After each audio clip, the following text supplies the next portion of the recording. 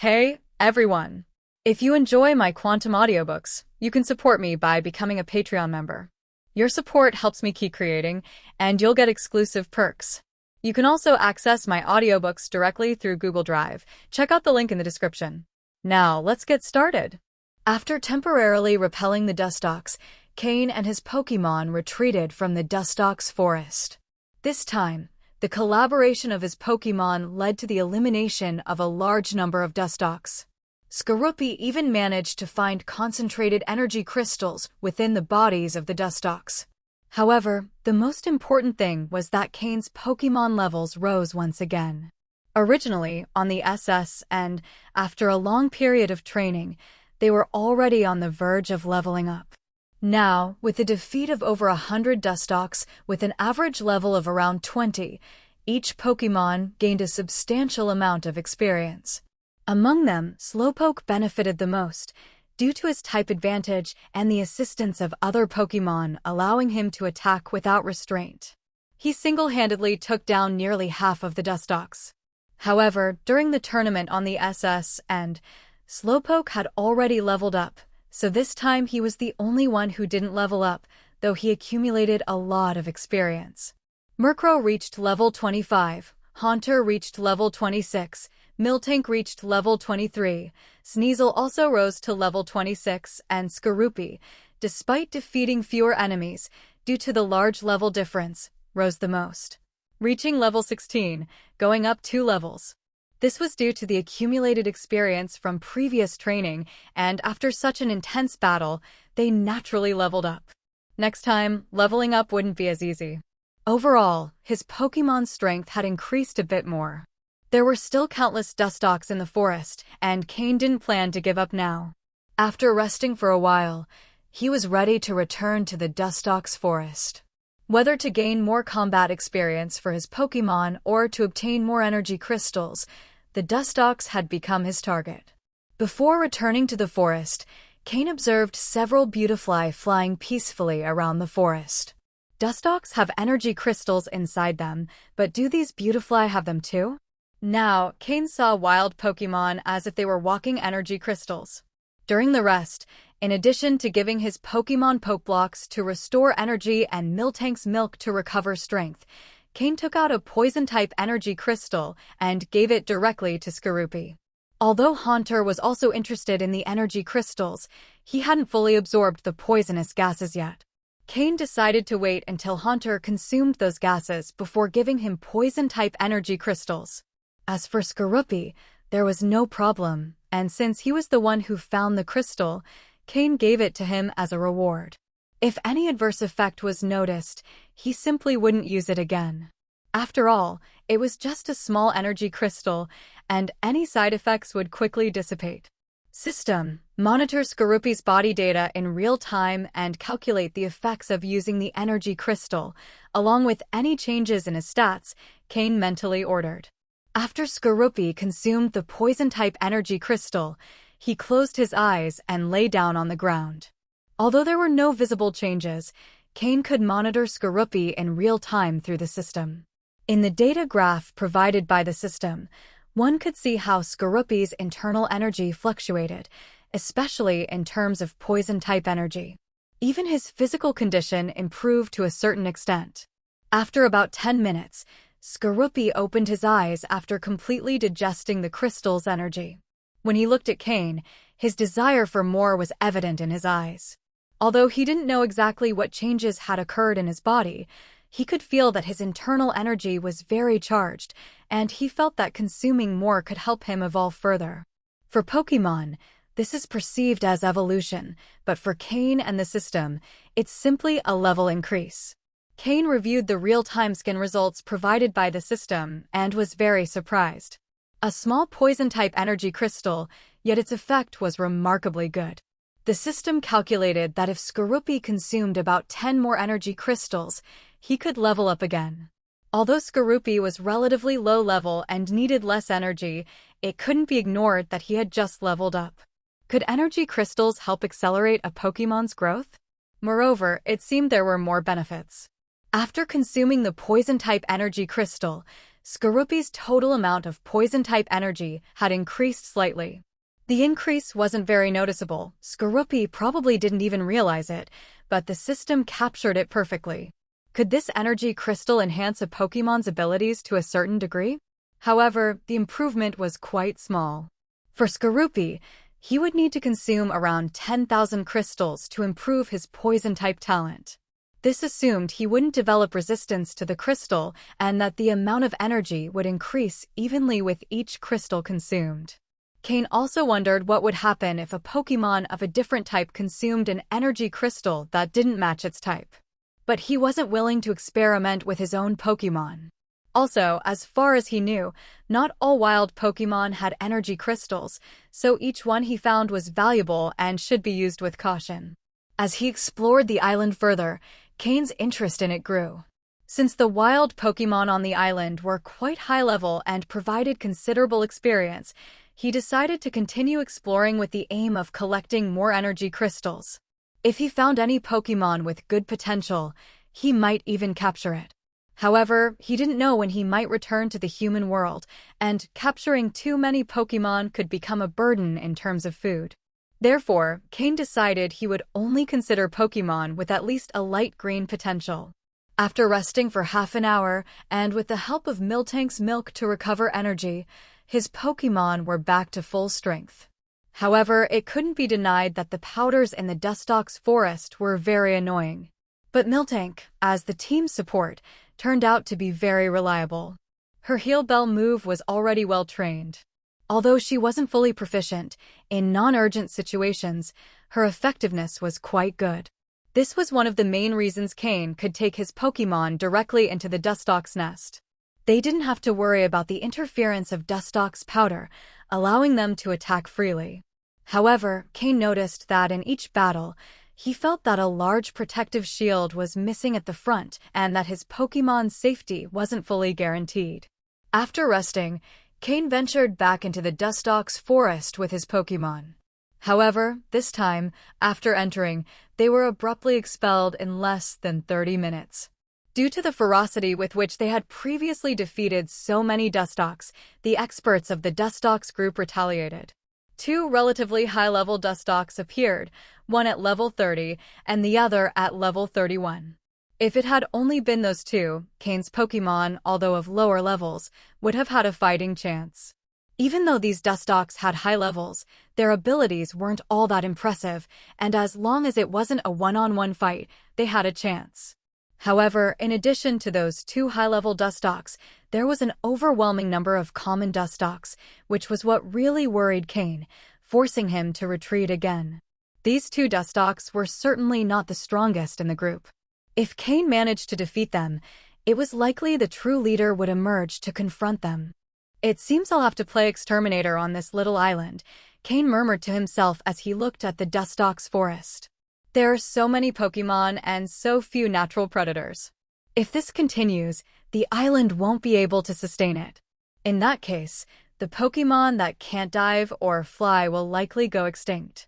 With this justification, Cain reassured himself, determined to rid the island of excess Pokémon. Although his Pokémon weren't strong enough yet, a few more days of fighting could change that. According to the system's scans, Slowpoke was close to leveling up. The Beautifly Forest, which bordered the Dustox forest, was well defended. The previous surprise attack had only succeeded because the Dustox didn't expect an attack from the weaker side of the Beautifly Forest. But after suffering heavy losses, the Dustox had strengthened their defenses on that side. Cain decided to circle around and attack from another direction. Meanwhile, he instructed Slowpoke to leave spatial coordinates at each place they reached. Cain was determined to wage a guerrilla war, gradually wearing down the Dustox forces. On the other side of the Dustox forest, Cain and his Pokémon launched another surprise attack. As he had suspected, the Dustox's peaceful life had made them lower their guard. With such weak defenses, Cain and his Pokémon managed to break through quickly. Avoiding the Suicune, they focused solely on the Dustox. This attack resulted in the death of over 100 Dustox, and Cain obtained 34 energy crystals. Additionally, Slowpoke leveled up again, reaching level 28, remaining Cain's highest-level Pokémon. When the higher-level Dustox arrived again, Cain withdrew with his Pokémon. After a brief rest, he stored his Pokémon and allowed Slowpoke to teleport them to another part of the forest, where they resumed the attacks. After 3 or 4 raids, the number of Dustox had noticeably decreased. The Dustox were so on edge that any small movement in the forest caused a horde of them, with eyes red with anger, to stampede out.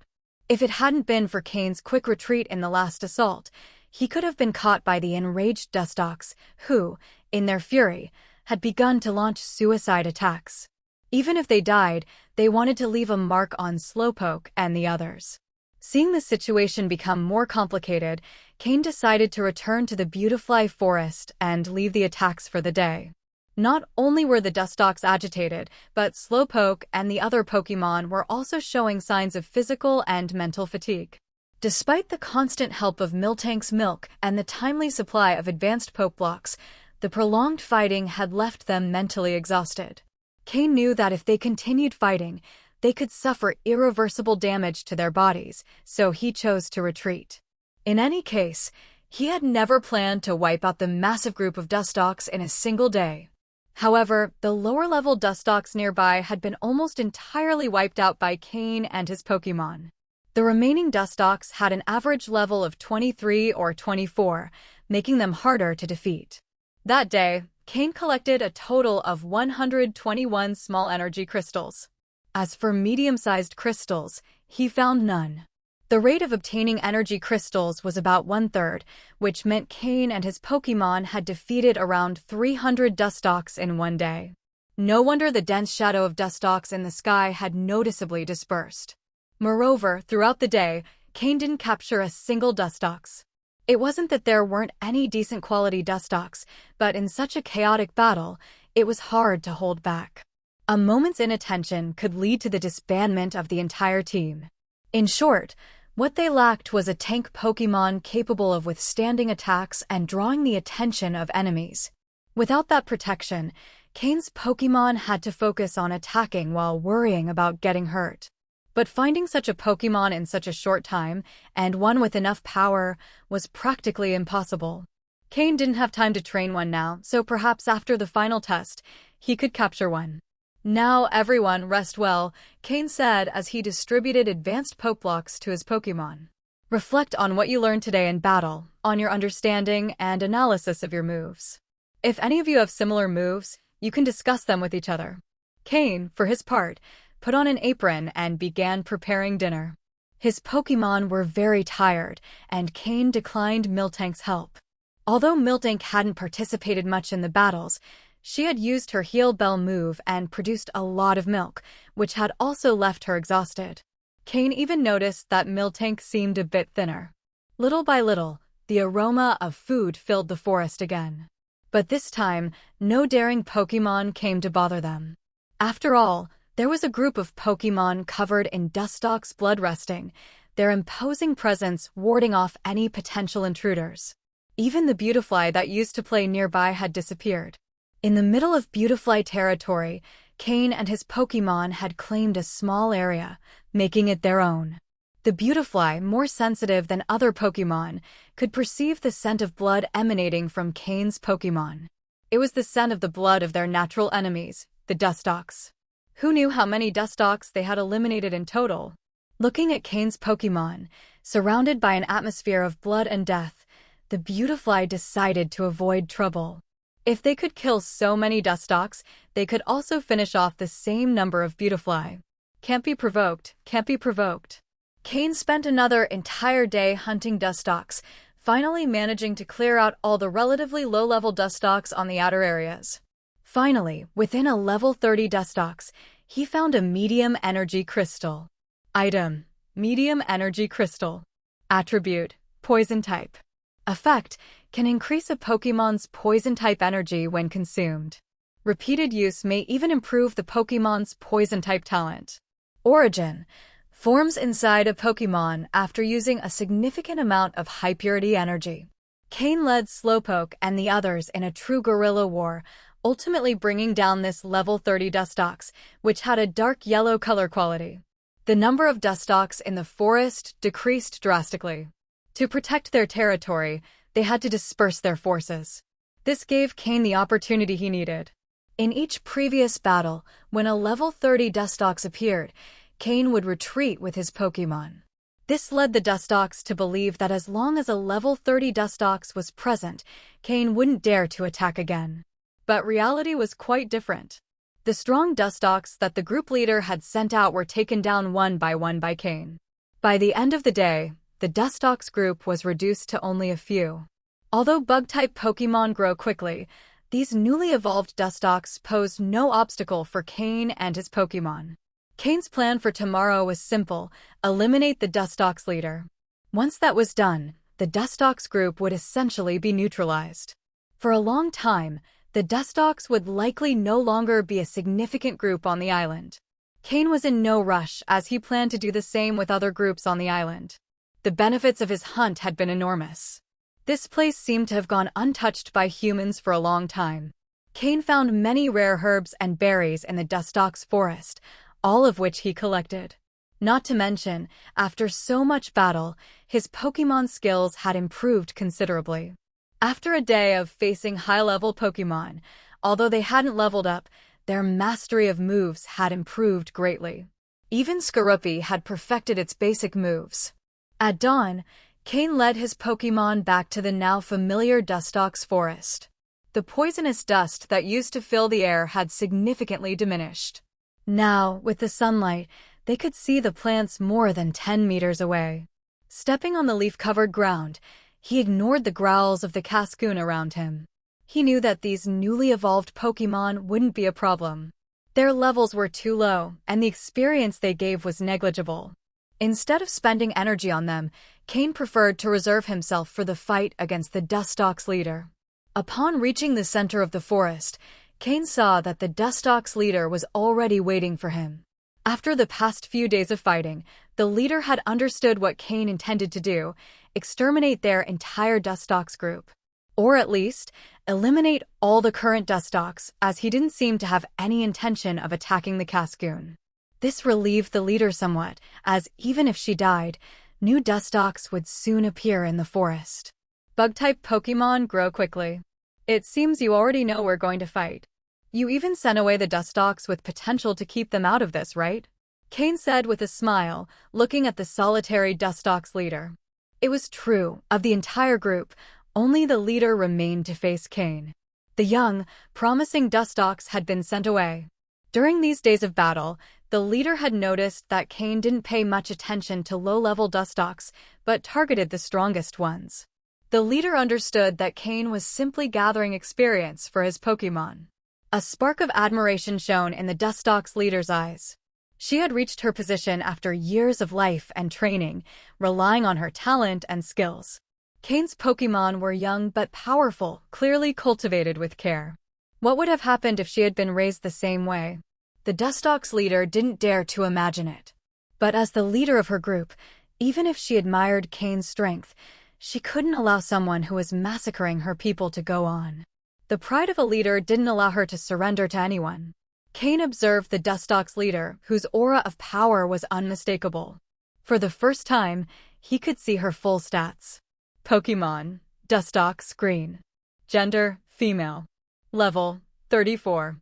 Type, bug/poison. Ability, compound eyes. Equipped item, leadership, able to improve a Pokémon's aptitude by a small level. Egg moves, none. Basic moves, gust, confusion, poison powder, moonlight, Venoshock, Psybeam, silver wind, light screen, whirlwind, toxic. Learned moves, bug bite, signal beam, snore. TM moves, none. Leadership? So this Dustox has that special trait. Cain paused at the leadership ability listed in Dustox's stats. He remembered the first time he'd seen this ability in his current life was on the test island when he faced the group of Beedrill. The leader of the Beedrill also had leadership. Leadership is a very special trait, exclusive to group leaders. It cannot be obtained simply by defeating the Pokémon who possesses it. This item has the ability to improve a Pokémon's aptitude by a small level, which means the Dustox leader may have originally had a light green aptitude. The Pokémon World is fair. Bug-type Pokémon have a fast growth and reproduction rate, but their growth potential and lifespan are limited. This makes them both desirable and less popular. Bug-type Pokémon tend to form groups, increasing the chances of one with leadership appearing. Cain thought for a moment, what would happen if I captured a Pokémon with leadership? Originally, on the test island, he had wanted to try it, but circumstances hadn't allowed it. Now, perhaps, he had an opportunity. However, considering Dustox's level, Cain decided to postpone this idea. If you survive the battle, I'll capture you and see what happens. If not, I'm very sorry. Cain told the Dustox leader, regardless of whether she understood. Cain didn't capture a single Dustox while taking down the entire group of these Pokémon. One reason was that the combat situation didn't allow him enough energy to capture Pokémon. Another reason was that Dustox's growth potential isn't very high, even lower than Beedrill's. At least Beedrill can Mega Evolve, right? Therefore, Dustox's resale value isn't very high. Of course, if we're talking about the Dustox leader, that's a different story. A level 34 Dustox with green potential has combat abilities that honestly surpass all of Cain's Pokémon. However, Cain wouldn't be so naive as to let a single Pokémon face that Dustox in a one-on-one fight. Slowpoke, use Calm Mind. Murkrow, use Tailwind to increase speed. Sneasel, use Home Claws. Haunter, use Toxic. For Pokémon against the Dustox leader. With the right strategy and coordination, they might have a chance. Upon hearing the command, Slowpoke closed its eyes and sat on the ground, trusting its companions to prevent Dustox from disturbing it while it meditated. Murkrow flapped its wings and a gentle air current surrounded all the Pokémon, activating the speed-boosting effect of Tailwind on the whole team. Sneasel stayed in position, watching Dustox closely as its claws sharpened, emitting a piercing sound. Ready to react, Sneasel wouldn't hesitate to strike if Dustox made a move. Haunter, laughing eerily, vanished into the shadows and appeared next to Dustox, forming a sphere filled with poisonous energy in its hands. Any Pokémon that touched that sphere would become poisoned. Haunter's poison had been developed and refined under Cain's direction, making its toxic effect even more devastating. Although Dustox is a poison type and therefore resistant to poison-type moves, Haunter's toxic move has a lingering effect. The longer the battle drags on, the greater the pressure on Dustox. When Cain and his Pokémon defeated the first Dustox level 30 or higher, it was thanks to Haunter's toxic move, which wore down the enemy slowly. However, the Dustox leader was clearly different from the other Dustox Cain had faced previously. Sensing Haunter's move, the Dustox leader gently flapped her green wings and dodged Haunter's toxic. After evading the attack, the Dustox leader mirrored the move, quickly forming a sphere of toxic energy. Cain remained unfazed and gave orders calmly. Murkrow, use Snatch, then Wing Attack. Sneasel, use Taunt. Slowpoke, use Psyshock. Haunter, move in and use Poison Jab. Murkrow's prankster ability allowed it to use status moves at an incredible speed. While it couldn't directly snatch Dustox's toxic move, it did manage to interrupt its execution. Then, Sneasel rushed forward, using Taunt and preventing Dustox from using support moves. Enraged, the Dustox leader beat her wings powerfully, creating two small gusts of wind. One sent Sneasel flying, and the other headed towards Slowpoke, sensing it as the biggest threat. At that moment, Slowpoke, having finished using Calm Mind, teleported to evade Dustox's gust. Then, its eyes glowed with a blue flash as a powerful psychic wave struck Dustox. Haunter also approached Dustox quickly, and along with Slowpoke's Psyshock, its hands, charged with the strongest poison it could generate, hit Dustox directly. The Dustox leader let out a cry of pain. Her green wings began to glow with a faint purple shine. She was poisoned. However, Dustox was also a Pokémon capable of using Psychic-type moves. Although Slowpoke's Psyshock had caused great damage, the Dustox leader quickly regained her composure. Due to Sneasel's taunt, Dustox couldn't use support moves. With no other option, a powerful psychic wave emanated from her body. It was her strongest psychic-type move, Psybeam, which directly targeted the nearby Haunter. At such close range, Haunter couldn't dodge. Kikik! Haunter fell to the ground, injured. The Psybeam move, with its double damage, combined with the Dustox leader's level advantage, almost finished Haunter in a single hit. Cain's expression changed slightly. The level difference was still too great. Although his 4 Pokémon were attacking just one and their coordination wasn't weak, the level gap made the battle outcome highly uneven. For example, Sneasel's taunt only managed to interrupt 2 of the Dustox leader's moves before the effect wore off. Fortunately, Murkrow arrived just in time, its wings charged with flying-type energy as they struck the Dustox leader directly. Boom! The Dustox leader was sent flying by Murkrow's attack, but she used the impact to put distance between herself and Cain's Pokémon. Haunter, use Rust. Slowpoke, use Disable to block Dustox's Psybeam. Sneasel, use Icicle Crash to keep Dustox at bay and give Haunter space. Murkrow, keep attacking with Wing Attack, Cain commanded. Slowpoke generated a mysterious energy wave, sending it toward Dustox with the intent to block her Psybeam move. However, before Disable could take effect, Dustox made a peculiar movement, and a beam of sunlight fell on her, healing her wounds rapidly. It was too late for Murkrow to use Snatch, as it was too far away. It seemed Dustox had taken Murkrow's attack deliberately to be able to use that move. Cain's face darkened slightly. The Dustox leader's difficulty exceeded his expectations. The level 30 Dustox he had faced before were also challenging, but not to this extent. This Dustox leader knew each of her moves well and knew exactly when to use them. Is that the fairy-type move Moonlight?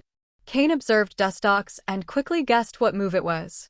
Currently, the fairy type hadn't yet been widely promoted by the league, so many trainers didn't know this type existed and couldn't explain certain moves.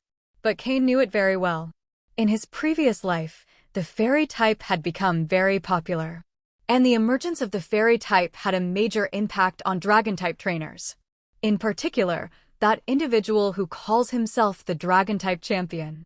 According to him, the emergence of the fairy type has had a considerable impact on trainers like him who specialize in dragon-type Pokémon. But the truth is, he's actually a flying-type master, right? However, due to his strength, many people prefer not to mention this fact. Anyway, the emergence of the fairy type has had a huge impact on the balance of power. The dragon type is no longer the sole dominant force. However, Cain doesn't have to worry about this right now, as very few people know about the existence of the fairy type. Only some scholars dedicated to this research know anything about it. Even within the league, knowledge of this type is quite limited. Thinking about this, Cain wondered if revealing this information to the league could help him advance in his career within the organization. He shook his head, dismissing this unrealistic idea. Right now, the most important thing was to defeat the Dustox leader in front of him. After the Dustox leader used the fairy-type move, Moonlight, all the damage she had previously received had been completely healed, except for slight residual damage from the poison that still lingered. However, being a poison-type Pokémon, Dustox naturally resisted poison-type moves well, so the effect of the poison jab move wasn't very significant. Toxic is still more effective, Cain thought. Sneasel's Icicle Crash move completely missed, but Dustox had already distanced herself from Haunter, who was still deep in sleep, achieving the desired objective. Icicle Crash is a high-damage move, but due to its slowness, its accuracy leaves much to be desired. Cain thought it would be necessary to train Sneasel more in the accuracy of Ice-type moves. The battle up until then hadn't affected either side too much. Murkrow launched himself into the attack again, unconcerned about defense, and used the Wing Attack move repeatedly against Dustox. Earlier, Dustox had taken a direct hit from Murkrow's Wing Attack move, but now, with all her efforts dedicated to dodging, Murkrow managed to land far fewer hits. Slowpoke, use Psyshock to assist Murkrow. Sneasel, use Agility and then Quick Attack to get close and strike with Ice Punch. Haunter, use Sleep Talk and try to execute Toxic. Slowpoke's psychic energy fluctuated as it repeatedly launched its Psyshock move, helping Murkrow reduce Dustox's escape options. Dustox knew that if Murkrow or Slowpoke managed to reach her, she'd soon face a combined attack from both, so she did everything possible to avoid taking even a single hit. Meanwhile, Sneasel was moving quickly, increasing its speed with agility.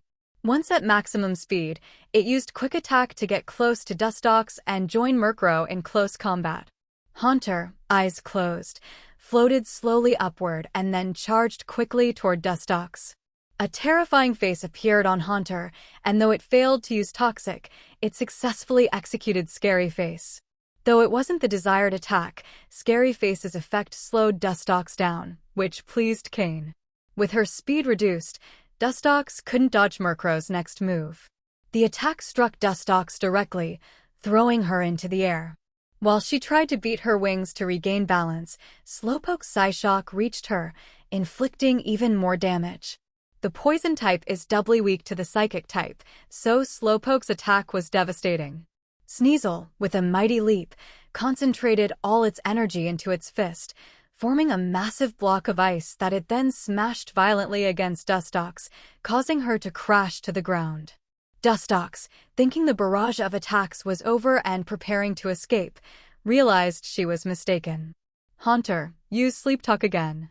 Slowpoke, get close with Teleport and use Water Gun. Sneasel, follow up with Icy Wind to freeze her. Murkrow, use Taunt. Cain wasn't going to give Dustox another chance to counterattack. This time, Haunter successfully used Sleep Talk and executed the Toxic move, a bit late but with good effect. Although Dustox is a Poison-type Pokémon and Toxic's damage is reduced, the true power of the Toxic move lies in the cumulative damage over time. The longer it lasts, the higher the damage. The type resistance effect only slows this process a bit. Dustox, who was trying to get up, was quickly knocked back down by Slowpoke's Water Gun, enhanced with psychic energy. At that range, the attack was as powerful as Hydro Pump, leaving Dustox immobilized on the ground, unable to defend herself. Sneasel took the opportunity to launch Icy Wind, lowering the water's temperature even further and making Dustox's suffering increasingly intense. Murkrow's taunt, though not as precise as Sneasel's, worked well in this moment when Dustox was already an easy target, allowing Murkrow to practice its move in a real scenario.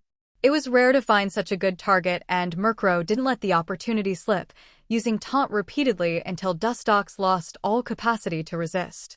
Thus, Cain's 4 Pokémon relentlessly attacked Dustox, who lay in the crater they had formed with their blows. When Haunter awoke from his sleep, he immediately joined the assault. Dustox was driven deeper into the ground, and the surrounding area gradually caved in. But none of the Pokémon showed any mercy, knowing that if Dustox managed to use her powerful Psybeam even once more, Haunter could be knocked out. With that resolve, the Pokémon didn't stop until they were sure Dustox had no chance of counterattacking. Seeing the intensity of the situation, Skorupi, who was by Cain's side, swallowed nervously, looking at his teammates and Cain with newfound understanding. Although he had always seen his teammates as calm and approachable, he now realized that in battle, they could be ruthless. Cain, noticing Skorupi's look, coughed slightly and said, "Ahem, I think that's enough. If we keep going, she might not survive." Upon hearing Cain, Slowpoke and the others reluctantly halted their attacks. Dustox had been a very useful training target, but it seemed she could no longer hold out. Cain approached with Miltank and Skorupi, seeing Dustox lying on the ground, barely conscious. Cain sighed in relief. This Dustox was valuable, and losing her would be a big blow. But as Cain approached, the ground began to crack beneath his feet, and all the Pokémon looked toward Slowpoke. Slowpoke froze. Although he was the one who hit the most, is it really fair to blame him alone? Didn't you all hit hard too? The Pokémon exchanged glances quickly, and in the end, they all turned their attention to Miltank. Miltank, who was enjoying the show, noticed that everyone else had shifted their attention to her, and her joyful expression froze immediately. Just from the looks of Murkrow and the others, Miltank instantly understood what they were thinking. After hitting Dustox so many times, leaving her half dead and the ground cracked, now it's my fault? Is it my fault for being too heavy? Miltank was furious. As a girl, she couldn't let herself be called heavy, so she got angry. Suddenly, she gave a strong stomp on the ground. Crack! The gazes of all the Pokémon focused on her foot, as if to say, "See, you don't even deny it, you've cracked the ground again with a single stomp." Miltank was stunned. She looked at her foot, then at the cracks in the ground, and realized they had indeed been caused by her. However, even though she stomped hard, she didn't use any move. Is it really because I'm too heavy? Miltank began to doubt her own weight. As if to confirm it, she gave another stomp, this time softer, using only the inertia of her foot. Crack! Crack, crack. The cracks under her foot spread even further, more than the last time when she had stomped harder. Slowpoke and the others were also stunned. They had only been joking with Miltank, but they didn't expect her to actually create cracks with every stomp. Miltank despaired. Am I really that heavy? Have I been eating too much? Cain observed the interaction between his Pokémon, not interrupting their play. However, he couldn't hide the smile forming on his lips. Taking out a Pokeball, he threw it into the crater, capturing the Dustox leader inside. Then he patted Miltank's head, feeling the little horns sticking out gently from her head. It's okay, enough joking. Miltank, you're not heavy at all. Your weight is perfect just as it is, he said with a smile. Miltank, as if her soul had returned to her body, clung to this last hope like a lifeline, looking at Cain with tears in her eyes, hoping for further reassurance. Seeing Miltank's expression, Cain couldn't help himself and burst out laughing. Ha ha ha. Miltank, don't worry, Slowpoke and the others were just joking with you. Then, Cain gave the confused Miltank a few pats and slowly walked toward the center of the plain. All right, enough games. Slowpoke, try to sense what's beneath the ground, Cain said, regaining his composure. Indeed, there must be something underground. Otherwise, it wouldn't be possible for Miltank to cause cracks with a simple stomp. Miltank finally understood. It wasn't because of her weight, but because the ground was already hollow. Immediately, she looked at Slowpoke and the others resentfully, making them avert their gaze, afraid of meeting hers. The image of Miltank violently crushing an Arbok flashed in their minds again.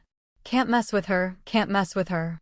Slowpoke lowered his head, activating his psychic perception to the maximum, and soon discovered that, indeed, beneath where Miltank was standing, there was an underground tunnel.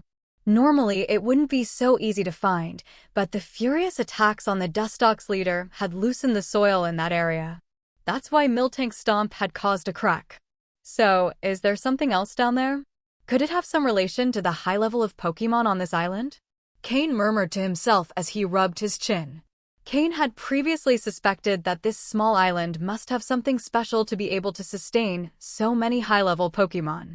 And now, in the middle of the Dustox territory, he had found an unusual place.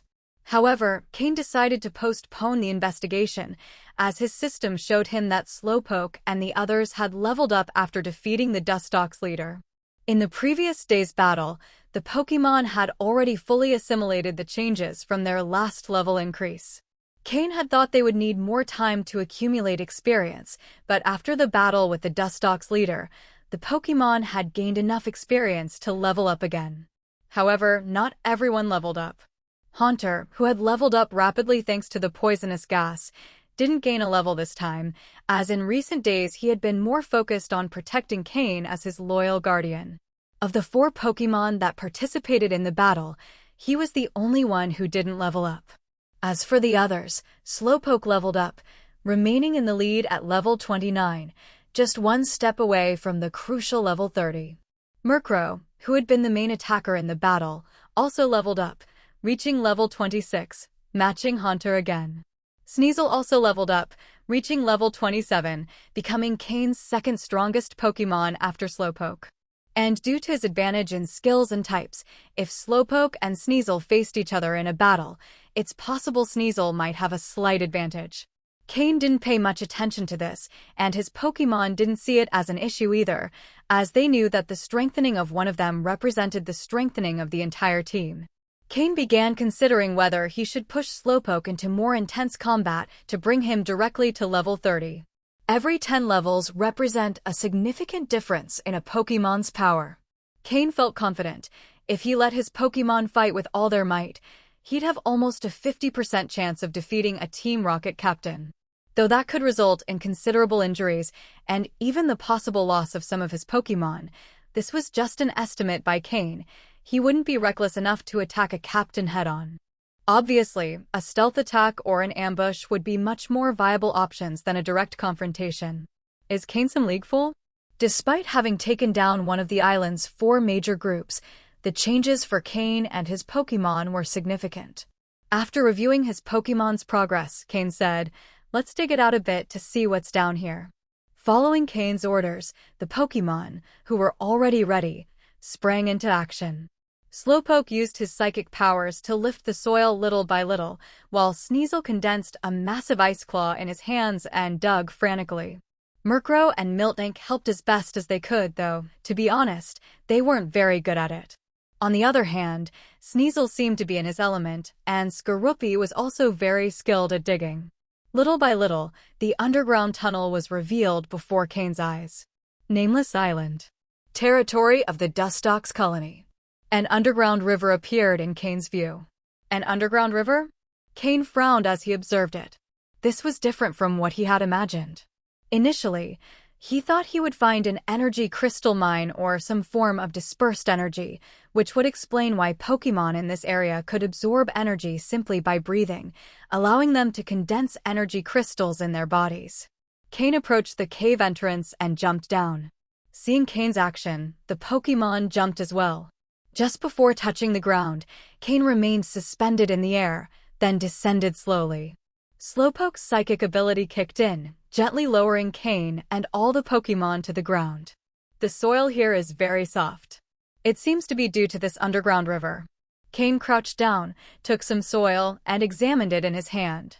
After letting the soil fall, Cain approached the underground river, scooped some water with his hand, and brought it to his nose to smell. It had a faint fresh aroma, but nothing particularly special. System, analyze this water. I have a feeling it's not that simple, Cain commanded his system. After a brief silence, the system displayed data in front of Cain. Seeing the analysis report, Cain was surprised. This water contains faint energy waves. So, could the energy crystals in the Dustox's bodies indeed be related to this river? But how is it possible for there to be a freshwater underground river on a small island in the middle of the sea? Cain couldn't understand it. If this water were seawater, he would accept it, but finding a freshwater underground river on an island in the ocean was surprising. Could it be related to the small lake in the center of the island? No wonder, with Atropius in the lake, not all Pokémon could drink water from there. Moreover, this area is somewhat far from the lake. Would all the Dustox have to go to the lake to drink? That would be too troublesome. The island's trees likely grew so large thanks to this underground river. And the Pokémon on the island, after consuming these plants, accumulated energy in their bodies.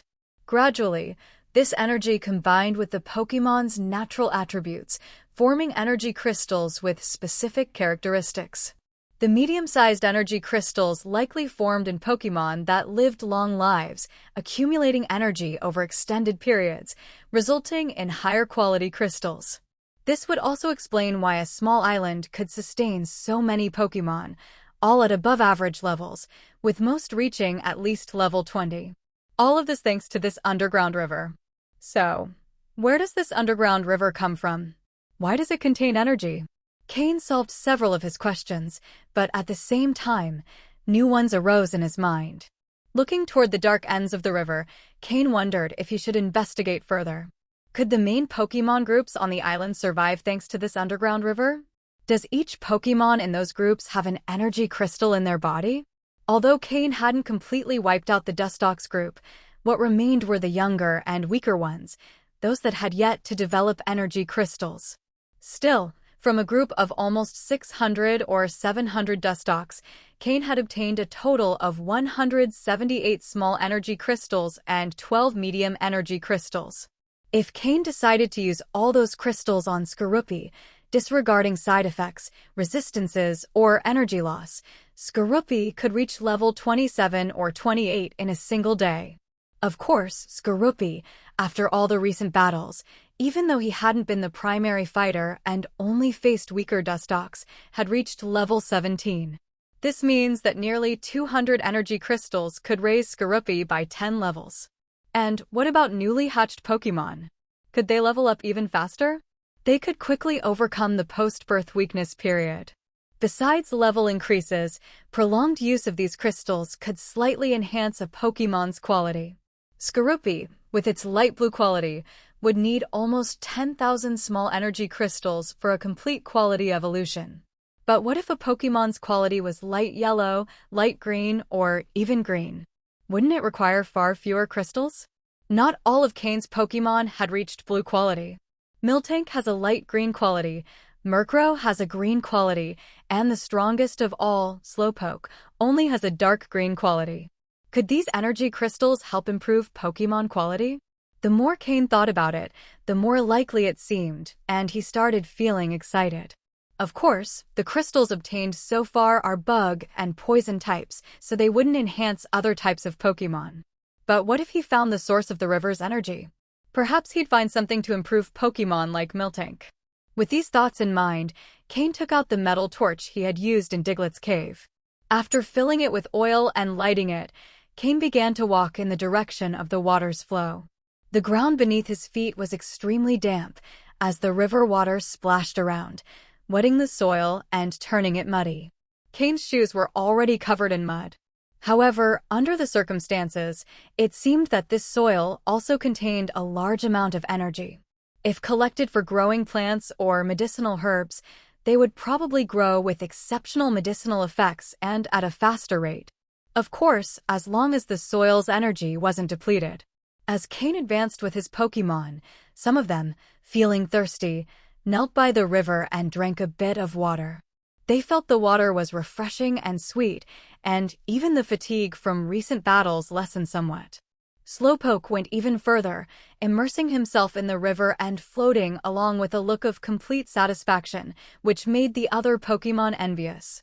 Cain also took out some bottles and filled several with river water. Although the energy in the water was highly dispersed, its effect was quite good. If Cain used this water to make Pokeblocks, their effects could be even better. Nameless Island. Underground River Tunnel.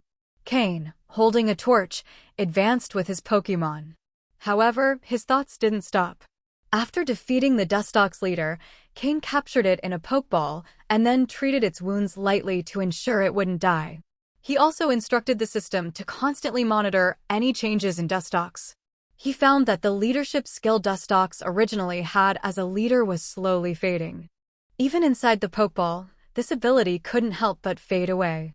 This showed that once a Pokémon with leadership was captured, it was no longer considered the leader of its group, so that ability would gradually disappear. When Dustox's leadership ability completely vanished, its quality would likely revert to light green. Then, aside from its level, its utility value wouldn't be as high. In these past 2 days, Cain had eliminated so many Dustox that his 4 Grimer could hardly contain any more. The 2 Grimer captured in Dugtrio's cave now had a dark yellow quality and a light green quality, both having improved once. Not only had their quality changed, but their levels had also increased. Originally, both Pokémon were between levels 10 to 15, but after devouring and absorbing so many bodies, both Grimer had reached level 23. There was still much energy left in the larger Dustox bodies to absorb. If they absorbed it completely, their levels might increase even more, and they could even improve their quality. The most important thing is that Dustox is also a poison-type Pokémon, giving Grimer a greater benefit than other types of Pokémon.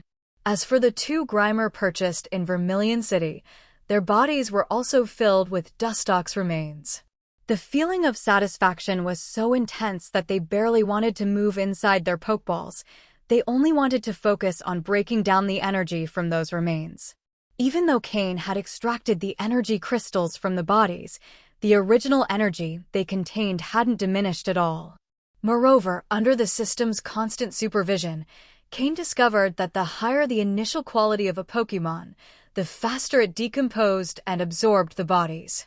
While quality improvement still took longer for high-quality Pokémon compared to low-quality ones, the rapid energy breakdown meant their leveling speed would also increase.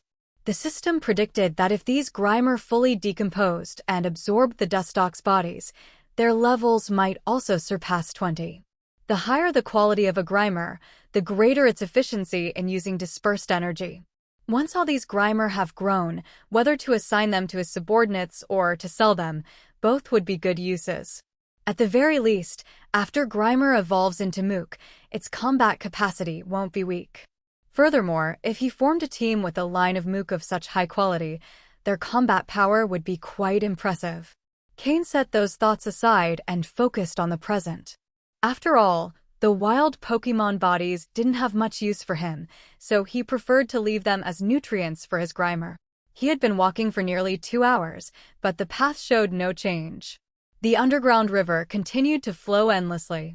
Slowpoke had already left the river and was now slowly floating beside Cain, using its psychic powers. Cain needed Slowpoke to use the previously established psychic markers to determine their current location. Slowpoke informed Cain that they were now very close to the small lake in the center of the island. If they advanced 5 more minutes, they'd likely be directly below the island's central lake. Of course, if there was such a thing as below the lake. Perhaps the small lake in the island's center was connected to this underground river. With a slight feeling of unease, Cain and his group advanced 5 more minutes. Then they witnessed a very strange scene. They had indeed arrived just below the central lake. They could even see the scenery above the lake without any obstruction. Because what Cain had in front of him was a central lake suspended in the air over the underground river, without any layer of soil or rock as he had imagined. There was nothing, just a thin membrane holding the central lake in the air. And in the center of the membrane, where the water was highest, there was a small hole, about the width of a finger. Directly below the hole was a deep, bottomless black hole, from which the water of the underground river flowed slowly, endlessly. Was the water flowing upward? Looking closer, Cain realized that the water in the hole below the central lake wasn't flowing downward from the lake, but rather a jet of water was shooting from the black hole below, straight into the hole in the central lake. Did the central lake's water also come from this black hole? Cain was astonished. What was beneath this black hole? He extended a hand and touched the membrane below the central lake, feeling its coolness and softness. With a gentle push, the membrane moved upward. Was there really no soil beneath the central lake? As Cain marveled, he saw some aquatic Pokémon living in the central lake. They were rare Pokémon, difficult to see under normal circumstances. It seemed they couldn't see Cain, as they remained still on the other side of the membrane, feeding on small organisms within it. Cain also noticed that as they fed, these fish stirred up the mud in the water. This meant that not only did the central lake have no visible bottom, but there was actually mud on top of the membrane, though it wasn't visible from below. Cain was perplexed. What kind of phenomenon was this? Who could have created something like this? Suppressing his amazement, Cain directed his attention to the underground black hole. It was unfathomable, completely dark, showing no signs of life. Cain tried tossing a stone inside, only to find that it simply bounced off an invisible membrane, never falling in. Instead, it was carried away by the underground river's water. Was there also a membrane over this black hole? Could it be that he couldn't see what was below, but from below, they could clearly see what was above? What was down there? Pokémon? Humans? Or something else? A legendary Pokémon? Cain had no way of knowing. However, with his current power, even if he knew, he probably couldn't obtain it. If someone had the capability to create this, they wouldn't be an ordinary human, and if it were a Pokémon, it wouldn't be a common one, like Zapdos or Articuno, but a legendary Pokémon, a unique one with divine powers. That was Cain's assumption, though probably not all legendary Pokémon would have this ability. Or perhaps it could be the work of a human. Cain didn't rule out that possibility. It seemed that, with his current strength, he was far from uncovering this small island's true secret. Shaking his head, Cain decided to abandon his investigation of this underground river for now. He would have to wait until he was strong enough to return and explore further. At the very least, he should find out what phenomenon had created all this. Just as Cain prepared to leave, Slowpoke tugged at his pant leg. Slowpoke could be seen using its psychic powers to make several energy gems, each the size of a fist, float in front of Cain. Is this such a large energy gem? Cain looked in amazement at the energy gems, each almost as big as his fist. According to the system scan, these energy gems weren't exactly high quality. Although their volume was considerable, the quality was comparable to medium-sized gems Cain had obtained from level 30 and above Dustox's bodies. So these energy gems were medium quality, just much larger in size, a bit hard to describe. But these gems are huge. A single fist-sized energy gem was much more valuable than all the medium gems Cain had obtained in the Dustox colony. Those dozens of medium gems barely equaled a fifth of one of these fist-sized gems. And here, there wasn't just one. They could no longer be called gems at this point, they were blocks of energy. Cain took the energy blocks that Slowpoke had lifted with its psychic power. Feeling the weight in his hand, Cain confirmed that these were indeed energy gems and not some type of unknown crystal grown in the mountain crevices. Most importantly, these energy gems had no attribute, meaning any Pokémon could use them, and any Pokémon could improve its quality with them. Slowpoke, where did you find this? Cain asked.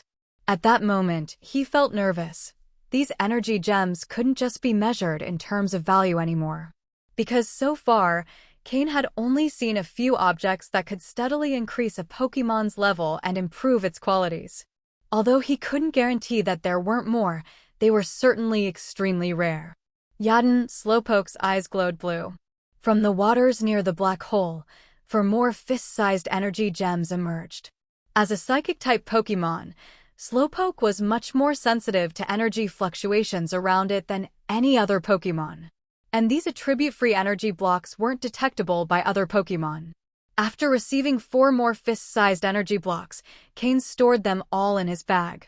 When he looked back at Slowpoke, he saw it shake its head, indicating there were no more left.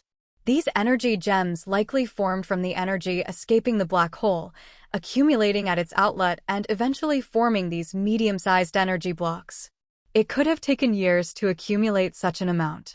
This time, Cain had collected a total of 16 fist-sized energy blocks and 1 smaller one.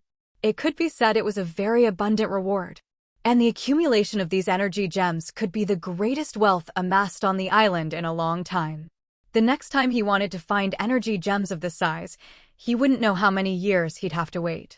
Just the fact that he couldn't investigate what was below the black hole, and that dispersed energy could form medium-sized gems after a long accumulation, made Cain believe there might be even larger gems down there.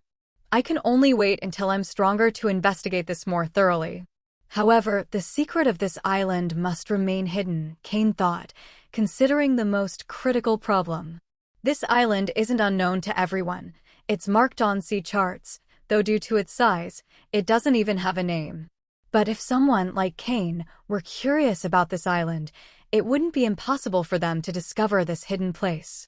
Therefore, it was previously just a symbolic matter to clear the Pokémon from the island, but now it's something I must do, Cain said, a cold look in his eyes.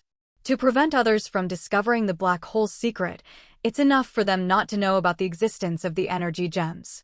Eliminate all the Pokémon that have been on the island for a long time and collect the energy gems in their bodies.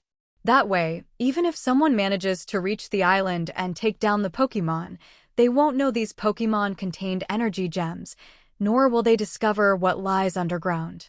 When he's strong enough, he'll be able to return with people and completely claim the island until he uncovers the secret beneath the black hole.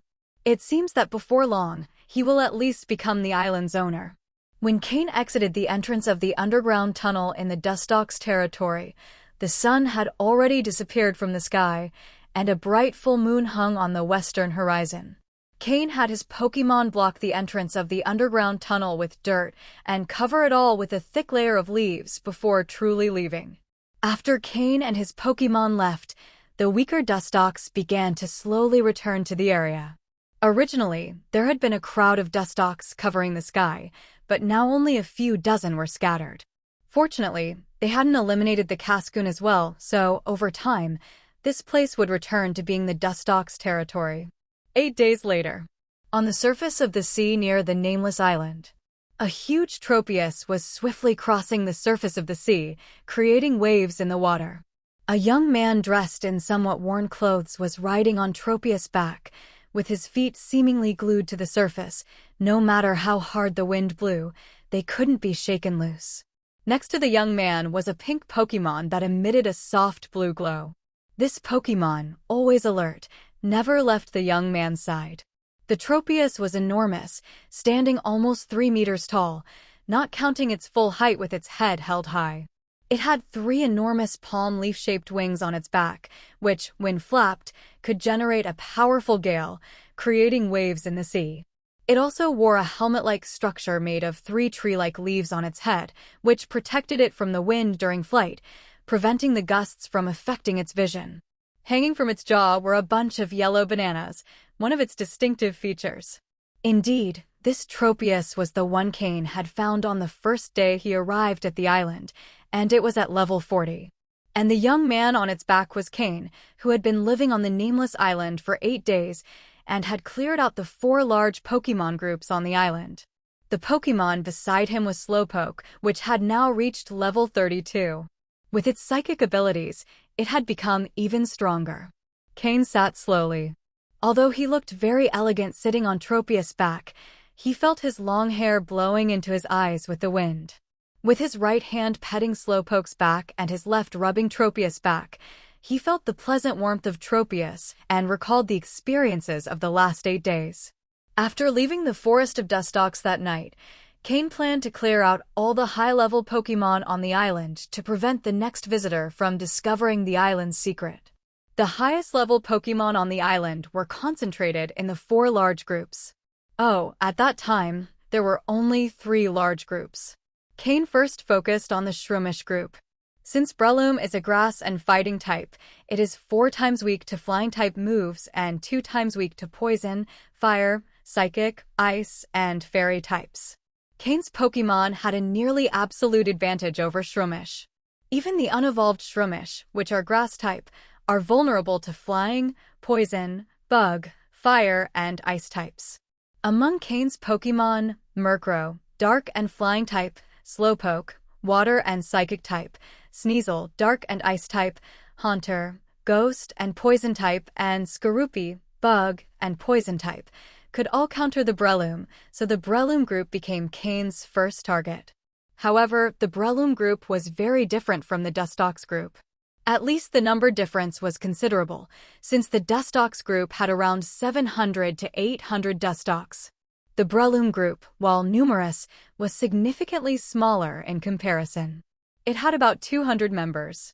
Within the Breloom group, aside from 2 leaders, there was a very coordinated group of Shroomish, with levels around 27 to 28. Cain took more than 2 days to completely eliminate this large group. Finally, only a few newborn or low-level Shroomish remained, barely keeping the group's existence intact. After clearing the Breloom group, Cain's Pokémon levels rose again. When the Shroomish group learned their territory had been wiped out, the Shiftry group was very pleased. A leader Shiftry, with 2 subordinates of the same type and a large number of Seedot and Nuzleaf, fully took over the Shroomish territory. While they were celebrating, Cain, who had rested for a day, led his Pokémon back to the Shiftry group. Compared to the Shroomish group, Shiftry is a grass and dark type, which represents a great threat to Slowpoke. So, while clearing the Shiftry group, Slowpoke became a total support Pokémon, using its psychic powers to boost the speed and attack power of its teammates. Shiftry is weak to fighting, flying, poison, fire, ice, fairy, and bug types. Therefore, even though Slowpoke's combat ability was relatively reduced, the type advantage of Cain's other Pokémon was still evident. Moreover, Shiftry was too confident in itself and spread its entire group in an attempt to cover 2 territories at once. Cain seized the opportunity to defeat them one by one. The time spent was much shorter than with the Shroomish group. In just a day and a half, Cain had completely cleared the Shiftry group. During the process, He captured 2 high-quality Shiftry, one light green and the other green, which he would surely sell for a good sum in the black market. After all, Shiftry is a Pokémon that requires a leaf stone to evolve. And these wild Shiftry, who had developed their bodies to the limit, were much more valuable than the Raichu he fought on the SSN. Cain then spent half a day inspecting the entire Shiftry territory and finally found 2 leaf stones, one basic and one medium level, which turned out to be a good harvest. If it weren't for not wanting to waste too much time, he could have found more, but it didn't really matter much to Cain. As long as they weren't superior or supreme quality evolution stones, their value wasn't too high, only a difference in how much money they would bring in. With a large number of energy gems, Cain didn't really need money, but the energy gems weren't suitable for mass selling. Their value was similar to that of geocentric cleaning milk. So far, Cain had completely wiped out 3 of the 4 large groups on the Nameless Island. Although he hadn't exterminated all of them, the groups were severely weakened and wouldn't recover to their previous levels for at least a decade. Since that day, Cain and his Pokémon became the most fearsome presence on the Nameless Island. Any wild Pokémon that saw them instinctively fled. The group of Beautifly that remained on the island also realized what Cain intended to do. Therefore, they immediately gathered all the Pokémon in the group, preventing Cain from forcing his way through. However, since Cain resided on the island within the Beautifly group's territory, almost like a tenant, he left behind some Beautifly of a more or less acceptable level as a sign of gratitude for the past days. Beautifly are quite peaceful and usually don't provoke other Pokémon. Disputes with Dustox were mostly initiated by the latter, so Cain felt relatively at ease with the Beautifly. Even if someone arrived on the island, they generally wouldn't hunt the Beautifly. Additionally, it was necessary to keep some defensive forces on the island. Otherwise, if the sea Pokémon attacked the Nameless Island with no defense, it wouldn't be convenient. Thus, Cain only cleared about half of the Beautifly group before stopping. After defeating and capturing their leader, Cain promised not to continue clearing out the group. At that time, nearly all the strongest Pokémon on the island had been cleared, and Cain's Pokémon levels had risen dramatically. At the same time, Cain also obtained a large number of energy crystals with attributes, both small and medium-sized. This all happened in just 5.5 days. Clearing the Beautifly group took a day and a half. So, why didn't Cain leave the Nameless Island until the 8th day? What did he do during the remaining 2.5 days? This relates to the Tropius that was now beneath Cain. After the increase in his power, the Pokémon became more confident and asked Cain to take them to challenge the Tropius that had almost defeated them in the beginning. At first, Cain was somewhat reluctant, since Tropius had reached level 40. However, deep down, Cain really wanted to defeat that Tropius. So, during the remaining 2 days, Cain and his Pokémon engaged in a series of battles against Tropius. Tropius, being a grass and flying-type Pokémon, is vulnerable to flying, poison, rock, and fire types, and 4 times more vulnerable to ice-type moves. Thus, in terms of type, Cain's Pokémon had a certain advantage. But the level difference was significant. Even with 5 Pokémon attacking together, they couldn't defeat the enormous Tropius. The first challenge resulted in a complete defeat for Cain. If Slowpoke hadn't used the teleport move to quickly escape with the Pokémon, they would have likely suffered serious damage. Tropius is a kind-hearted Pokémon, especially the one on the Nameless Island. Since no wild Pokémon dared challenge it, its character had become even gentler. If Cain and his team hadn't attacked, it would have simply expelled Slowpoke without intending to kill. But this gave Slowpoke and the others an opportunity. After the first defeat, they didn't get discouraged. On the contrary, thanks to their strong recovery abilities, after recovering, they challenged Tropius again. The result was obvious. They failed again. For 2 full days and nights, with brief breaks to eat and sleep, they almost didn't stop fighting Tropius. They almost drove Tropius mad. Slowpoke, Murkrow, and the others had high-energy Pokeblocks, Miltank Milk, and Cain's massages and guidance. And what did Tropius have? Tropius only had a lake with some energy, which, although it sped up its recovery, wasn't as efficient as what Cain's team had. By the second day of battles with Tropius, things were more balanced. They led in endurance and recovery, and had also learned more about Tropius's moves and battle style. Sometimes, they used Tropius as a training target, throwing every move at it, from the most mastered to the newly learned ones. Finally, Tropius, exhausted, wanted to rest, but Slowpoke and the others didn't give it the chance. They forced a level 40 Pokémon to completely wear itself out. This was quite exceptional. In the end, Cain made it clear that he wanted Tropius to become his flying mount. At first, Cain thought about capturing it as a combat Pokémon, but Tropius was very resilient and didn't like fighting. It was peaceful and uninterested in battles. Therefore, Cain eventually tried to convince it to become his flying mount. But Tropius wasn't willing. It preferred to stay on the island, enjoying its peace. Then began a long period of persuasion. Through Slowpoke's telepathy, Cain could easily understand Tropius's thoughts. So, Cain and his Pokémon began describing the spectacular landscapes of the outside world, the creatures it had never seen, skyscrapers, cars, and airplanes. Although Tropius showed some curiosity, it firmly refused to go with Cain. With Tropius, a Pokémon with a calm temperament, Cain couldn't use aggressive tactics like with Gyarados.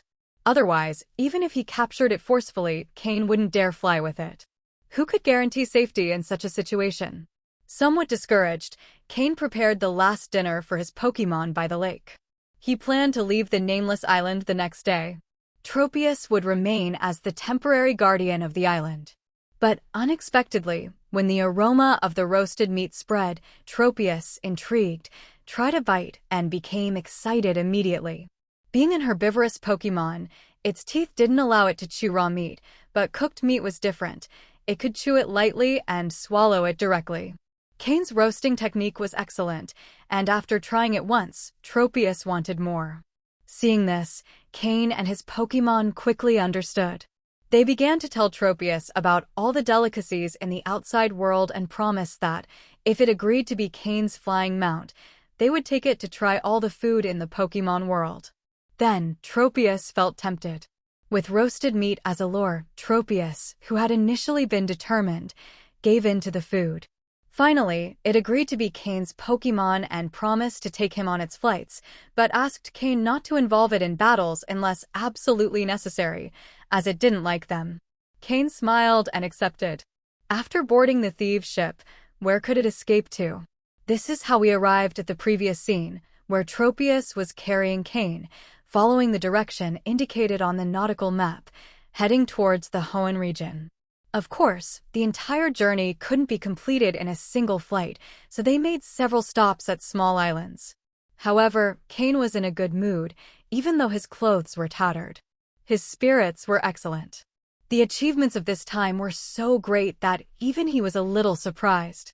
Initially, he just wanted to find a place to stay temporarily, but he didn't expect to find an island with a great secret in the midst of countless islands in the vast ocean.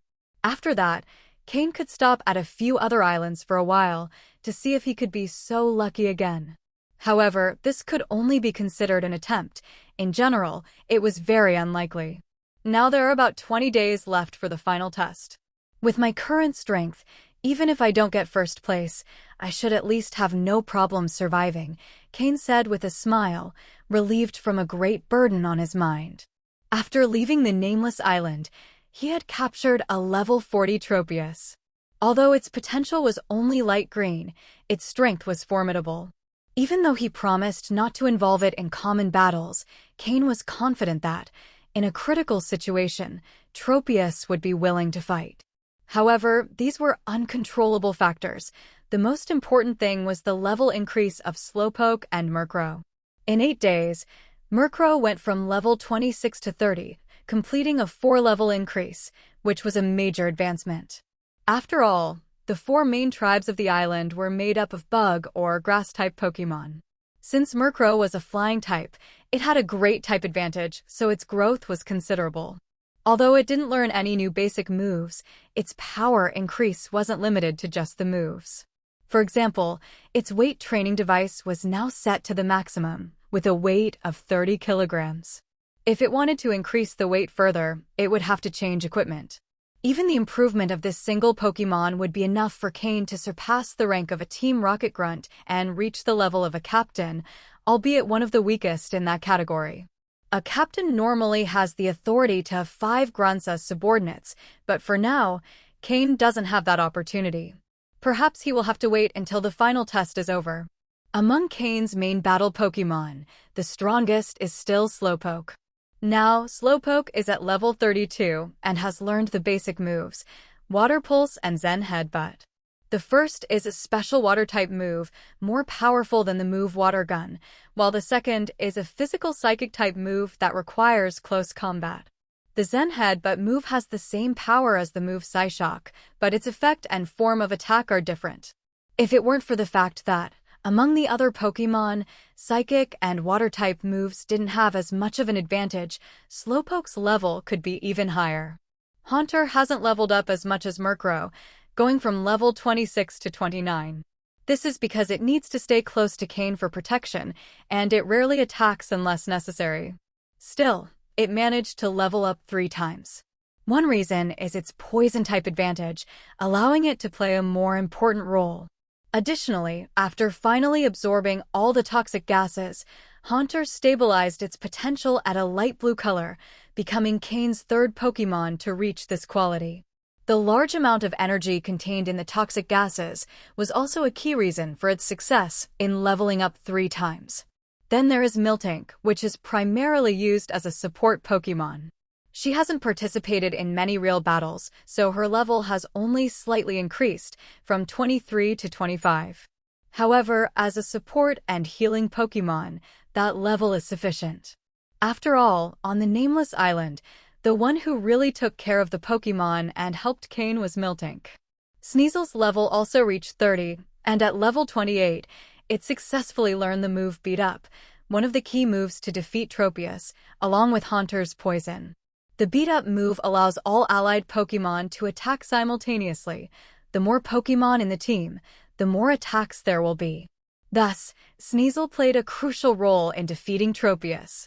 Of course, it's not just about the moves learned, the level increase is also evident. Since they faced many Grass-type Pokémon, Sneasel's Ice-type moves dealt double damage to Grass-type Pokémon, especially against Tropius, where the damage was 4 times greater. Therefore, Sneasel's skill in Ice-type moves improved quickly. Since it already had great talent in Ice-type moves, it finally mastered all the Ice-type moves it knew, and Cain is already considering looking for new moves of this type for it.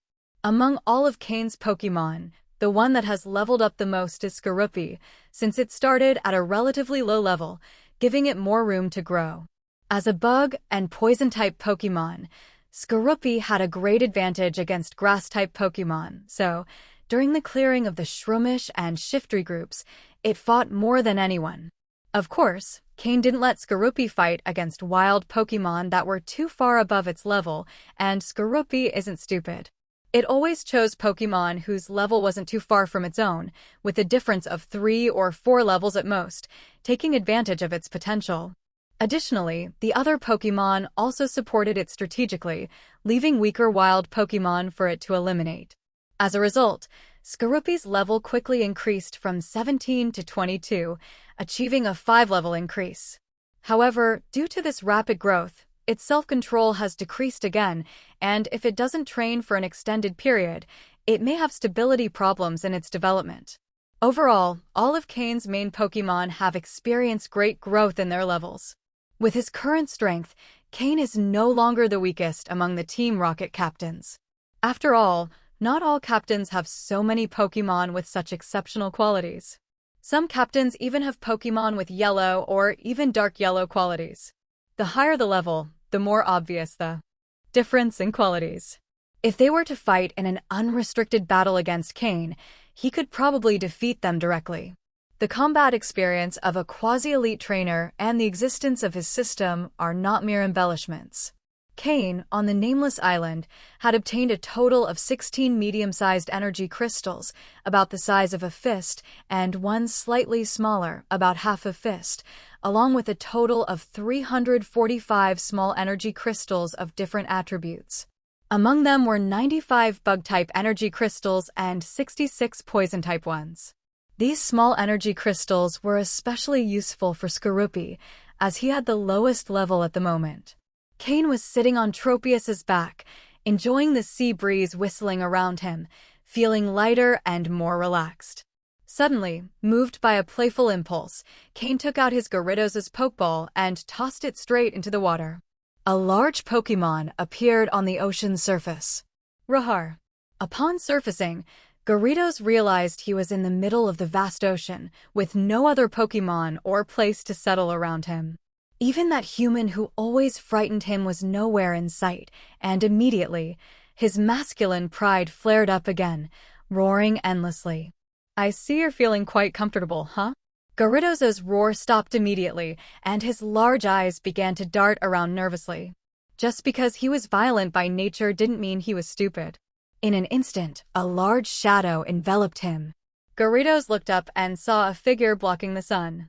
The shadow moved slowly closer, and a human figure appeared in his line of sight. Tropius, following Cain's orders, descended gently until he was floating over the water. Cain was standing on Tropius's back, looking at him without expression. Suddenly, Gyarados felt that the sun in the sky had lost all its warmth and that he was submerged in icy waters. Especially when he saw the Tropius under Cain's feet. Even though he had never seen a Tropius before, he could sense the dragon blood within him, no weaker than his own. In fact, the concentration of that blood seemed even higher. Most importantly, Tropius's aura and pressure were much stronger than his. He immediately understood this was a level suppression. Gyarados was stunned. Had only a few days passed, and this terrifying human had already captured such a powerful Pokémon? How was that possible? Tropius tilted his head slightly, glancing at Gyarados. Immediately, Gyarados' scales bristled in fear. He felt a mortal threat. Unlike the threat he felt with Cain, which was based on cruel methods, Tropius's was a pure pressure of power. This was something Slowpoke had conveyed to Tropius through telepathy, asking him to participate in this performance. Originally, Tropius had no interest in such things. Despite being a pseudo-dragon, he was still a dragon, and one that had reached level 40 and was quite mature. As a carrier of noble dragon blood, just being used as a mount was collaboration enough. How could he have to act in a scene? But when Slowpoke mentioned there would be extra food if he acted well, suddenly, all of Tropius's dignity, aura, and composure disappeared. He would act. And he would do it realistically. Therefore, Gyarados was genuinely frightened. Tropius had submitted to Cain partly because he was defeated, albeit in a team defeat, but he was defeated by Cain alone. Another important factor was food, delicious food. Upon hearing there would be extra food, Tropius was fully won over. The look he gave Gyarados didn't hide his intent to kill. If there wasn't extra food tonight, he'd kill this damned eel. The normally calm Tropius had shown a killing intent simply because food was involved. So, Gyarados quickly calmed down. But it wasn't just Tropius's appearance that surprised him. Slowpoke, using his psychic powers, suspended himself in the air, carrying Cain to Gyarados' head. Gyarados' eyes widened. What was he seeing? He knew Slowpoke was strong, but he also knew his level wasn't higher than his own. However, just now he clearly felt that Slowpoke had surpassed his level. And not just by one level, but by at least 2 levels above. What on earth had happened in these past few days? Why had this human not only captured such a strong pseudo-dragon, but also made his other Pokémon level up so much? Pokémon perception of levels can be vague, but it can also be precise.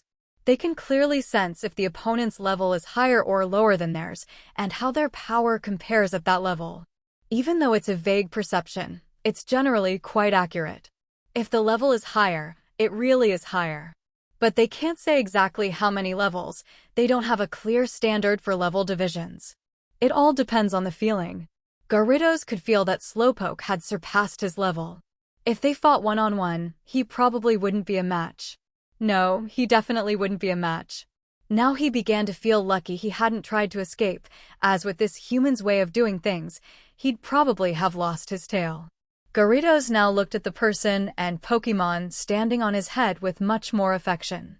It seemed there was no point in trying to escape in the future. Better to think about how to please this terrifying human. Maybe he'd even improve his strength. If he was going to be a strong warrior's mount, it wasn't so hard to accept after all. Garridos had resisted with all his might at first because he thought Cain wasn't strong enough. He had only defeated him thanks to the cooperation of 2 Pokémon. But now, after sensing Slowpoke's strength, he didn't feel so bad. Garridos calmed down. Cain looked at him in surprise. Why had this previously restless Garridos suddenly become so docile? It was somewhat baffling. Could it be that this little display of strength scared him? Cain thought to himself. It seemed like a pretty high possibility. Cain was standing on Garridos' head, with Tropius flying slowly beside him. And then, Cain wondered, could I consider myself a dragon-type trainer? Look, Garridos, Tropius, aren't they both dragons? That dragon-type champion, Lance, seems to have a similar situation. Aside from his Dragonite, isn't he pretty similar to me? Maybe I really could. 3 days later. On the sea's surface, 10 kilometers off the coast of Slateport City in the Hoenn region, a Tropius was flapping its wings rapidly. With the chlorophyll ability, Tropius could increase its flight speed by at least 20% in sunny conditions. The brighter and hotter the sun, the faster it flew. Cain, alternating between Tropius and Garridos, rested on a few small islands along the way. Finally, after 3 days, he arrived in Slateport City in the Hoenn region. On the beach, some people who were enjoying the area saw a Tropius approaching quickly from the horizon through binoculars. This drew the attention of more people, who stopped what they were doing and started watching. Look, what's that Pokémon? It's flying over the sea and seems to be heading toward us, a young woman exclaimed. It's quite large and flying very fast. I don't know what kind of Pokémon it is. It's a Tropius, said someone with more Pokémon knowledge. It looks like there's a person on that Tropius's back. That's impressive. To capture a Tropius of that size, they must be a strong trainer. We'd better call the police. We don't know if this person is friendly, said someone more cautious, quickly taking out their phone to dial Hoenn's emergency number. Ridden by Officer Jenny, accompanied by her Manectric. In the Kanto and Johto regions, Officer Jenny typically used Growlithe and Arcanine, but in Hoenn, their usual Pokémon were Electrike and Manectric.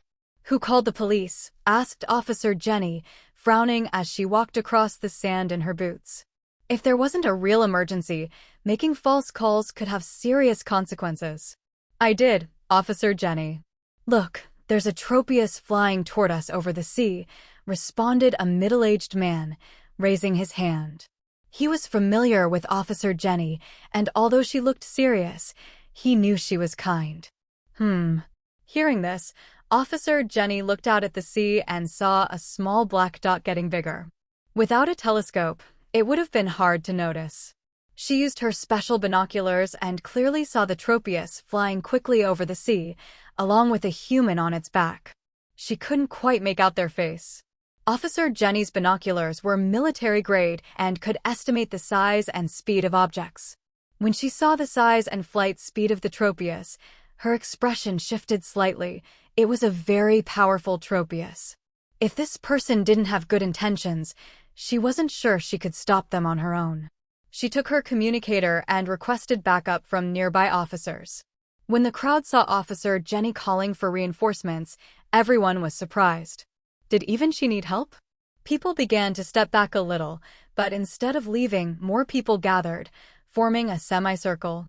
When Cain, riding his Tropius, approached the beach, he was a bit puzzled. Were they preparing to capture him? Then his expression changed slightly. Could it be that the conversation he had with old Matsuda on the SS and had led him to thoroughly investigate his identity? Could this setup be for his arrest? Cain grew serious. Although the possibility was low, if it existed, he didn't want to take the risk. Luckily, the people there didn't seem that strong. If he had to flee, he was confident he could do so.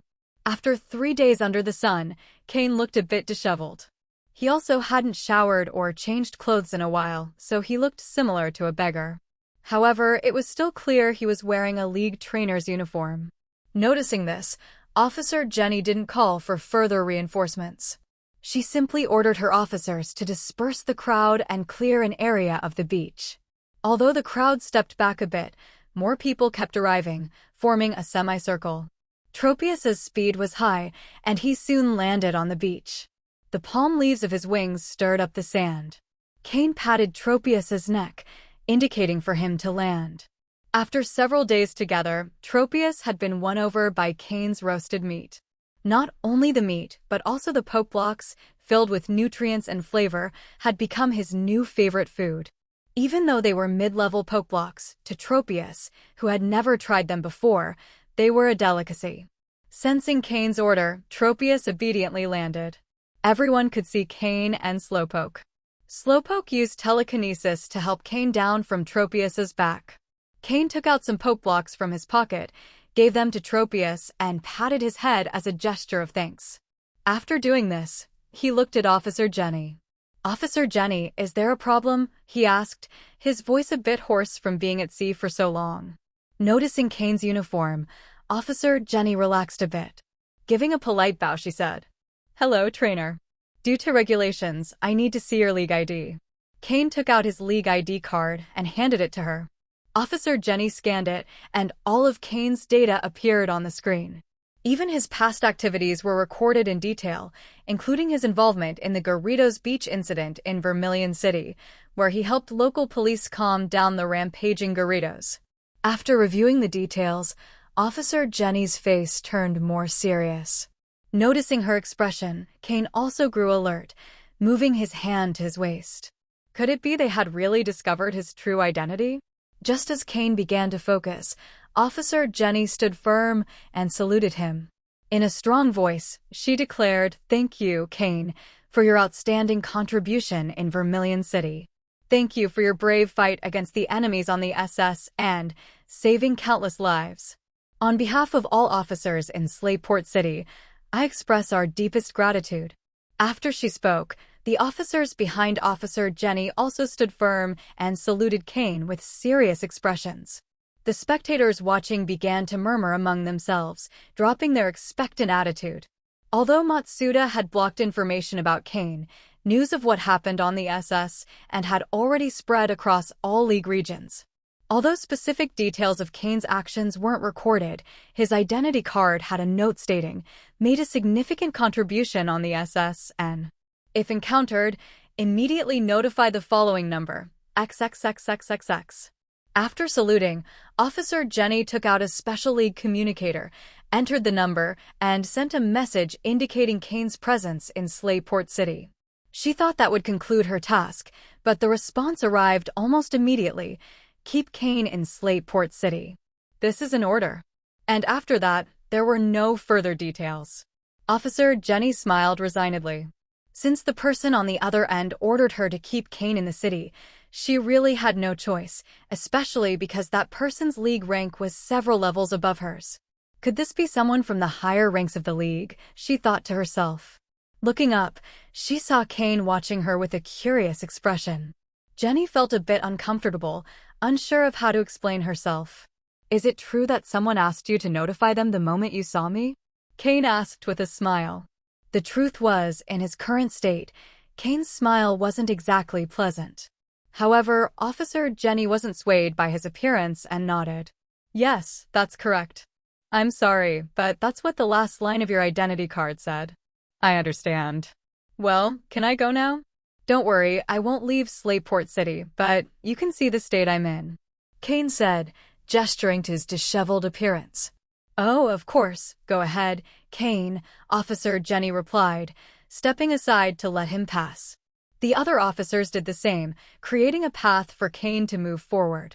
Cain didn't return Slowpoke or Tropius to their Pokeballs and simply moved forward with his Pokémon by his side. Slowpoke remained calm, showing no interest in the city, while Tropius, with his head held high, looked around curiously, clearly excited to be in such a new environment. Watching Cain and his Pokémon walk away, Officer Jenny sighed slightly. "He's a very strong trainer. That Tropius seems more powerful than I could handle." Officer Jenny had sensed an intense aura of danger from Cain, one that only trainers who had been hardened at the edge of death possessed. Cain hadn't returned Tropius intentionally, hoping to have a deterrent effect. Since Jenny had reported his arrival, soon others would also find out, including potential Team Aqua members or allies who might be interested in ambushing him. Being cautious wasn't a bad idea. However, as he approached the city proper, Cain finally decided to return Tropius to his Pokeball. His size was simply too large and could cause issues in the streets. Cain chose the tallest hotel in the area, which seemed to be the most luxurious around. He quickly booked the most expensive room and, after Haunter confirmed everything was secure, released his Pokémon. Since it was a luxury suite, it even surpassed the luxury room on the SSN. With a height of nearly 5 meters, even Tropius could be comfortable, as long as he didn't fully extend his neck. Instead of going straight to shower, Cain took out a communicator marked with the Team Rocket emblem. Not only did it have the team's emblem, but it also featured a black cloud below it, the distinctive symbol of the Shadow Unit. When Cain officially joined the Shadow Unit, Umbra had personally given him this communicator along with his contact code. Umbra had instructed him to use it to contact him in case of an emergency. Cain entered Umbra's code into the communicator and wrote, "Possibility of League infiltration. Risk of high-level investigation. Requesting authenticity upgrade for identity." After writing the message, he sent it. A moment later, the communicator beeped with a response. Cain checked it, and there was only one word, approved. They don't even bother to write a bit more, Cain thought with an ironic smile as he tucked the communicator into the most hidden corner of his ring. Finally, he headed to the bathroom to take a shower. The bathroom was spacious enough to include a small pool where the Pokémon could swim. Everyone quickly joined in, except for Tropius, whose size prevented him from enjoying the pool. What Cain didn't know was that his message had caused a stir in Team Rocket's data team. The deputy leader of the Shadow Unit had given an unwavering order to enhance Cain's League identity to the highest possible level. The goal was for his identity to be at the highest possible level, even comparable to that of the 3 main executives. But that was almost impossible. Team Rocket had taken years and considerable expense to ensure that the identities of its 3 main executives were secure enough to go undetected, even by League champions. For Cain, the best they could do was ensure his identity couldn't be thoroughly investigated by anyone except a champion. Currently, is there a champion in the League? No. That was enough. To reinforce Cain's identity further, Giovanni's personal scientist would need to intervene, requiring Giovanni's own approval. But for Cain, this level was already sufficient. He didn't believe anyone would try to dig that deeply into his information. After all, no matter how much Cain attracted attention, he was still a minor character with little significance. However, his data would be scrutinized, as someone in the League was already reviewing his information. If Cain were present, he would recognize that person as the Elder Matsuda from the SSN. However, old Matsuda wasn't using a direct League computer. Instead, he was on a plane, using his exclusive permissions to check Cain's information. As a result, the connection was very slow, giving Team Rocket enough time to maneuver. Perhaps it was all a matter of luck. If Cain had notified Umbra right after showering, his identity might have been exposed, as old Matsuda has the authority to do so. But now, everything turned out well. When old Matsuda closed his old laptop with satisfaction, he couldn't hide the smile on his face. A talent. No, a genius. Cain had considered that, upon returning to the League, someone might come looking for him, given that what he did aboard the SSN was no small feat and, even more so, he had left the ship before the League's help arrived. Although he hadn't done anything wrong, he had certainly raised some suspicions. But Cain would never have imagined that everything he did had been suppressed by old Matsuda. Exiting the bathroom, Cain rubbed his hair with a dry towel to remove the excess water, then plugged in his phone to charge. As soon as he turned it on, he received an avalanche of messages. Most were from Steven, and a few from Whitney. In this life, the only people with whom Cain has had any connection, who could barely be considered friends, are Steven and Whitney. After putting on a clean robe and drying his hair, Cain used the room's video phone to call Steven directly. He waited a minute, and just when Cain thought no one would answer, Steven appeared on the screen. "Cain, it really is you. Where have you been all these days?" Steven said in surprise. Seeing him dressed elegantly, it seemed he was about to go out. He didn't expect to receive Cain's call just before leaving. "What's the matter? Were you afraid I'd run off with your money?" Cain joked. In his hands, Cain still had the 2 materials Steven had previously given him to make the exclusive high-level Poke blocks. They were indeed quite valuable. "Haha, you called at the right time. If you'd called a minute later, I probably wouldn't have been able to answer." Steven laughed while adjusting his clothes, showing that he was about to head out. Cain raised an eyebrow slightly. "Are you going on a long trip?" "No, I'm just going out to take care of some things my father assigned me. By the way, the deal to exchange Poke blocks for the Miltank enhancement method was approved. But they want to talk to you in person." Steven remembered what Cain had asked him to do. Then he added, "I heard you know Whitney, and she was quite helpful. You know how her grandfather is." He didn't finish the sentence, but both understood what he meant. Cain nodded. "Thanks for your help. As for the exclusive Poke block for your Metong, it's almost ready. You might have it in a few days." Asking Steven for help, of course, wouldn't be free. This exclusive Poke block for Metong was the reward Cain was offering him. But the money owed would still be paid. He was just advancing it a bit. Hearing this, Steven's eyes lit up. "Really? Do you need anything else? Tell me, and I'll send it right away." "No, what you gave me last time is enough. Besides, there are things you can't obtain. They're specific ingredients I prepare myself. But I warn you that the price might be higher, maybe several times that of common advanced Poke blocks on the market," Cain warned, so he wouldn't be surprised later. Steven shrugged nonchalantly. For him, any problem that could be solved with money wasn't a problem. "Let me know when it's ready, and I'll come pick it up." Steven looked excited, even eager. He knew how exorbitant the demands he had previously set were. He had consulted several advanced breeders, and they all said that even if a formula could be developed, it probably wouldn't meet his requirements, and the research time would be measured in years. He couldn't wait that long. Although pseudo-legendary Pokémon grow slowly, his Metong consumes large amounts of rare metals, and its growth isn't that slow. By the time they finally developed the formula, his Metong would likely have already evolved into a Metagross. Cain laughed at his response. "Then you're in luck. I just arrived in Slateport City in Hoenn today. If you're not too far away, come by. I'll probably be here for a few days." Recalling Officer Jenny's expression, Cain deduced that the person she contacted in the League held quite a high rank. If Steven could come, taking advantage of his status might also be useful. After all, as the heir to the Devon Corporation, his position was quite elevated. Hearing this, Steven was surprised. "You're in Slateport City?" Cain nodded, confirming. "Then wait there. I'll take care of my matters today, and tomorrow at the latest, I'll come to see you." With that, Steven quickly ended the video call and rushed out. Although rare stones were tempting at that moment, the exclusive Poke block for his Metong was even more appealing. He had to go to the company, quickly handle the documents his father had assigned him, and then fly directly to Slateport City. As the heir to the Devon Corporation, although he wasn't required to manage the company, he had to learn certain essentials and become familiar with administrative management. It wasn't an easy task. He had to learn about both business and Pokémon breeding and still manage to become a champion, which was truly admirable. Of course, the financial support from the Devon Corporation was also vital. After finishing the call with Steven, Cain didn't directly call Whitney.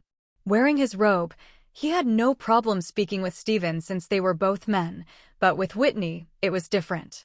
He sent her a short message assuring her that nothing had happened, then set his phone aside.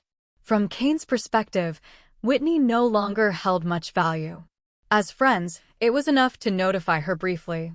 Steven still had a higher value. Reclining on the soft bed, after more than 10 days at sea, even Cain was exhausted. Despite it being daytime, nothing prevented him from getting a good sleep.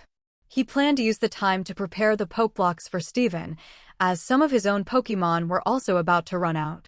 All of this needed to be taken care of. But the reward from his time at sea, Not counting the energy crystals, just capturing some Pokémon would already be worth a considerable sum. There would be no issues in buying more materials. Additionally, he could take advantage of Steven. Thinking about this, Cain fell asleep with a smile on his face. Midnight. Slayport City, Hoenn region. After a nap, Cain freshened up a bit and left the hotel, heading straight to Slayport City's black market. The Pokémon League in the Hoenn region doesn't exert as much control as in Kanto and Johto.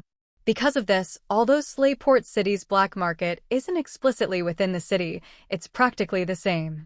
An area was designated exclusively for transactions, where chaos reigns and you can find all sorts of people.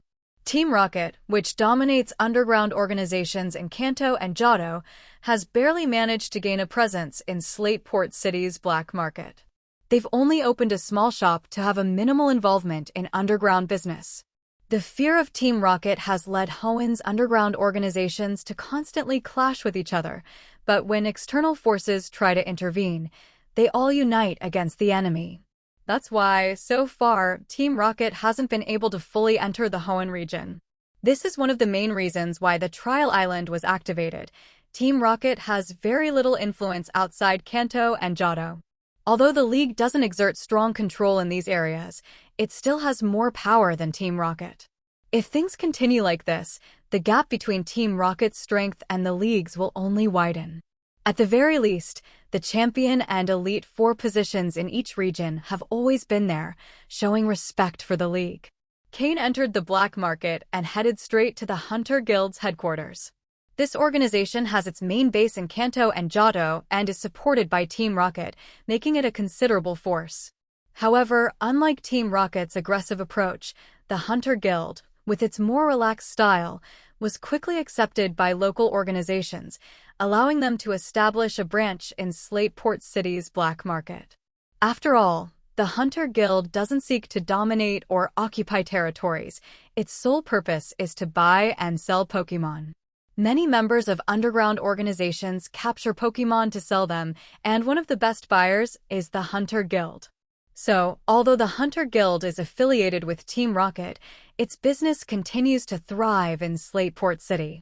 Cain sold all the Pokémon he had captured on the unknown island directly: 2 Shiftry, an Alpha Dustox, an Alpha Beautifly, and 2 high-quality Shroomish. He obtained a total of 2 million Pokédollars and 2 million Hunter points. The 2 Shiftry were the most valuable, but since the Alpha Dustox and Beautifly lost their dominant presence when captured, their value dropped significantly. Thus, the total sale reached only 2 million Pokédollars. However, adding 2 million Hunter points, Cain finally surpassed 5 million accumulated points, officially becoming a 3-star hunter. Once he reaches 4 stars, he'll be able to form his own hunter group and take on group missions from the Hunter Guild, which will really start generating income. Catching Pokémon one by one isn't as satisfying as catching them in groups.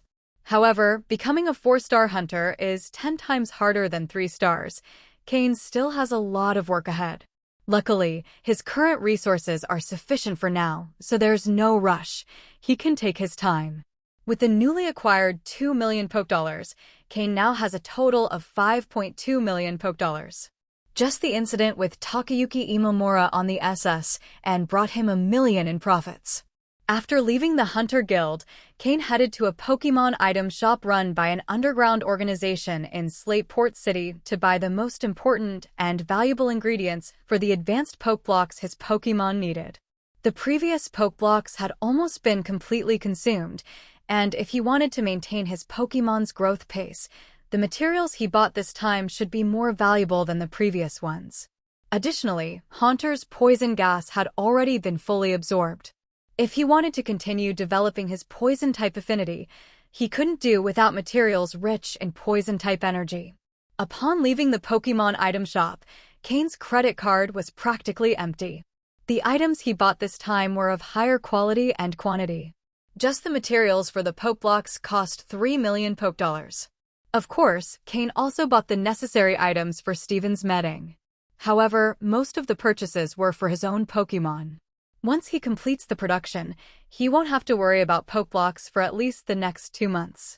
He then spent another 2 million Poke Dollars on items to help his Pokémon in their training and combat. Training Pokémon is an extremely costly process, especially as they reach higher levels. Since his Pokémon have leveled up so quickly recently, it's not appropriate to continue leveling up at such a rapid pace. His main goal now is to train, master their current moves, and move on to more advanced training. So this time, Cain bought items that, although not very expensive, would be useful for stabilizing his Pokémon's abilities. First, a new set of weights for Murkrow. The previous weights were no longer suitable, so this time Cain bought a set with a weight limit of up to 90 kilograms, enough for Murkrow until its evolution. For Slowpoke, he acquired a set of mental beads that not only aid in training, but also allow for measuring the intensity of its psychic power, something Cain can also use, killing 2 birds with 1 stone. Then another set of poison gas for Haunter, of similar quality to the previous one. Since it's crucial for further developing its poison-type affinity, Cain makes sure it's never lacking. For Sneasel, he bought a resistance vest, similar to a training device, which will help strengthen its limbs. Recently, its skills have improved greatly, but its physical strength is lagging behind its leveling pace. As for Miltank, Cain doesn't have high expectations. He just needs it to stay in good shape and health. For Skorupi, Cain invested in a high-quality calcium supplement, the most expensive item he bought. Skorupi has already reached the average size for its species, but according to system analysis, it can still grow more. Cain decided to give it an extra boost to see how far it can go. The bigger Skorupi is in its current state, the larger it will be when it evolves into Drapion. Cain has high expectations for Skorupi. Moreover, the poison-type material he bought earlier could also be used by Skorupi to develop its poison type. Thus, Cain was left with only 200,000 Poke Dollars, spending money lavishly. The 4 TMs were initially for Slowpoke to learn, but considering it has leveled up so quickly, learning too many moves might not be the best thing right now. So he decided to wait a bit. The next morning, after spending the entire night making Poke Blocks, Cain rubbed his shoulder as he pulled back the curtains to let the morning light into the room. Then, someone knocked on the door. Cain opened it. He found an elderly man of similar height, smiling broadly at the entrance. It was old Matsuda. "You little rascal. You left without saying a word," exclaimed old Matsuda, whose good humor at seeing Cain vanished in an instant as he launched into a scolding the moment he saw him. Cain, with an awkward smile, invited old Matsuda inside, not daring to say too much. When an Elite 4-level trainer is reprimanding you, it's best to take the scolding quietly, especially when it's clear they care about you. Even more so when you need their help. Do you know that as soon as I got the news yesterday, I rushed from Violet City to Saffron City, took an overnight flight to the Hoenn region, and then used my Pokémon to get here as quickly as possible? Old Matsuda dropped onto the couch and explained to Cain all the effort he had made to get there. Cain was surprised. He knew the League would send someone, but he hadn't expected it to be old Matsuda, a man of great power and seemingly high rank. Old Matsuda wasted no time and, after taking a sip of water, continued, "Come on, hurry up. I don't have much time." Huh? Cain didn't fully understand. Seeing his expression, old Matsuda frowned and said, "Kid, didn't you approach me on the ship because you wanted me to become your master? I'd bet you recognize me already. Those relatives you talked about, some of them are probably old friends of mine. Come on, let's get it over with. Except becoming my apprentice, I still have things to do." Matsuda didn't want to miss the chance to accept a talent like Cain as his disciple, especially to prevent his old friends from persuading him first. He had gone to great lengths to protect Cain so far. "Oh, of course, that's fine." Cain couldn't help but smile, realizing the old man had misunderstood his intentions. Either way, this saved him the effort of finding the right words. Cain quickly took a cup of tea, approached old Matsuda, bowed and respectfully offered the tea, saying, "Master." Matsuda nodded in satisfaction, drinking the tea in one gulp, without showing any of that great master attitude. Internally, he also breathed a sigh of relief. In the world of Pokémon, though masters teach their disciples, most refer to them as teacher. Additionally, There's no limit on how many teachers a person can have, though the first one is always the most important. Matsuda had made sure to be the first. As I told you before, my surname is Matsuda and my name is Takashi. Now you know my full name, Matsuda commented, as if he wanted to make sure Cain knew his identity. Cain committed it to memory. Matsuda Takashi, a senior member of the league, an elite 4-level trainer. With this, I have a good backing in the league, Cain thought. As if reading his thoughts, Matsuda added, "Don't think using my name in the league will get you very far. Not many know me, only some veterans do. Mentioning my name won't give you any advantages. If you want something, you'll have to earn it. I barely have resources myself, otherwise I wouldn't have taken that job on the SS and cruise to earn a bit of extra money." "Understood, Master," Cain quickly replied, accepting his new role. For him, having a backing like Matsuda, an elite 4-level trainer, was invaluable, even if there were no tangible benefits. He simply wanted a legitimate identity, not to use Matsuda's influence for material gain. Once he had Cain as his apprentice, Matsuda felt relieved. Now he could boast to his old friends. "You have talent as a breeder, don't waste it. Though I don't oppose you being a trainer, you should be prepared to choose at some point. It's difficult to reach the top in 2 disciplines at once," old Matsuda sighed. "I don't think I can go any further than I already have, but you're different. With your talent, if you specialize as a breeder, you could reach the highest level," Matsuda continued. Cain was well aware of the advantages a breeder has in developing Pokémon. For others, this choice might be difficult, but for him, with the help of the system providing the necessary data, there was no time lost. However, he couldn't explain this openly. Seeing Cain's look, Matsuda could only sigh.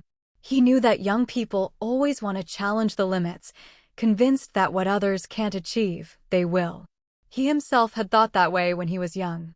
"Well, it's your decision. But let me tell you this, you're almost 16 years old. If you don't become an elite-level trainer before 20, give up that idea and focus on being a breeder." Matsuda offered his advice sincerely. Cain agreed. He was almost 16, with 4 years ahead. If, with all the system's help, he couldn't reach elite level in that time, then he'd better abandon being a trainer. After this, Matsuda didn't insist further on the matter. He had said what needed to be said, the rest was up to Cain. Now, as a master, his role was only to guide him. Passing on knowledge, solving doubts, that was the role of a good teacher. But the decisions were the apprentice's responsibility. After Cain's new master had spent 2 hours talking to him about Pokémon knowledge, the door sounded again. "It seems you're quite busy today," joked old Matsuda. Now that he had accepted Cain as his apprentice, he felt relieved, as if he could already see the envious, jealous looks of his old friends. Cain smiled and opened the door, finding Steven, dressed in a formal suit, standing straight at the threshold. His impeccable behavior made his education and refinement evident. "Steven." Hearing the door, Cain already knew who it was, so he didn't hesitate to invite him in. When Steven saw the person sitting on the couch, his expression immediately turned solemn. He approached Cain's master and bowed respectfully. "Steven Stone greets Master Matsuda." Old Matsuda, upon hearing the door open, already knew who it was. He smiled and waved his hand. "The kid from the Stone family, not bad, not bad." Nodding in satisfaction, old Matsuda was delighted to see that his new disciple was getting along well with Steven. The heir of the Devon Corporation, with his talent and skills, needed no introduction. They say like attracts like, and those who gather with geniuses tend to be geniuses themselves. At old Matsuda's words, Steven smiled slightly and nodded humbly. Old Matsuda and his father were friends, and as a young man in the presence of an elder, he had to show due respect.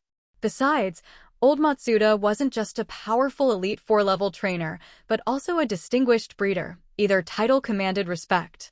"Well, it's best that you young people keep talking." "I must be going. I still have experiments to finish," said old Matsuda, standing up. "Cain, remember what I told you. Your talent shouldn't be wasted," he added before leaving. "Yes, master," Cain replied respectfully. Observing Cain's attitude, old Matsuda could only shake his head. Although Cain responded quickly, it was clear he didn't plan to follow his advice to the letter. Having been young once himself, he could understand and decided not to insist further, disappearing down the hallway. Once he closed the door, Cain let out a sigh of relief, wiping a bit of sweat from his forehead. Wow, what pressure! Then he saw Stephen looking at him with curiosity, walking around him as if he wanted to get to know him again. Cain, the older relative you talked about, wouldn't happen to be Master Matsuda? Stephen asked with a sly smile. Cain gave him a look that could only be understood but not explained, then shook his head, dropping onto the couch. Seeing Cain's expression, Stephen seemed to understand immediately. It's him, isn't it? Of course, only Master Matsuda, one of the League's old-timers, could have made that rare poke block recipe. My father used to talk about him. However, a few years ago, he disappeared from the scene, and it turns out you found him here, Stephen continued, convinced he'd uncovered the truth. Cain maintained a discreet smile, saying nothing. This was all Stephen's assumption, right? Then he pulled an elegantly designed box of poke blocks from his ring and pushed it to the edge of the table. Here are the poke blocks you requested, though there's a small difference from what you asked. They can't completely prevent Metting from gaining weight, but they minimize that gain as much as possible.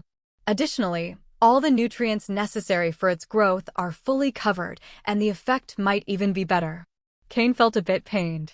To make these poke blocks, he had to cut an eighth from a medium-sized energy crystal, about half the size of a fist, that he'd obtained from the unknown island. How could the effect not be good? Hearing this, Stephen's eyes lit up immediately. He took out a pokeball and summoned his Metting. Cain reflexively scanned the data of this Metting. When he saw Metting's level, his eyes sparkled with surprise. No wonder the rich were like this. In such a short time, Metting's level had gone from 30 to 35. Stephen truly had skills. Metting had leveled up so quickly and without side effects. Clearly, his move training hadn't been neglected. Stephen didn't hold back. He opened the box, took out a poke block, and gave it to Metting. Seeing Metting's satisfied expression, Stephen grinned broadly and gave Cain a thumbs up. Cain, you're amazing. Come on, tell me, how much do I owe you for this? Cain waved his hand, but before he could speak, Stephen continued. Don't refuse. You know I'm not short on money. We're friends, but some things must be paid for. Who wants to refuse? Didn't you see I was trying to speak and you interrupted me? Do you think being a big benefactor is amazing? Cain rolled his eyes and replied, I wasn't trying to be polite. I was just saying that if we can avoid using money, it's even better. Besides, you also helped me sell the poke block recipe, and I haven't even thanked you yet. No. I haven't sold your poke block recipe yet. But you're right, talking about money could harm the friendship. So tell me, what do you want? If I have it, I'll give it to you. If possible, I'd like a high-quality duskstone, or a sharp claw in excellent condition, or a king's rock. Well, the king's rock is a bit pricey, so I can pay you the difference. The duskstone and sharp claw are easier to find. One is needed for Murkrow's evolution, and the other for Sneasel. But the king's rock is necessary for Slowpoke to evolve into Slowking. Although Slowpoke hasn't yet decided its evolutionary path as a trainer, Cain wanted to let Slowpoke choose whether to become a Slowbro or a Slowking. But regardless of the choice, it's always good to be prepared. Well, I can try to find a high-quality duskstone. That shouldn't be difficult. The sharp claw isn't a problem either, but the king's rock is a bit more complicated, Stephen mused. But I can keep an eye out and let you know when I get it. However, even the high-quality duskstone and sharp claw don't fully compensate for all the cost. Is there anything else you need? Let's leave out the king's rock for now. Stephen wasn't new to this and quickly calculated the value. As the heir of the Devon Corporation, he was well aware of relative values. Cain nodded, and after thinking for a moment, he said, if possible, I'd like an Aaron. This benefactor offered. Not accepting would be disrespectful. Hearing Cain's words, Stephen was stunned. Aaron. This Pokémon is exclusive to the Hoenn region, but even in Hoenn, it's a very rare species. However, that's only true for others. For Stephen, it doesn't make much difference. He immediately laughed. Haha, that's easy. My family has a mine, filled with all kinds of Steel-type Pokémon. Anytime you want, I'll take you there, and you can see if you can find what you're looking for. Not only Aaron, whatever you like, you can get it for free. Cain raised an eyebrow. A mine? All steel-type Pokémon? Even Beldum? Does he really have a mine at home? Steven's laughter stopped suddenly, and with a slight hint of embarrassment, he said, yes, but as for Beldum, I'm not sure I have the authorization for that, you know. Haha, I was just joking with you. I can't afford to raise a Pokémon like Beldum. It's not something you manage with just one, Cain said, laughing.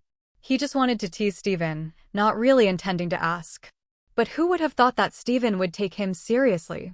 With a serious expression, he looked at Cain and said, Cain, if you really want it, I can talk to my father. With his connection to old Matsuda. No, I really was joking. I can't handle a Beldum. Even Aaron, I can't take care of it now. I just wanted to reserve one in advance, Cain quickly replied, waving his hands. The reason he wanted Aaron was because, during his time on the Nameless Island, he realized that his team really lacked a tank Pokémon with high defense and HP, and Aaron was the one that best suited his needs among the Pokémon he could get. After all, the Steven in front of him is the future Steel-type champion. In the future, he'll have a very powerful Agron. Right now, it's probably only in its Lyron form, or it might have already evolved into Agron. All right, whenever you need it, just call me. You can go straight to my family's mine, and I'll take you to look. Although there aren't as many Pokémon as in the Safari Zone, when it comes to Steel types, we have plenty. Hearing Steven mention the Safari Zone, Cain's heart skipped a beat. Are there a few Dratini in the Safari Zone? Those should be the only Dratini not under the control of the dragon family, right? At this time, they should still be in the Safari Zone because later, when Ash goes there, he'll still see Dratini and Dragonair. Should I try going there? Cain was tempted. After all, they are pseudo-legendary Pokémon, and without Mega Evolution, Dragonite is one of the strongest among pseudo-legendaries. But now's not the time. That Dragonair is very powerful, and he might not be able to beat it. Plus, he doesn't yet have the strength to handle a pseudo-legendary Pokémon, unless he stays by old Matsuda's side all the time, but that's clearly not possible. Team Rocket wouldn't leave him alone so easily. Better to let it go for now. There's still time. He'll check it out later. By the way, Cain, I heard that this time you were drifting at sea for over 10 days. Did you see a lot of things? Did you find any rare stones or ones you've never seen before? Steven asked. Besides Pokémon, stones were what interested Steven the most. I didn't see anything. You know, most of the time, I was in the middle of the ocean, with nothing in sight. Cain raised his hands, indicating he hadn't found anything. Haha, true enough. But I heard you returned in impressive style, riding a powerful Tropius. How about it? Want a battle? Hearing this, Cain could only smile wryly. Tropius wasn't weak, but currently, he had no synchronization with it, and besides, Tropius didn't enjoy battles. He couldn't force it, right? As for his other Pokémon, like Slowpoke, there's a power difference with Steven. No need to mention that Cain can't do anything against Steven's Medding. Is that Steven's strongest Pokémon? I don't think so. For Medding to evolve into Metagross, it needs 2 Medding. Could this Meddong be Steven's strongest? Besides, Steven doesn't only have Medding, he also has Agron and Skarmory, which are very powerful Pokémon. Not now. I know there's a power difference between us. Some other time. Next time I go to your mine, we'll have a battle, Cain replied. Steven looked at Cain in surprise, not because Cain had noticed that Steven was currently stronger, but because Cain had the confidence that next time, he could fight him, which wasn't easy. Steven had always been the strongest among his peers. His confidence as a trainer was absolute, and Cain, a few years younger than him, thinks he could fight him next time? Steven didn't say anything, assuming Cain thought this Methong was his strongest Pokémon, and agreed with a smile, all right. What are your plans after this? Steven asked. Today, he hadn't finished his work, but he couldn't resist coming over. I'm going to disappear again for a while to train. But before that, I'll probably go to Malville City to train my Pokémon. Malville City? It's a good place, full of trainers ready to battle. In that case, I have to go back to Rustboro City anyway. Why don't I accompany you to Malville City and then return to Rustboro City? Won't I be taking up your time? Cain asked, doubtful. Stephen made a casual gesture. It doesn't matter. There are always more things to do. Let's consider it a little break. I'll probably spend the rest of my life in that kind of routine. Better to enjoy myself now or I'll regret it later. Cain couldn't help but smile at this. Many people would want Stephen's life, but for Stephen, it has no appeal. But the responsibility he bears doesn't allow him to walk away, so he can only do what he wants before fully taking over. Even Stephen's father, the elders of the Stone family, and the Devon Corporation's top management have accepted this.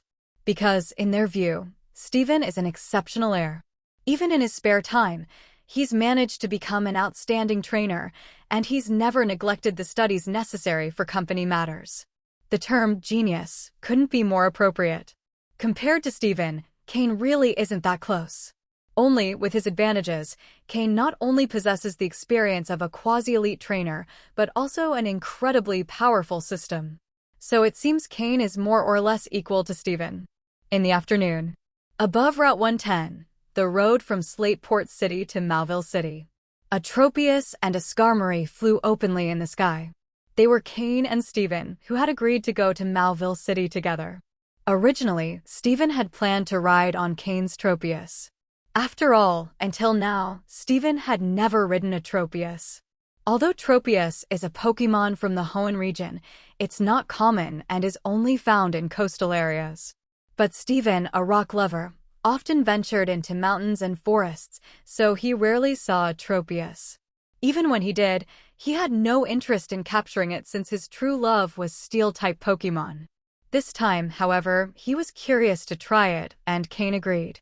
But when they reached Tropius, it was adamant about not letting Stephen ride it. Even when Cain promised it an extra meal, Tropius still refused. As a minor dragon-type Pokémon, it had its dignity. It agreed to be Cain's flying Pokémon because Cain had defeated it in battle. But to Tropius, Stephen was a stranger, and the way Stephen looked at it made it uncomfortable. So, in the end, Stephen had to use his Skarmory. Not that Skarmory was bad or slow, but seeing Cain comfortably seated on Tropius's back, with plenty of space, while he had to scrunch up on Skarmory's back. Skarmory's shell was a bit rough. Why did he feel so petty? On the other hand, when Cain saw Stephen's Skarmory, he was glad he hadn't agreed to battle him. Pokémon, Skarmory, Blue. Gender, male. Level, 38. Type, Steel plus Flying. Ability, Keen Eye. Held item, Metal Coat. Egg moves, Drill Peck, Stealth Rock, Endure, Whirlwind. Basic moves, Leer, Peck, Sand Attack, Metal Claw, Air Cutter, Fury Attack, Feint, Swift, Spikes, Agility, Steel Wing. Learned moves, Snore, Sky Attack, Tailwind, Iron Defense. TM moves, Protect, Substitute, Hidden Power, Water, Toxic, Roost, Aerial Ace, Swords Dance. What was this? A blatant display of wealth? Let's not even talk about other things. Just 1 TM for Swords Dance costs a lot of money. He knew that this Skarmory was one of Stephen's main Pokémon, but not his strongest. Even so, this Skarmory was a match for any of Cain's Pokémon. Even in terms of moves, it far surpassed Cain's Pokémon. Could you be a bit more human, please? Is this the potential of a future champion? It's terrifying. While Cain was amazed by Stephen's Pokémon, Stephen looked at Tropius with a sad expression. But Tropius really didn't want to pay him any mind and flew proudly. The day was sunny, so its speed wasn't bad. However, seeing Skarmory's relaxed expression made it clear that it wasn't using its full strength.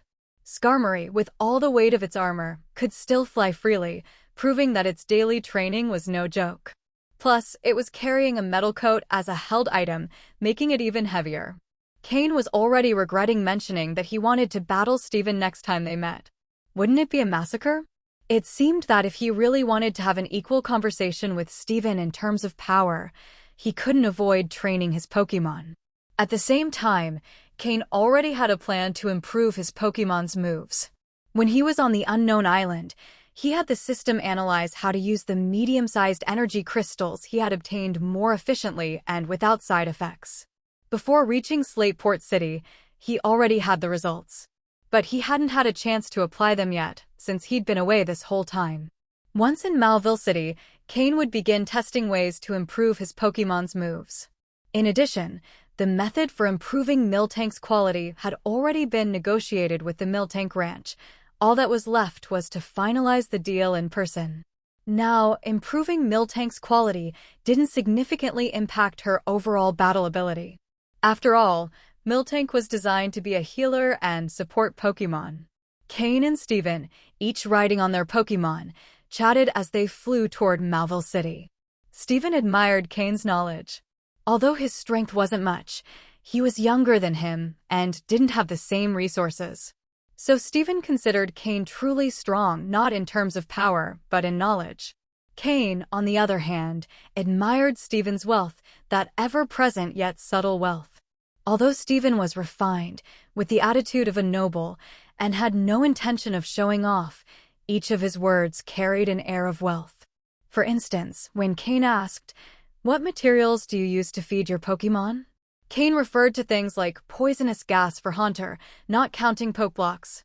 Steven responded without hesitation with high-cost ingredients, and though he knew they were expensive, he would say, "Very expensive," so calmly it made Cain want to punch him. Unintended boasting is the deadliest. In fact, only with Cain did Steven speak this way. Normally, he was very polite with others, seemingly friendly, but actually keeping them at a distance. Steven was a proud person, whether it was due to his lineage, his combat skill, or his personal talent. His pride wasn't outward, but rather an inner pride. He had an innate presence of leadership. But with Cain, Steven truly considered him a friend, so he spoke without reserve. In his view, as a disciple of Master Matsuda, a prodigious Pokémon breeder, with advanced knowledge of Pokémon, even if his combat skills were a bit weak, Cain was young, which was understandable. Therefore, Steven believed that Cain had the skill and the right to be his friend, which is why he spoke openly with him. As the saying goes, like attracts like. Only geniuses have the right to be friends with other geniuses. Otherwise, if you don't understand what the other person is talking about, how could you be friends? Stop dreaming. As they conversed, it was clear they were growing closer and closer. Although Cain initially approached Steven with a specific purpose and a slight intention to take advantage, he couldn't deny that he now considered Steven a friend. That type of friendship where, even if they became enemies, it would always be a true friendship. A friendship where, if they were on the same team, they could become true friends. However, time flew by, and the outline of Malville City began to appear on the horizon for both of them. Malville City. Cain and Steven parted ways on the outskirts of Malville City. Steven would return to Rustboro City to continue with pending matters, while Cain would stay in Malville City to help his Pokémon get used to the new bodies they had acquired after quickly leveling up. Malville City has a prime location in the Hoenn region. It's practically in the center. For this reason, its transportation is very advanced. Although it's not the most developed city in Hoenn, it's one of the largest. Additionally, due to the popularity of Pokémon battles in this area, many trainers from different places gather here, and in the battle areas around the city, you can always see trainers engaging in battles. Malville City is known as the City of Radiant Joy because colorful and spectacular moves are often seen. Furthermore, battles are conducted in a friendly manner, where victory or defeat isn't the most important thing. The main point is that Pokémon and humans enjoy their time together. Upon arriving in Malville City, Cain didn't head straight to the Pokémon Center in the city center or to the famous battle arena. Instead, he looked for a trustworthy real estate agency to rent a mansion on the city's outskirts. Cain had come to Malville City primarily for battles, but not only for that. His original plan included survival in the wild and Pokémon battles as ways to level up his Pokémon. However, due to his Pokémon's rapid level increases, it wasn't advisable to engage in battles immediately. What he needed was to help them stabilize first. Once his Pokémon fully mastered their bodies and moves, he would be ready to start battling. Thanks to a significant investment, the agency quickly found him a mansion with a small house, but a large plot of land, costing Cain 100,000 Poké dollars to rent for 1 month. In less than a month, Cain would have to participate in Team Rocket's final test. Would he be able to advance quickly? Everything depended on this time. With the eager-to-please real estate agent, Cain arrived at the mansion where he would probably stay for about 15 days. The house wasn't large. It was a small, two-story chalet with all the necessary comforts. On the second floor, there was a spacious bedroom and a living room. Those were the only two rooms on the entire floor, so it was quite roomy. On the ground floor, there was a large dining room, a well-equipped kitchen, a guest room, and a smaller living room. The property outside the house was nearly 50,000 square meters, surrounded by a fence and dense forest. If it weren't for the path leading to the main entrance, no one would think there was a mansion here. Due to its remote location and the lack of people nearby, some wild Pokémon often snuck in, prompting the owner to decide to rent it out. It obviously wasn't easy to find a buyer. However, thanks to the agency's negotiations, a 1-month lease agreement was accepted. On the property, there were fruit trees and a lawn covered in grass that hadn't been mowed in a long time, so it had grown wild with many weeds. But for Cain, who was used to living in nature, this wasn't a problem. What surprised him most was finding a large pool at the mansion. Although the water seemed unchanged for a while, the real estate agent assured him the pool's water system worked perfectly and only needed a change of water to be usable. Cain was very satisfied with the property. If he were staying longer than a month, he would even consider buying it as a permanent residence. A place so isolated and peaceful, surrounded by nature, was the ideal setting for Cain, as he wouldn't have to worry about keeping any secrets. Without hesitation, he paid the 100,000 Poke Dollars immediately and asked the agent to leave. It was time to start the final push for the ultimate test. Cain released Slowpoke, Haunter, and Miltank. As for the other Pokémon, he would let them out once he was sure there was no danger. First, as usual, Haunter inspected the entire house to ensure there were no surveillance cameras or similar devices. Slowpoke inspected the lawn and pool to check for any issues. Meanwhile, Cain took Miltank inside the house to start preparing dinner for the Pokémon. Currently, under Cain's influence, Miltank had become a master of cooking. She knew all the ingredients and preparation methods well, and with just a glance from Cain, she knew exactly what he wanted. It could be said that she was now his personal assistant.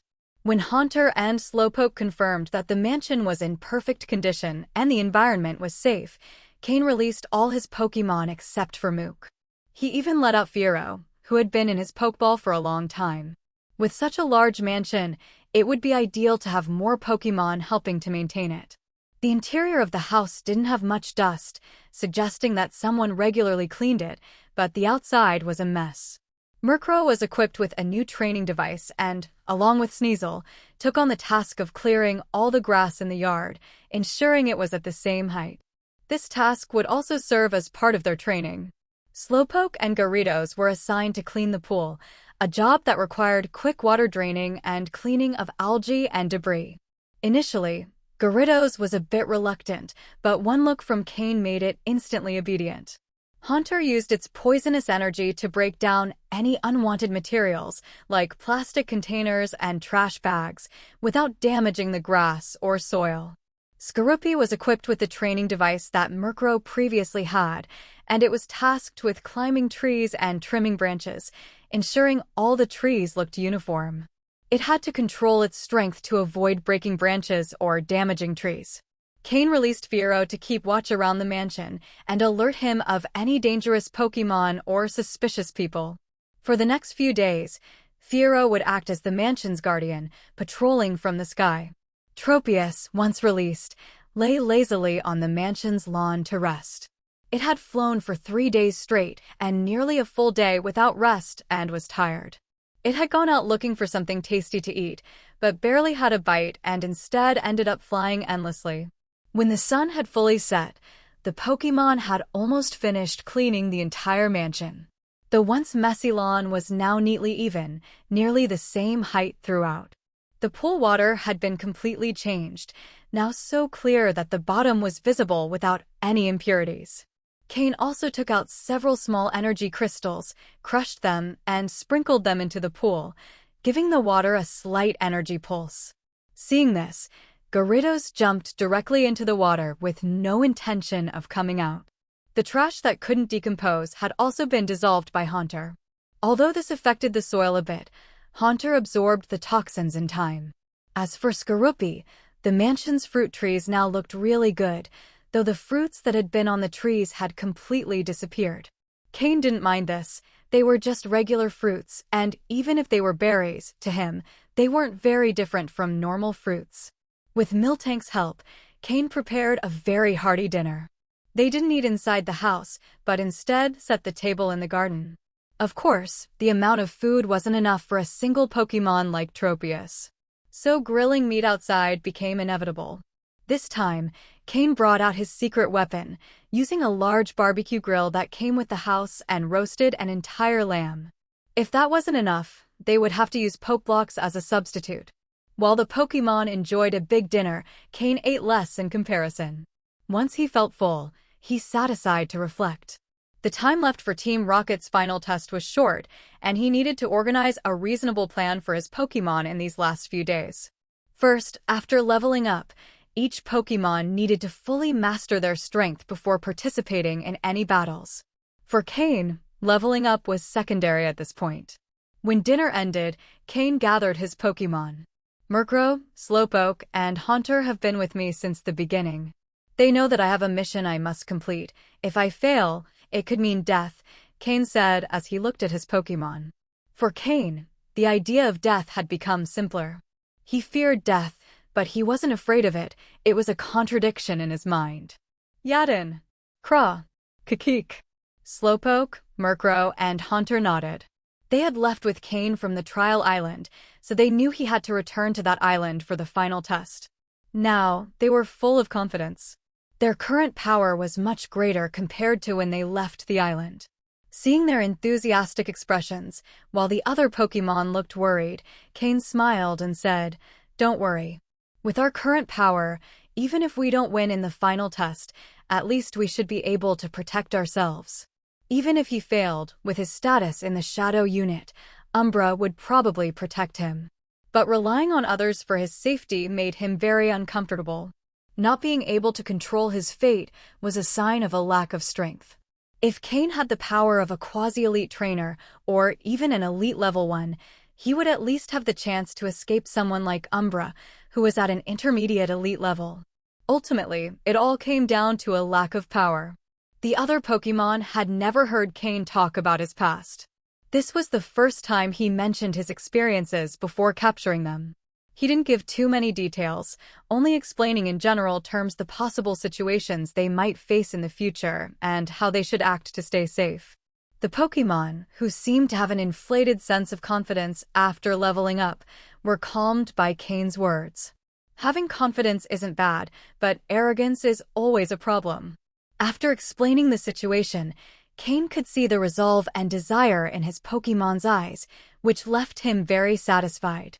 A trainer must not only help their Pokémon improve their battle skills, but also guide their spirit and will.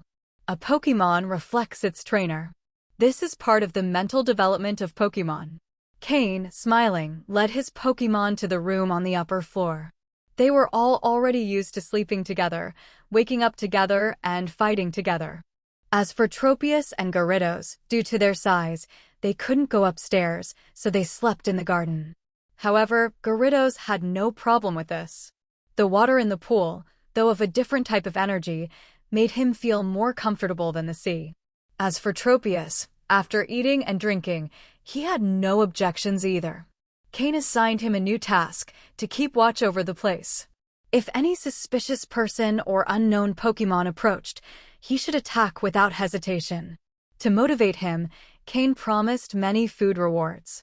With this promise, Tropius climbed up to the roof and lay down on the tiles without worrying about discomfort. On the other hand, Fiero was the most diligent. This Pokémon is known for its great endurance in flight and is often used for delivering packages. Although it's not very popular for its appearance, it's very useful. Originally, Cain had considered releasing it, as it wouldn't be worth much if he sold it. But he found that Fiero was excellent as a patrol guard. It could fly all night without getting tired. As long as it had enough food, it could keep flying. So, in the end, Cain decided not to release it. Keeping it as a security guard worked quite well. At least Haunter no longer had to take night shifts. As for the food, it was just a portion for one Pokémon, something Cain could afford, and it only needed basic food, without needing special Pokeblocks. The next day, in the morning, while the sky was still gray and misty, Cain led his Pokémon in starting a day of training in the mansion's garden. To improve the quality of Pokémon training, it's ideal for the trainer to train alongside them. Even if you can't reach their level, simply showing your effort will push the Pokémon to try even harder. Murkrow focused primarily on endurance and stamina training. After changing his load to a new one, Cain increased the weight to 35 kilograms, and Murkrow flew around the entire garden. The basic goal Cain set for Murkrow was to complete 50 laps. Murkrow's combat techniques are already practically defined, and the level increase hasn't provided any new moves. Therefore, the focus is on quickly adapting to his new body. Cain bought a set of mind-blocking spheres for Slowpoke, which help measure the strength of his psychic power and train its use and control. Slowpoke's growth has been one of the fastest among the Pokémon, but since he already had great psychic abilities, the recent level increase has decreased his control. The mind-blocking spheres will help him regain his previous skill level. Haunter has already developed his poison attribute, but his capacity for increase has no clear limit. After acquiring another bottle of poisonous gas, his poison attribute has been enhanced again. However, he hasn't fully mastered the 2 new poison-type moves he recently learned. In combat, Haunter tends to lose accuracy with his poison-type move, so Cain assigned him training with these 2 new moves. Cain dug a hole in the garden for Haunter to train his poison control, regulating the amount he releases and ensuring he can retrieve it afterward. Sneasel's ice attribute is improving, but Cain noticed that during recent battles, he still lacks precision and speed in executing certain moves. Sneasel's training goal is to increase the hit rate of his ice-type moves without reducing their power. Cain bought a large bottle of calcium for Skorupi, with the intention that, while still growing, he can absorb these nutrients and surpass his growth limit. Now Skorupi must take 2 calcium tablets 3 times a day, a routine that Cain assigned to Miltank to supervise. Additionally, when Cain arrived in Malville City yesterday, he used a black market learning machine to teach Slowpoke the move Flamethrower and Sneasel the move Ice Beam. Both moves are compatible with Slowpoke, but they are not easy to learn quickly. Therefore, Cain prioritized Flamethrower, as his team lacks Fire-type moves, a significant weakness. Although Slowpoke is a Water-type and can learn Flamethrower, it will be more difficult for him than a Water, or Psychic-type move. Cain has set Slowpoke the goal of mastering Flamethrower in the coming days. Given Sneasel's great talent in Ice-type energy, Ice Beam is the most efficient choice for him. Now, that move is incorporated into his training. Except for the utility Pokémon and Miltank, Cain has set clear goals for each. After last night's talk, no Pokémon dared to slack off. All were determined to meet the daily goals Cain set for them. Cain's plan is for his Pokémon to get used to their recent improvements before participating in battles at Malville City's battle ring for one last push. 7 days later. Training is exhausting and monotonous work. But during this final stretch of time, none of the Pokémon have relaxed. After 7 days, Cain feels that his Pokémon have fully mastered their bodies and moves, marking the end of this training period. With the level increase, the Pokémon's combat power has now reached the standards. During these 7 days, even though the levels didn't increase, combat strength has significantly improved. If Murkrow, Slowpoke, Haunter, and Sneasel were to face Tropius together now, it wouldn't be necessary to fight multiple times to beat him. They could dominate him without any problem. This shows that level isn't the most important thing. Only when the body and moves adapt to the level reached can real progress be claimed. Early today, after breakfast, Cain headed to the battle ring in Malville City. This place is quite well known in the city, frequented by citizens and high-status individuals. Here, Pokémon battles are held 24 hours a day. There are 8 areas, divided into 8 battle rings, and anyone can enter the ring to fight by paying 10,000 Poké Dollars. Winning also comes with a reward. Rewards accumulate with each victory. For example, a person who wins their first battle can receive a reward of 20,000 Poke Dollars. That person can choose to leave the ring and claim their prize or continue and defend the ring. Afterward, they can accept challenges without rest. The more they win, the greater the reward. Winning twice grants a reward of 40,000 Poke Dollars, adding up to 60,000. Winning 3 times adds 60,000 to the pool, accumulating to 90,000. Upon reaching 10 consecutive victories, regardless of whether they continue or not, they can claim all accumulated prizes. The total would be 1,100,000 Poke Dollars. Of course, if you lose before reaching 10 victories, you receive nothing from the pool. After 10 consecutive victories, if you decide to continue, you advance to the next level of difficulty. Each ring has 8 levels of difficulty, and every time you reach 10 consecutive victories, you level up. Additionally, the base rewards differ for each ring. For example, in the first ring, the base reward is 20,000 Poke Dollars, increasing with each victory. In the second level, the base reward is 30,000, increasing progressively from there. And so on for the other levels. That's why many trainers from different regions gather here. The reward system here is so special that it's unique in the entire Pokémon world. Not only are the rewards generous, but many trainers use the level they've reached in this arena as a standard to brag about.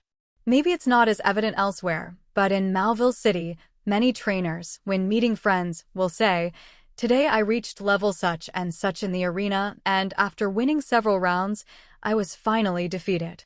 This is very similar to a level-based game that Cain used to play when he was on Earth. Basically, it works like a ranking system. Winning 8 rounds at the first level of the arena would be equivalent to earning a certain amount of points on a specific leaderboard. Moreover, not all trainers here are from the league.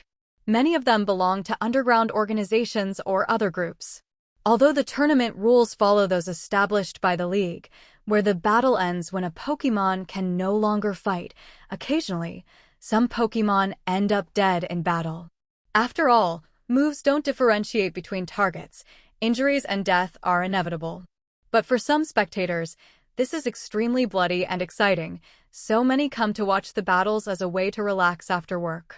The arena organizers don't earn mainly from the participants' entry fees, but from the spectators' tickets. Tickets for the first 2 arenas are quite affordable, as the battles are simpler, but since there are many, it balances out. At higher levels, the battles are much more thrilling and ticket prices are also much higher. It's said that it's almost impossible to see a battle at the 7th or 8th level in a year. But when there's a battle at levels 7 or 8, ticket prices are so high that not everyone can afford them, and yet, it's always packed. This shows just how profitable it is for the arena organizers. Cain doesn't know who organizes these battles, but he's sure it's not the League or Team Rocket. If it were the League, these arenas would be in Kanto or Johto. The League doesn't have enough control in the Hoenn region, so if someone were to cause trouble, they couldn't handle it immediately. It also couldn't be Team Rocket. If Team Rocket could build this kind of arena here, they wouldn't need to look for another way to enter other regions. They could start dominating Hoenn's underground operations. So it can't be the League or Team Rocket. Maybe it's some faction that Cain doesn't even know about or a combination of several. In any case, this doesn't affect Cain at the moment. What he wants is to take advantage of this place to train his Pokémon. Since it's not run by the League, it's not mandatory to use real names for tournament registration. Many well-known trainers use aliases. Cain likes this idea since he has multiple identities, and each one can only use certain Pokémon. If he wants all his Pokémon to have a chance to battle, one identity won't be enough. When he enters the massive battle building, the first thing he hears is deafening shouts. This is the first level arena, the most crowded. There are not only many spectators, but also many competitors. The arena organizers have also set up a betting system for each battle, assigning winning odds. No matter how it's played, the organizers never lose money. At most, they just transfer money from one side to the other. Cain first buys a spectator ticket and watches for a while from the stands, trying to gauge the level of competitors in the first arena before signing up. It's not that he's unsure about winning in the first arena. He simply wants to decide which of his Pokémon to use after evaluating the participants. He finds that the Pokémon of the competitors in the first arena are usually between levels 20 and 25. It's rare to see Pokémon below level 20 or above level 25. A Pokémon below level 20 probably wouldn't last even one round, while one above level 25 would likely have already advanced to the second level of the arena. Cain registers directly, and the staff guides him to fill out a registration form. He chose the nickname Joker for his first identity. In his vague memory, it seems to be the name of a fairly well-known person, but he doesn't remember exactly who. Anyway, as long as it has Joker in the name, Cain doesn't mind much. Fortunately, he arrived early today, so he doesn't have to wait many rounds to participate. Cain patiently waits in the competitors' lounge. There are many other competitors besides Cain, most of whom wear masks or strange costumes to avoid being recognized. So his all-black attire doesn't stand out at all. In the lounge, there's a large television screen showing the ongoing battle. Trainer Joker, please prepare. Your match is next. The announcement sounds 3 times in the lounge before stopping. Cain immediately stands up and heads to the counter where competitors can place bets. He takes out a bank card and bets the 150,000 Poké Dollars he has. He glances at the odds, 3 to 1.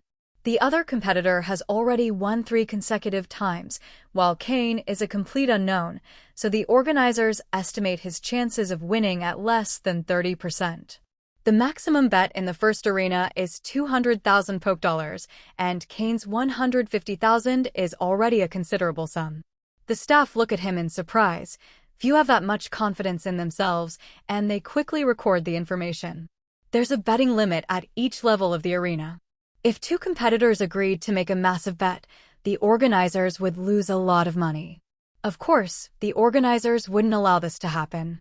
If a fixed match is discovered, someone will intervene. So far, those who have been caught have never appeared in public again. So the result is clear. After placing his bet, Cain leaves the lounge. What a pity that the odds are only 3 to 1. If I could bet more, a few million would win a lot.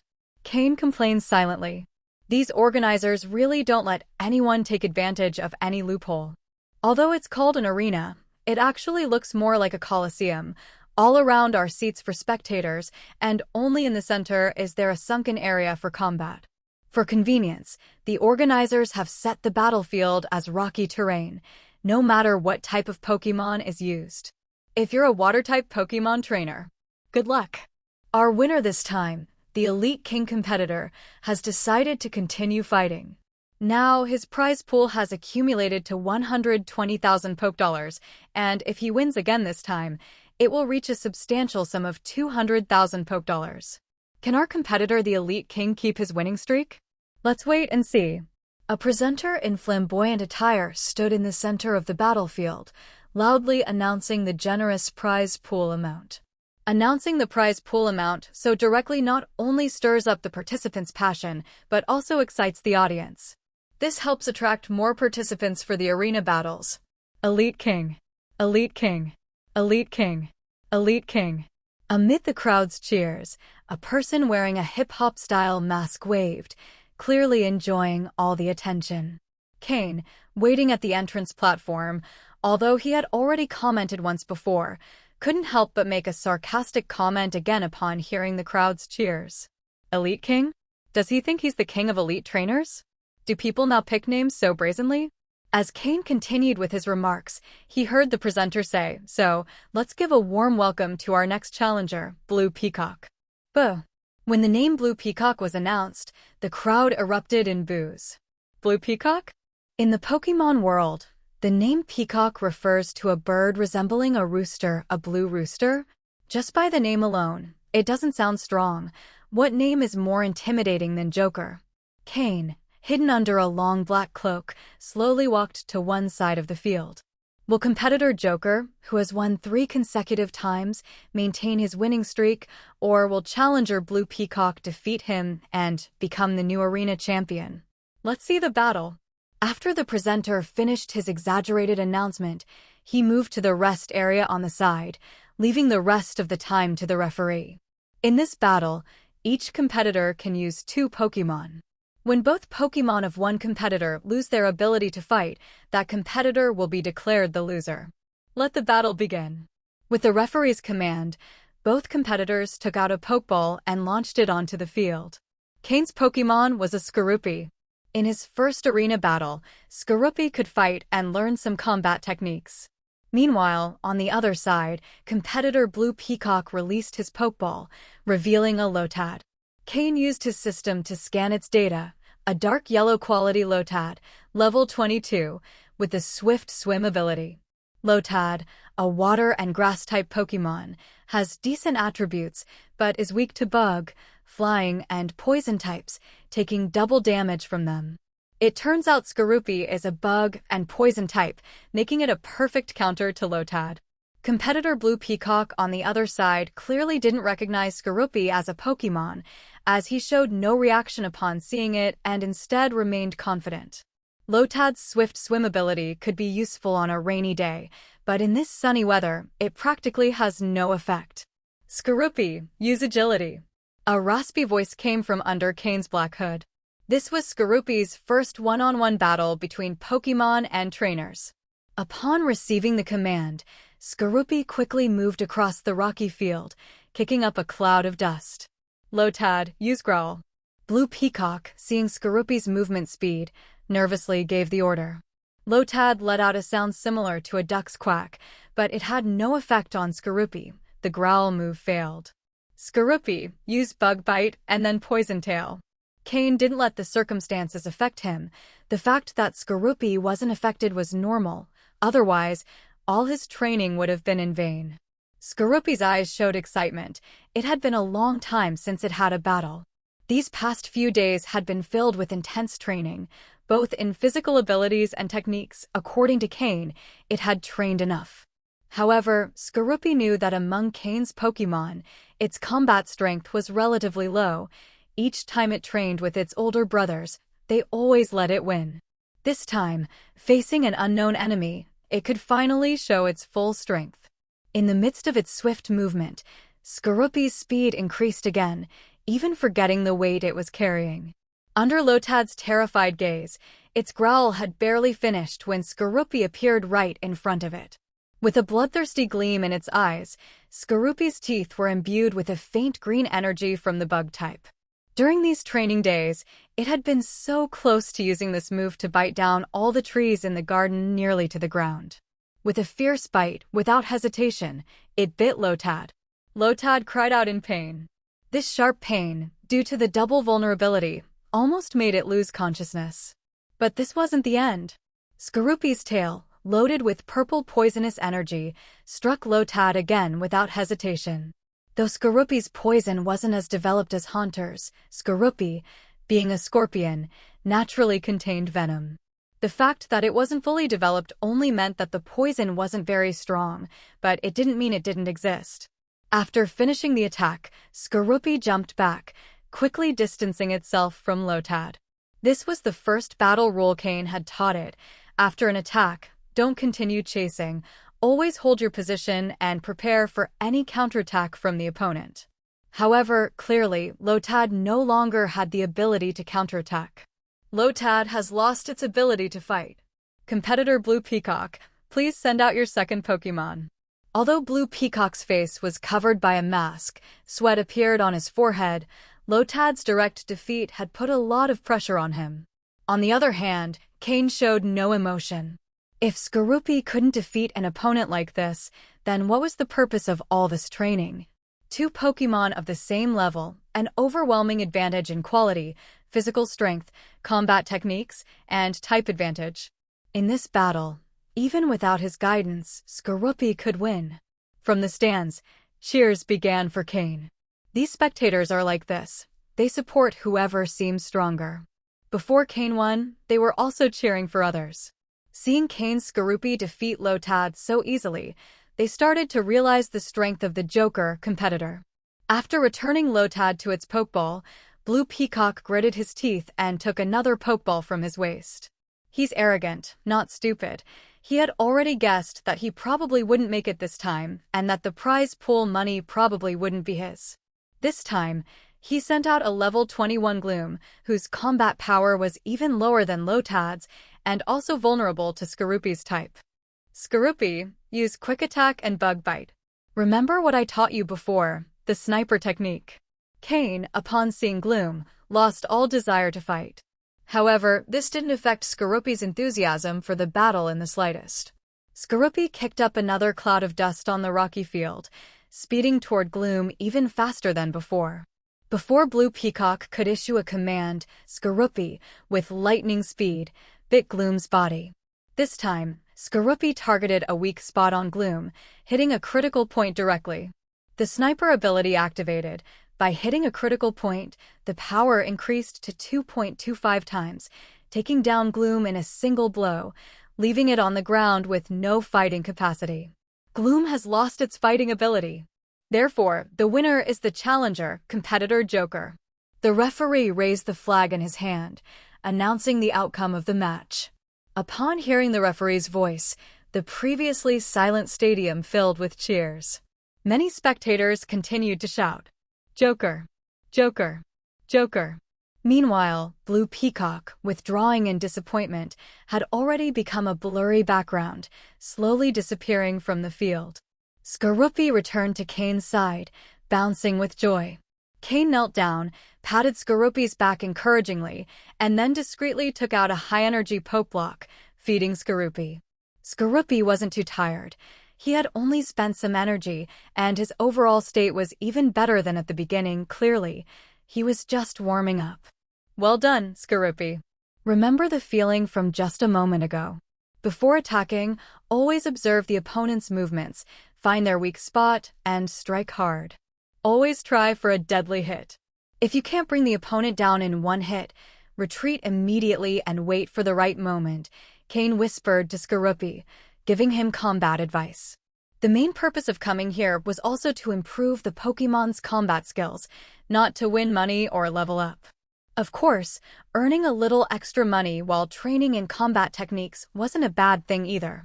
This battle's prize awarded Cain 20,000 Pokédollars, but this was only a small part. The majority of the prize came from the bets Cain had placed on himself, 150,000 Pokédollars, which tripled, resulting in 450,000 Pokédollars. At that moment, the announcer appeared on the field. Ha ha ha, let's congratulate competitor Joker for becoming the new champion of this round. Right now, the accumulated prize amount is 20,000 Pokédollars. If he continues the challenge, the next time it will be 40,000 Pokédollars. Hearing this, the audience began cheering again. To Cain, 20,000 Pokédollars might seem like an insignificant amount, but for many in the audience, it was equivalent to 1 or even 2 months of salary. That amount had already sparked the festive spirit in their hearts. Continue, keep fighting. Let the prize accumulate more and more, only to lose it all in one go. They enjoyed seeing each competitor lose all the prize money and showing that face full of regret. They loved seeing those who couldn't obtain such an amount. If we can't have it, neither should you. So, please continue. Keep fighting. Then, competitor Joker, will you decide to end the competition now and take the prize, or will you continue competing, with the chance to win even more in the next match? The announcer exaggerated his movements as he asked. At the same time, uniform chants echoed from the stands. Continue. Continue. Continue. Continue. Cain, undeterred by the spectators, gave the answer they most desired. Cain only wanted to train his Pokémon. This was just the first battle, and he couldn't abandon it for such a small amount of money. Besides, this was only the first stage. There was no way a competitor would appear who could make Cain withdraw. Hearing Cain's decision to continue, the chants of Joker resounded once more from the stands. Very well. Competitor Joker has decided to continue. Let's welcome our next challenger, Ryu. A young man without a disguise and with his identity openly displayed slowly walked toward the opposite side of Cain. This was a competitor who openly showed his identity. However, this time the battle had no suspense. Cain defeated his opponent once more, and Skorupi once again achieved a streak of 2 consecutive victories. But in this battle, Skorupi was hit by an opponent's attack for the first time. It was because he was overly confident that he could defeat the opponent in a single blow, but he failed to hit the critical point, and the sniper ability didn't activate, so he couldn't dodge in time and took a hit. Although the damage wasn't severe, Cain scolded Skorupi. This type of battle, similar to a gamble, was never what Cain advocated. Cain knew that Skorupi had the capacity to defeat the opponent in a single blow, but Skorupi still couldn't effectively identify the opponent's weak points. His current battle strategy was to attack once and immediately retreat, whether or not the opponent was defeated. Unless Cain gave the order to continue attacking, he had to retreat immediately. After being scolded by Cain, Skorupi understood that he had been arrogant. Defeating his opponents so easily repeatedly had slightly inflated his confidence. Fortunately, this mistake provided Cain with an opportunity to teach. It's better to correct mistakes now than to make them in the final trial. His Pokémon spent a lot of time training, often fighting in groups against a single opponent or in group battles, and hadn't had much experience in one-on-one battles. This was also why Cain was determined to participate in these battles following league rules. Quickly identifying his Pokémon's mistakes and correcting them is one of a trainer's responsibilities. After this mistake and Cain's scolding, Skorupi became much more focused on each match. Although he was still excited, he no longer underestimated his opponents. With each attack, unless Cain said otherwise, Skorupi would retreat immediately by instinct. This combat tactic allowed him to avoid many attacks. Thanks to the strength of a single Pokémon, Cain managed to defeat consecutive opponents, winning more matches and accumulating more and more prize money. Soon, Cain had won 9 consecutive matches, and the audience was going wild, chanting "Joker" frenetically. Although it's not rare to see someone win 10 consecutive matches, it remains a significant achievement, and many in the audience had never seen a 10-match winning streak. Because many, upon reaching a certain number of battles, choose to pause temporarily. That is, they can choose to continue on another occasion, but Cain wasn't stopping. He continued fighting without rest, using only one Pokémon, defeating 9 consecutive opponents, achieving an astounding 18 victories with just one Pokémon. No wonder the audience was so frenzied. Today might be a day they'll never forget. Now, let's cheer for our player, Joker. His personal prize pool has reached 900,000 Pokédollars. With just one more win, he could earn an additional prize of 200,000 Pokédollars in one go, totaling 1,100,000 Pokédollars. The host, with the microphone in hand and veins bulging in his neck, displayed his professionalism as a presenter. Joker, Joker, Joker. Cheers filled the stadium. 1,100,000 Pokédollars, a sum many would never earn in their entire lives. But now, the person on stage had been winning again and again, and only needed one more victory to secure 1,100,000 Pokédollars. As for ending now and taking the 900,000 Pokédollars without further complications, nobody even wanted to suggest it. What they wanted to see was a streak of 10 consecutive victories, not for it to end now. And besides, that amount of money stirred envy. Although they were shouting encouragement for Joker, deep down, they hoped the next opponent would be stronger and wouldn't let him take a single Pokédollar. It was the typical thought of, if I can't have it, neither should you. Meanwhile, in a large office behind the tournament stage, a few people were holding glasses and watching Joker's battlefield, listening to the crowd's cheers. One of them spoke, another lucky kid. What do you think? Should we have a little fun? Play what? Haven't you seen he's been using Skorupi from the start? He probably has more Pokémon, and Skorupi might be the weakest. But we can't just let him walk away with the 1,100,000 Pokédollars prize, can we? Although that amount isn't much, if it happens, we'll lose a lot today in ticket sales. Bah, we just need to send a strong opponent against him. Right now, where would we find someone appropriate? Even if someone defeats him, that person might also end up with 10 consecutive wins. The people sitting on the sofa and at the table shared their opinions, but the one sitting in the boss's chair seemed detached from the conversation, swirling his wine glass with an indifferent expression. They all turned their attention to him, waiting for his opinion. As if only just noticing their gazes, he brought the wine glass to his nose to smell it, then took a small sip, smiling. It wasn't clear if it was due to the taste of the wine or because he'd found a solution. So, why not send in someone who also has 8 or 9 consecutive wins? I noticed there's a participant today who won his 9th match last time and only postponed the 10th due to his Pokemon's condition. Hearing this, everyone brightened. Of course, if someone was going to achieve 10 wins, it might as well be one of the two. Regardless of who wins, it would be good news for them. Splitting the prize between 2 people is easier to accept. They were only in charge of managing the tournament for the forces they represented, but they couldn't interfere too much in the matches. Otherwise, each time someone got close to winning a big prize, they'd send someone to defeat them, and after that, who would dare to aim for big prizes? If that were the case, players would rather win 5 or 6 matches, take the money, and quit the tournament. If everyone did that, although it wouldn't bankrupt them, they definitely wouldn't earn as much money. And the forces behind them wouldn't forgive them. This place was their largest source of income. They could only manipulate 1 or 2 fights occasionally to secure some benefits. Otherwise, if everyone knew it was rigged, who would come to the tournaments? They couldn't sacrifice the long-term gains for small benefits. Their business was long-term. They were always winning. It was just a matter of how much. After contacting reception by phone, they resumed watching the battle with a smile. For them, it didn't really matter who won or lost. They were always on the side of the forces they represented. They could only earn a little extra income by participating in small bets. How much exactly that extra meant was unknown. Back on the battlefield, the host, newly informed through his earpiece, smiled broadly. Another great showdown was coming. Attention, spectators. We've just received news that Joker's next opponent is also a contender with 9 wins. So, will Joker secure his 10th consecutive victory with absolute strength, or will the next contender achieve his own 10th consecutive win? One is going strong, the other is fresh and rested. Who will win? Stay tuned.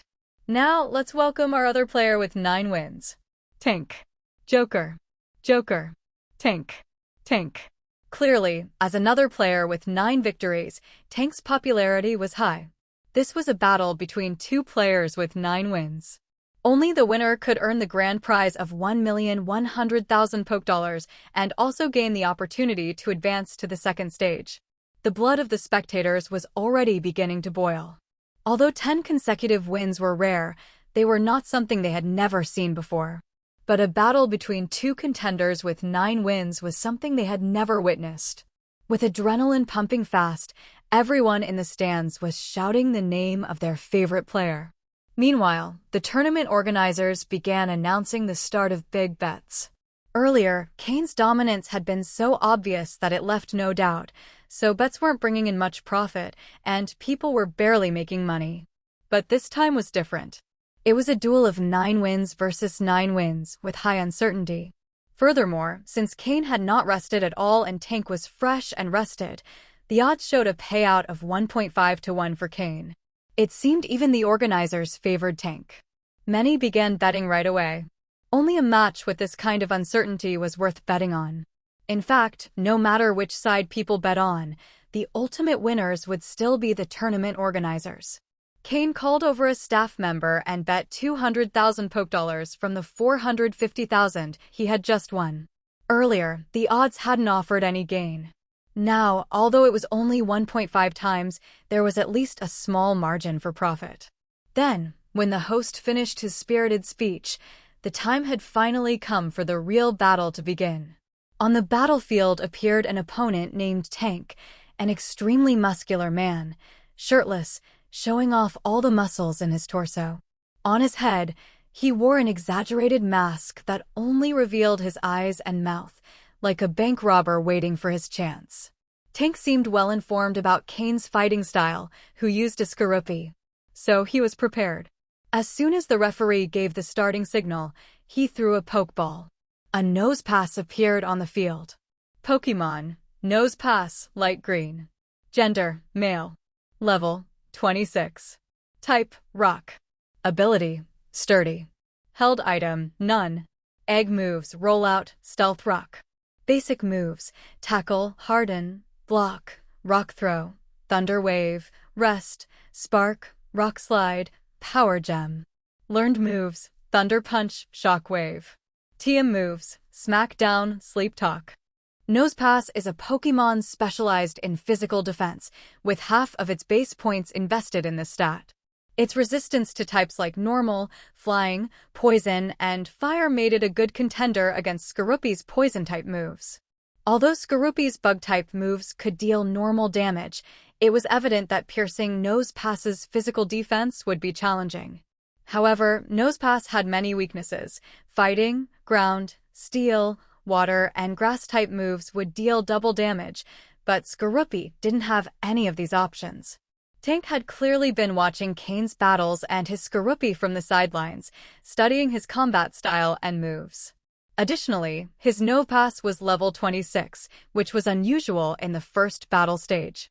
It was clear that Tank, as a competitor with 9 wins, had a certain level of skill. The audience reacted immediately upon seeing Tank release a Nosepass. Although they weren't trainers, they recognized this Pokémon, especially since it was from the Hoenn region. Moreover, its size and presence were imposing, overshadowing Skorupi's appearance. Recently, Skorupi had been consuming calcium provided by Cain. Although not much time had passed, the effects were evident. Normally, an average Skorupi's size is around 80 centimeters, and Cain's had already reached this height, showing it had stopped growing. However, Cain's system indicated that Skorupi's bones had not yet fully set, allowing room for further growth with some external assistance. Cain purchased a large bottle of calcium supplements, and after just 1 week, Skorupi had already reached 90 centimeters, 10 centimeters more than the average Skorupi. However, since it was a Pokémon from Sinnoh, most spectators were unfamiliar with Skorupi and couldn't be surprised by its size. The increase in size didn't affect Skorupi's speed, which continued to move with agility. Skorupi, this time our opponent is prepared.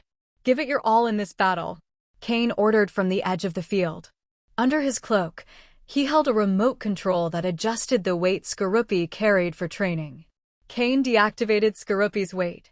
Feeling his body suddenly lighter, Skorupi let out a cry of joy. He had heard stories from the veteran Murkrow on the team about how it felt when the weights were removed, and now Skorupi fully understood that feeling. It felt as if he could fly. Let the battle begin, the referee shouted, signaling the start. Skorupi, use agility. Although Nosepass had high physical defense, his speed was disappointing. Without the weights and boosted by agility, Skorupi darted around the field, reveling in his newfound agility. However, Tank wasn't intimidated. Nosepass, harden, and use Stealth Rock. Nosepass glowed with a stony shine, while his eyes emitted a faint glint as he set up invisible rocks around the field. Skorupi, watch out for the invisible rocks and use Poison Sting on Nosepass. Cain had anticipated the opponent's strategy and knew that Nosepass would be a tough target. Poisonous needles were shot directly at Nosepass. Tank let out a disdainful laugh as the needles struck Nosepass, producing only a metallic sound with no effect. Skorupi, stop running and stay in place. Keep using Poison Sting. Remember what Haunter taught you about focusing poisonous energy. Cain ordered, ignoring the initial lack of effect of the move. Nosepass was an easy target due to slow mobility, and with Stealth Rock in place, moving around too much wasn't safe for Skorupi. You can launch them more slowly, but make sure to use your poisonous energy. Skorupi nodded, and a violet glow appeared in his eyes as he recalled the toxin control lessons he'd received from Haunter. Though their structures were different, they had much in common when it came to poison-type energy. This time, the Poison Sting attack had a different effect. They hit Nosepass with a similar sound, but left a purple mark on his body. Nosepass felt pain, and one of his eyes involuntarily closed. Nosepass, keep using Harden, don't stop, Tank said urgently upon noticing the damage. Cain smiled and added, Skorupi, well done, but you haven't reached your limit yet. Keep using Poison Sting. Let's take advantage of this stationary target as a training opportunity. Skorupi nodded, excited to face an opponent that couldn't be defeated in a single blow. The next Poison Sting attack was executed with greater speed and power. This time, Nosepass was poisoned. Although Nosepass had some resistance to poison, this didn't mean he couldn't be poisoned. It only meant that the poison damage would be slightly less. Since Nosepass wasn't a Probopass, he didn't have the steel type that would make him immune to poison-type moves. However, Tank didn't seem too worried about Nosepass being poisoned, letting out a loud laugh. Is that all the damage you can do with poison? Nosepass can recover quickly. Don't you have any aces up your sleeve? Nosepass, keep using Harden. Cain, however, seemed unfazed by his words, with a barely visible smile under his hood, as he said, Skorupi, remember the feeling of using the toxin just now? Skorupi nodded firmly. Training in a controlled environment was one thing, but achieving it in battle was something completely different. That was Cain's true purpose. All right, now we can start the real battle. Skorupi, get close and use Poison Tail. Don't worry about his speed, he can't keep up with you. The battle was becoming intense, with both trainers making the most of their Pokémon's strengths. After experiencing the control of internal toxins, Skorupi quickly charged toward Nosepass. Although he encountered several invisible rocks along the way, which limited his speed, he was still fast enough to stay out of Nosepass's reach. Nosepass, Thunder Wave, ordered Tank, allowing Nosepass to use an electric-type move for the first time. In Tank's view, after using Harden multiple times, Nosepass already had enough physical defense to withstand Skorupi's attacks. An electromagnetic orb appeared in front of Nosepass, forming and swiftly heading towards Skorupi. But could Nosepass really hit Skorupi with his attack speed? Skorupi approached at high speed, his tail glowing a dark purple hue.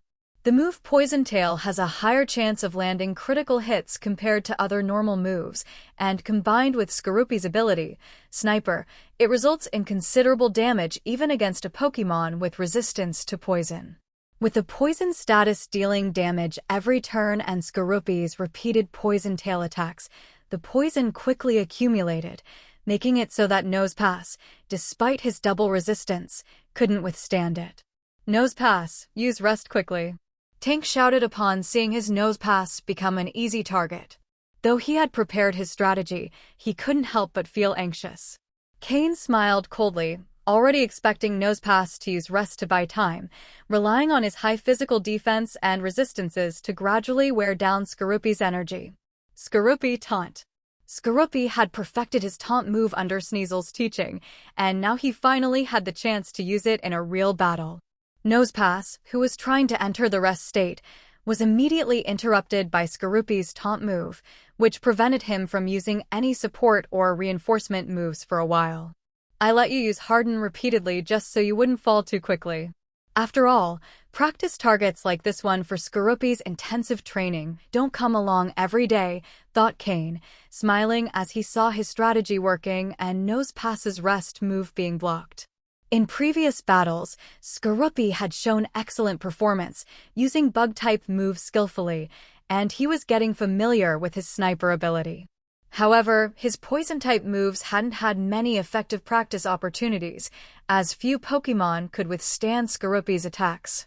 Nosepass had been the perfect target for Cain to observe Skorupi's improvement in real combat. But now that Skorupi had mastered the release of internal toxins, it was no longer necessary to prolong the match. The blocking of Nosepass's Rest move left Tank stunned. He had carefully planned to let Nosepass strengthen himself while the opponent attacked, then recover using Rest and wear down the opponent over time. However, with the key move Rest interrupted, Tank was left bewildered. Why hadn't Nosepass's Harden move been interrupted before? This doubt lingered in his mind even after Nosepass's defeat. Nosepass has lost the ability to battle. Trainer Tank must switch Pokémon, announced the referee, pulling Tank out of his daze.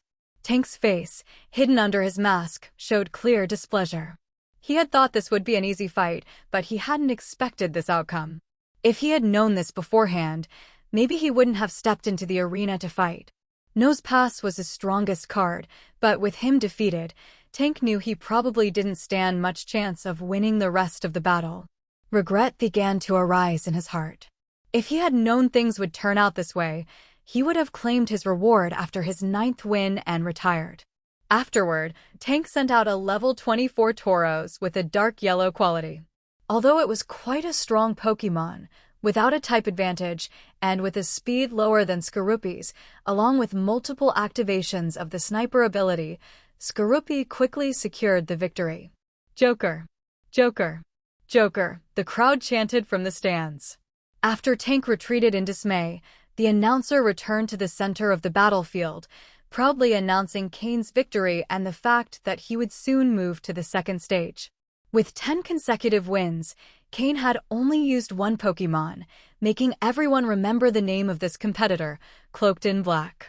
Now, to watch his battles, one would have to go to the second stage spectator area, where ticket prices were significantly higher. Moreover, the prize of 1.1 million Pokédollars made the audience fill with excitement, wishing they were in the winner's place. When the announcer finished his motivational speech, Cain left the battlefield with Skorupi, leaving the place to the next competitors. However, the crowd's cheers didn't die down with his departure. According to the tournament system, after 10 consecutive wins, Cain could automatically claim the jackpot and advance to the second stage. The next time Cain competes under the name Joker, he will have to register in the second stage. In reality, the first stage wasn't suitable for the power level of Cain's Pokémon. The only Pokémon that had found any training in this stage was Skorupi. Any other Pokémon that Cain might have used would have secured an instant victory. Now, in the second stage, the rivals should provide a bit more training for Slowpoke, Murkrow, and the others. Cain and Skorupi headed to the tournament official's desk to claim their 1.1 million Pokédollar prize for 10 consecutive wins, and then to the betting area to collect an additional 550,000 Pokédollars. By betting 150,000 on himself and winning, he tripled that amount to 450,000, and then bet 200,000 in the last round, winning 300,000, for a total of 550,000 Pokédollars. Thus, Cain earned a total of 1.65 million Pokédollars in this tournament. The stronger one is, although the resource consumption is greater, the faster they can acquire those resources. It's quite a healthy cycle. Cain left the grand battle arena, returning Skorupi to his Pokeball and changing his attire in a secluded place before heading to his mansion. Today, Skorupi had received enough training. In the following days, Cain planned to select a different Pokémon for each battle, ensuring they all had the opportunity to fight. Training outside of combat is always different from real battle. Today's battle with Skorupi was a clear example. With about a week before the final test, Cain still had time. 7 days later, Cain boarded the plane that would take him out of the Hoenn region. The trip to Hoenn brought him much more than he had planned. It wasn't just gains in money and resources, but also an increase in the level and strength of his Pokémon. He spent 7 days on the battlefield putting into practice everything his Pokémon had learned in training. There are only a few days left before returning to Trial Island. Umbra has already sent a message to Cain through the Shadow Unit's communication system, notifying him that they will set sail from Vermilion City's port toward Trial Island at sunset the following day. If he didn't make it in time, unless he were dead, he would only face the relentless pursuit of Team Rocket. However, Cain had no intention of avoiding this fate. The final trial, which could be a terrifying challenge for others, was for him a unique opportunity to succeed. Days before, he had already booked a flight to Saffron City. He left a message for Steven via his cell phone, informing him that he'd be busy for a while and that he would look for Aaron when he returned. Any other matters would be on hold. No matter the cost, Cain would handle everything upon his return. Additionally, Cain contacted Elder Matsuda, who had taken him as a disciple but later left him to his fate. When he learned Matsuda was busy in his lab and had no time for him, Cain hung up immediately and stored his phone in the new spatial ring he had bought. The space in the previous ring was no longer enough, so after earning money on the first day, Cain went to the black market to buy a ring with a larger capacity. He didn't know how long he'd be away this time, so he needed to prepare with more supplies. Among his Pokémon, the one that consumed the most food was no longer Miltank but Tropius. Tropius's appetite was so big it equaled that of all the other Pokémon combined. Half of the food stored in Cain's ring was just for him. After all, Tropius remained Cain's strongest Pokémon and also his flying mount, essential for combat and for escape if necessary. During the battles this time, though the primary goal was for his Pokémon to master their bodies, it was inevitable that their levels would rise. But this time, the improvement was different from previous ones. This time, the levels increased naturally after facing one-on-one battles and through constant training. Except for Tropius and Gyarados, nearly all Pokémon leveled up. Now, in Cain's team, the Pokémon with the lowest level was Skorupi, who had reached level 23 and was no longer the one with the least combat ability in the team. In fact, Skorupi now surpassed Miltank, no longer being the weakest. Skorupi was very happy about it. Of course, there was some help from Miltank, as she's a support Pokémon and doesn't need great combat abilities. Skorupi had grown under Miltank's watchful eye, so there was no issue in giving him a little advantage. Additionally, thanks to the calcium supplements Cain bought, Skorupi's height had reached 1 meter, as robust as a small calf. With several cups of Miltank's milk and calcium supplements every day, how could he not grow? The normal height of a Skorupi is 80 centimeters, but this one had already exceeded that by 20 centimeters. And he keeps growing. As for Slowpoke and Sneasel, what they did the most this time was practice the moves they had just learned. Compared to Sneasel's innate skill in Ice-type moves, Slowpoke needed a lot of time to master the Fire-type move Flamethrower and even more time to perform it smoothly. Even now, Slowpoke hasn't completely mastered this move. After all, he didn't only have to train moves, but also had to focus on physical exercise and psychic training. But regardless of everything else, Cain finally has a Pokémon in his team that can use Fire-type moves, even if it isn't very skilled.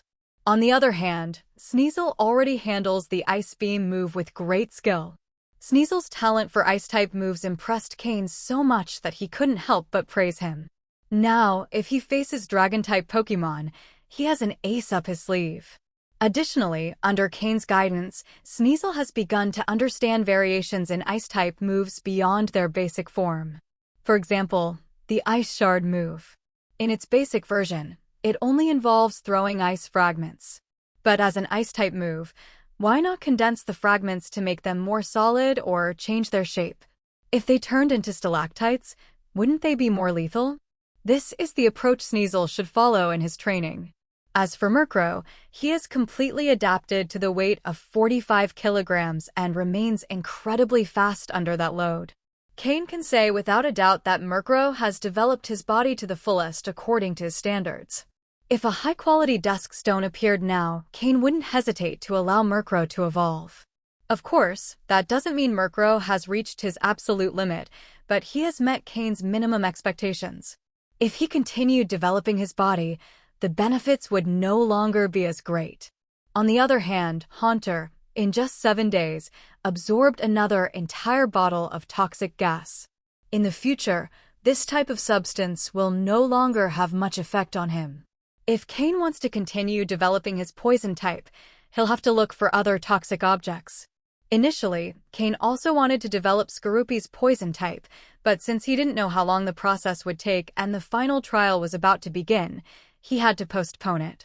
Cain has observed his Pokémon's progress during this time, and he hasn't been idle. Based on the energy crystal analysis done by the system, Cain has begun implementing the method he derived from that analysis. The most notable change is in Miltank, whose quality has already shown some improvement. What used to be pale green has now started to darken. Cain is already considering whether or not to continue trading with the Miltank farm to improve his Miltank's quality. Every day, a mixture of energy crystals and various herbs is administered to his Pokémon, achieving an improvement in their aptitudes with minimal side effects. However, due to differences in basic aptitudes, the difficulty of improvement varies. For instance, the improvement in Miltank, who originally had pale green aptitude, is noticeable after 7 days of treatment. However, in Murkrow's case, whose aptitude is green, the change is almost imperceptible. And not to mention Sneasel, who has a light blue aptitude, the change is nearly zero, but at least there have been no significant side effects, right? It's only a matter of time before Cain can enhance his Pokémon's aptitudes, something many can only dream of. Many people regret that after putting so much effort into training their starter Pokémon to a certain level, when they encounter higher quality Pokémon, their starter no longer meets their expectations, and they have to abandon it. That kind of wasted time can affect an entire lifetime. Not everyone can, like Steven and Lance, start with a high-quality Pokémon and train it without worrying that it might fall behind in terms of abilities. For this reason, those members of the League Elite who start with a high-quality starter Pokémon are the ones who, in the long run, become more powerful. In his past life, Cain also faced the situation where his Pokémon's quality didn't measure up, leading him to switch Pokémon frequently and lose the bond with them. When he faced truly strong enemies, those new Pokémon weren't willing to fight to the end for their trainer and ended up fleeing. This was the reason Cain died so easily in his previous life. Is the difference between an elite-level trainer and a quasi-elite level trainer that great? Yes, it's big. But so big that you don't even have a chance to escape? No. If one is willing to sacrifice some Pokémon to cover their retreat, escape is still possible, though with great losses. But in his previous life, Cain had only one Pokémon willing to protect him, Murkrow. No others did. In this life, Cain values the bond with his Pokémon even more than their quality. Therefore, anything that can improve the quality of his Pokémon has an extremely high value, even if intermediate energy blocks don't have a very significant effect. According to the system's calculations, intermediate energy blocks still have some effect on Pokémon with light green, green, and even dark green quality. However, for Pokémon of light blue quality or higher, the effects are no longer as evident. In fact, for those with dark green quality, seeing tangible changes might take a long time. High-quality energy blocks might be needed. But even so, if someone found out that Cain possessed large quantities of these energy blocks, others wouldn't even need to make a move. Team Rocket would be the first to act. It wouldn't be Team Rocket's high command, who probably wouldn't care, but rather the middle ranks, like captains or officers, who definitely wouldn't be able to resist the temptation.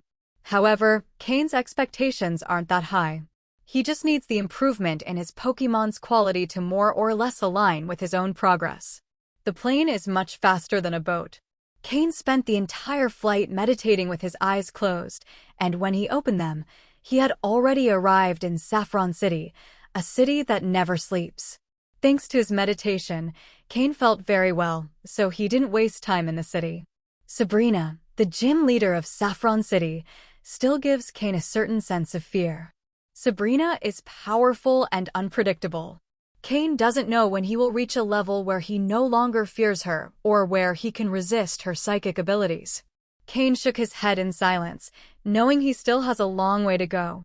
He took a taxi directly to the southern district of Saffron City. Generally, flying on Pokémon within the city is not allowed. If you do, the police have the right to arrest you. Of course, if you have enough power that they can't catch you, or they simply don't dare to, then you can fly freely. Obviously, Cain doesn't have that power yet. 2 hours later, Cain arrived once again on the outskirts of Saffron City. This was the third time he had come here. The first time was for data from the Pokémon Daycare, the second to cross Diglett's cave to Vermilion City, and now, on this third occasion, he's preparing to head to Challenge Island, where he will face his final trial. In this place, there were no longer any restrictions on Pokémon, so Cain released Tropius and jumped onto his back. Now that Cain and Tropius had been together for a while, Cain trusted Tropius to carry him in flight without needing Slowpoke for protection. Once on Tropius's back, Cain took out a few poke blocks and gave them to Tropius. From the way Tropius narrowed his eyes in satisfaction, it was clear he was happy. For him, flying a bit in exchange for delicious food wasn't a big deal. As long as the sun was shining, his chlorophyll ability kept working, and flying barely consumed any energy. With a gentle flap, Tropius stirred up dust on the ground and began to rise slowly. After gaining enough experience as a flying mount, Tropius could now fly very steadily, and Cain hardly felt any unbalanced movement while on his back. Additionally, Tropius's back was quite broad, so Cain could even lie down comfortably if he wanted to. Once they reached a certain height, Cain gently patted Tropius's back, and he immediately flapped a bit harder and soared forward. Thanks to the chlorophyll ability, his flight speed was quite good. Although Tropius isn't especially fast in battle, this doesn't affect him when flying in a straight line to travel. At least, his endurance is unquestionable. As long as there's sunlight, Tropius could fly all day without getting tired. Following Cain's directions, Tropius flew swiftly toward Vermilion City. In the air, Cain encountered several wild Pokémon, but they all avoided Tropius. Even if they didn't recognize Tropius, Pokémon like Fearow or Pidgeotto could sense his imposing presence. Although Tropius isn't a dragon-type Pokémon, the presence of his dragon lineage is still unmistakable, just like Gyarados in the sea. In this sky, Tropius is like a sovereign. Among a group of Pokémon whose average level is around 10 or 20, who would dare to challenge a level 40 Tropius? So, with no obstacles, 2 hours later, Cain could already see Vermilion City. Before entering the outskirts of the city, Cain had Tropius descend. After giving him some Pokeblocks, he returned him to his Pokeball. He was about to go back under Team Rocket's watchful eye, so anything he could keep hidden, he would hide for now. After all, it was Umbra who temporarily took him off Challenge Island, but in the end, he has to return. Additionally, given the special nature of this final trial, it's certain that many people will be watching Cain, although not necessarily the High Command. Probably, several captains already have their eye on him. On Challenge Island, Cain had already proven himself superior to the others, and now, with Umbra's interest and his entry into the Shadow Unit, some see him as a threat. It's not that Cain is a direct threat to them, but to the subordinates they've sent. This was the main reason Cain decided to go to the Hoenn region to train. Who knows how many eyes in the Kanto and Johto regions were watching him? Umbra's name doesn't guarantee his safety 100%, and although his life might not be at risk, his abilities could be exposed. But in the Hoenn region, it's different. Team Rocket has not yet infiltrated there, so what Cain did in Hoenn isn't widely known. In a way, he has managed to hide part of his power. Upon entering Vermilion City, Cain headed straight to the cargo dock. After communicating with the dock personnel using a secret code, he obtained information on which Team Rocket ship was about to set sail. Cain approached a cargo ship that didn't seem very large at first glance, but he was stopped by several sailors. "This is a private vessel. No access allowed," said one of the sailors, a burly man who extended his hand to block Cain's path. Cain frowned and discreetly took out his Shadow Unit member badge, showing it subtly. The sailor blocking him gave a sarcastic smile, but didn't move his hand, keeping it firmly in front of Cain.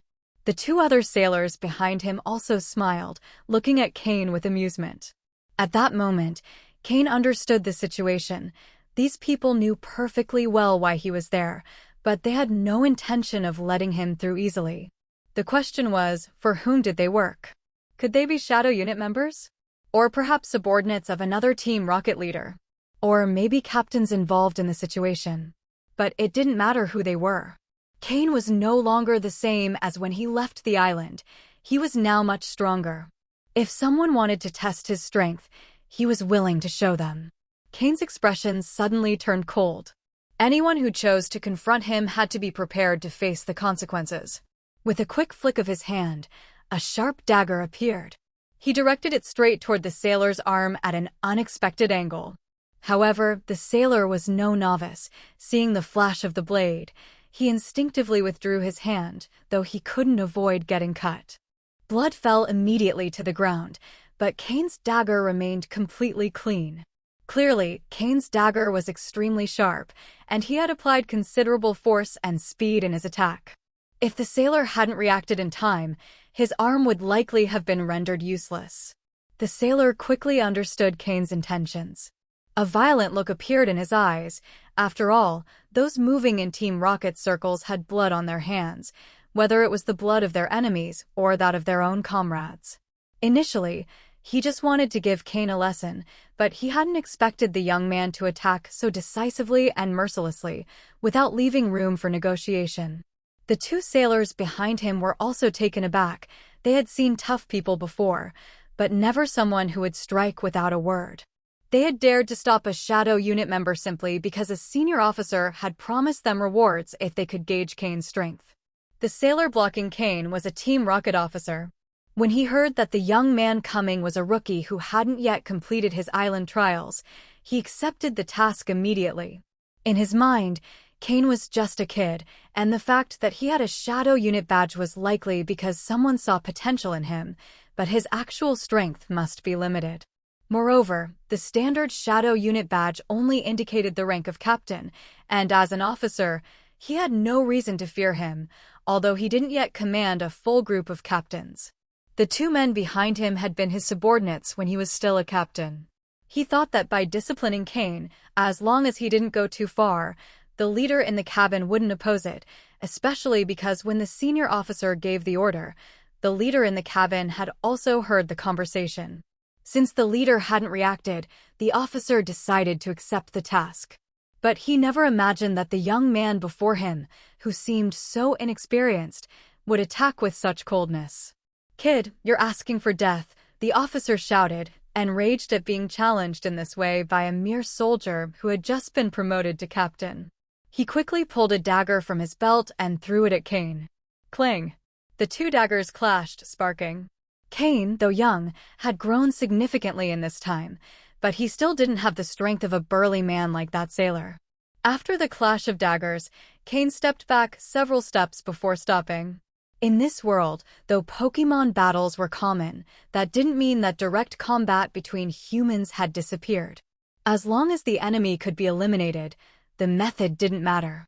The future gym leader of Fuchsia City, for instance, was a ninja whose assassination techniques focused on stealth attacks, using Pokémon only as support. That's why, in this world, physical training for trainers is extremely important. Hunter. Shadow Ball. Cain's cold voice rang out. He knew that he was at a disadvantage in a close-quarters fight, and this clash was the perfect opportunity to withdraw.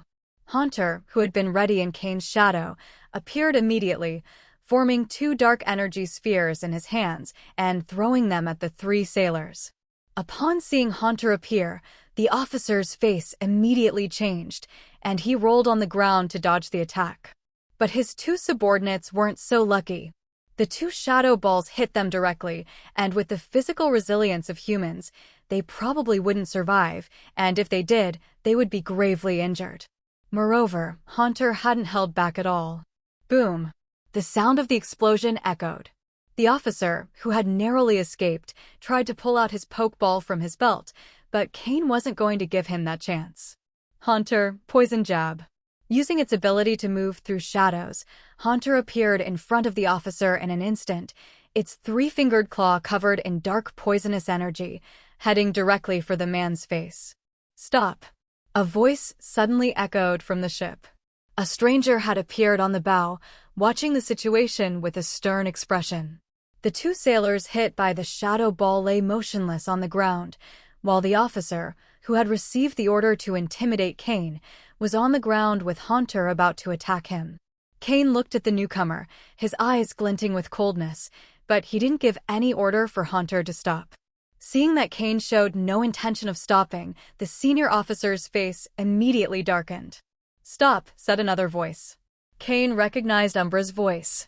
His expression changed several times before ordering hold. Haunter's poisonous claw stopped just an inch from the officer's face.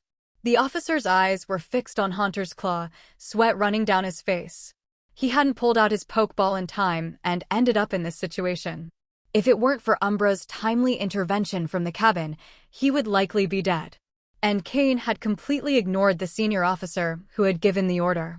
Umbra slowly walked to the edge of the ship, looking down at Cain and the sailor who had been pinned down by Haunter.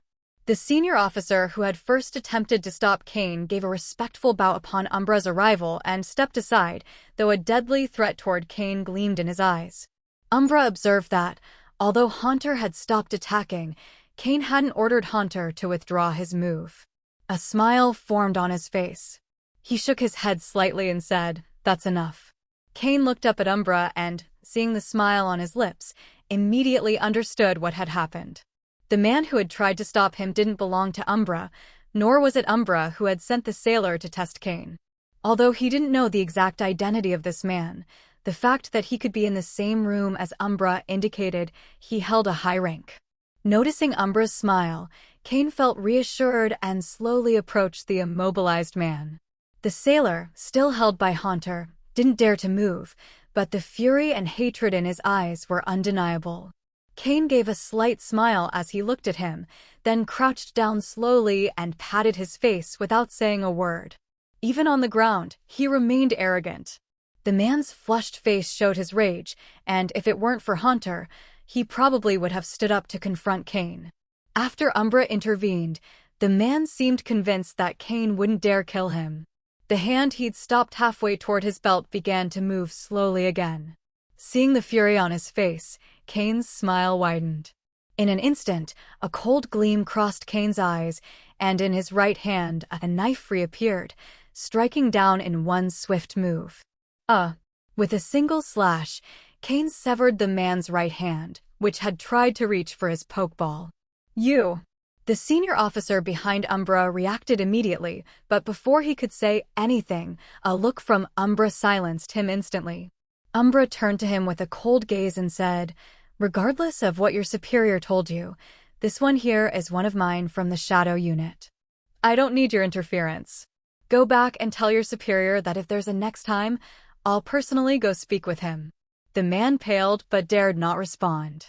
He lowered his head respectfully and, after murmuring a yes, left the ship, abandoning the officer lying on the ground screaming in pain. A total waste, an officer incapable of defeating a mere boy, and now even lost a hand. What was the point of keeping a useless person like him? The senior officer knew well that he had managed to get an officer to attack Cain, an important member to Umbra, for two reasons. First, his superior, whom Umbra held some caution toward, and second, more importantly, was that Umbra also wanted to see how Cain was progressing. If Cain couldn't handle this situation, there was no point in him continuing on the trial island. Better he die here and avoid the embarrassment. That's why, when the senior officer organized the attack in front of Umbra, he didn't intervene. However, now that the test was over, no one else could attempt to harm Cain until the final trial was completed. The opportunity had passed. Cain hadn't disappointed Umbra, who watched him as he slowly headed toward the ship under his gaze. Cain stopped where the senior officer had been standing, respectfully bowed, and said, "Sir Umbra." Umbra watched Cain's every move and, with a playful smile, said, "Seems like you've made an enemy out of a senior officer. Are you scared?" Umbra's tone was filled with mockery as he waited to see how Cain would react. Cain smiled and replied, "It's only a senior officer. Anyway, even if I hadn't provoked him, wouldn't he have come after me eventually?" Ha ha. Umbra was initially surprised, but then burst into laughter. "You're quite a smart kid. Aren't you afraid that that senior officer's superior will come after you? He's one of the elite officers. Aren't I under your protection?" "I clearly heard what you just said," Cain responded, looking at Umbra, one of the great leaders of Team Rocket. Umbra paused for a moment before his smile faded, adopting a more serious expression as he observed Cain. "You should know that protecting you from an elite officer entails considerable pressure. You know what you have to do, don't you?" "Yes." Cain's expression also turned serious. To become an elite officer in Team Rocket, there was only one requirement: to be an elite-level trainer. Cain had provoked one of them. But this was something Cain could not avoid doing. If he didn't take a firm stance on Umbra's side, why should Umbra protect him? Just because he had good potential? That's wishful thinking. There are many people with potential, but how many manage to realize it? Only those who realize it gain power. At this moment, Cain was like a small boat amidst the stormy internal struggles of Team Rocket. Aligning with a stable faction was the best option. If Cain tried to maintain good relations with everyone, Umbra would not show him the slightest consideration. It was that simple, that real. Why should he protect someone who would eventually go with another? Impossible. If Cain wanted Umbra's protection, he needed to clearly align with his faction. Furthermore, in Team Rocket, Umbra was the only option for Cain. According to the information Cain had, Umbra and Sabrina were on the same side. So, at least this group had 2 elite-level trainers. Not a bad option. Umbra's laughter was because he knew Cain had understood everything. Cutting off the officer's hand had merely been a demonstration for him. This young man was sharper than he had imagined. As long as Cain had some value, Umbra would have no problem protecting him. Anyway, the superior of that senior officer was not someone Umbra considered important. As the injured officer continued groaning on the ground, Cain frowned and said, "Haunter, use hypnosis to calm him down." Kikik. Hearing the order, Haunter used hypnosis on the man, making him quiet. Cain followed Umbra into the cabin. As for the officer, having gained no advantage from either side, he no longer held any value. After returning to the ship's cabin, Umbra sat in front of a table with tea, incense, and various tea-making utensils. Does the Pokémon World also have a tea tradition? Cain thought. Umbra gestured for Cain to sit across from him. Cain obediently sat cross-legged. Although he hadn't shown the slightest fear when speaking to Umbra earlier, that was because he had understood Umbra's intentions. But now, the situation was different, so Cain set aside all thoughts and emotions. When facing an elite-level trainer, one must be respectful when needed. Umbra remained silent for a long time, only handling the various tea utensils in front of him. The hand with only 2 fingers was covered by a leather glove, but Cain noticed that all the fingers could move. Most likely, Team Rocket scientists had implanted mechanical prosthetics. "I heard you went to the Hoenn region," Umbra said, breaking the silence, though he didn't look at Cain, focusing instead on the tea utensils. "Yes," Cain replied, nodding. Finally, Umbra finished preparing the tea, brought it to his nose to smell, and then took a sip. He nodded in satisfaction and pushed a cup of tea toward Cain. It wasn't clear if he was satisfied with the tea or Cain's choice to go to the Hoenn region. "What do you think of the Hoenn region?" Umbra asked again. "Complex and intricate, full of factions, and the League doesn't hold much influence," Cain said, looking at the cup of tea in front of him, but not daring to drink it. "Would tea prepared by an elite-level trainer taste that good?" Umbra nodded again, and then changed the subject. "Do you trust your success in this trial?"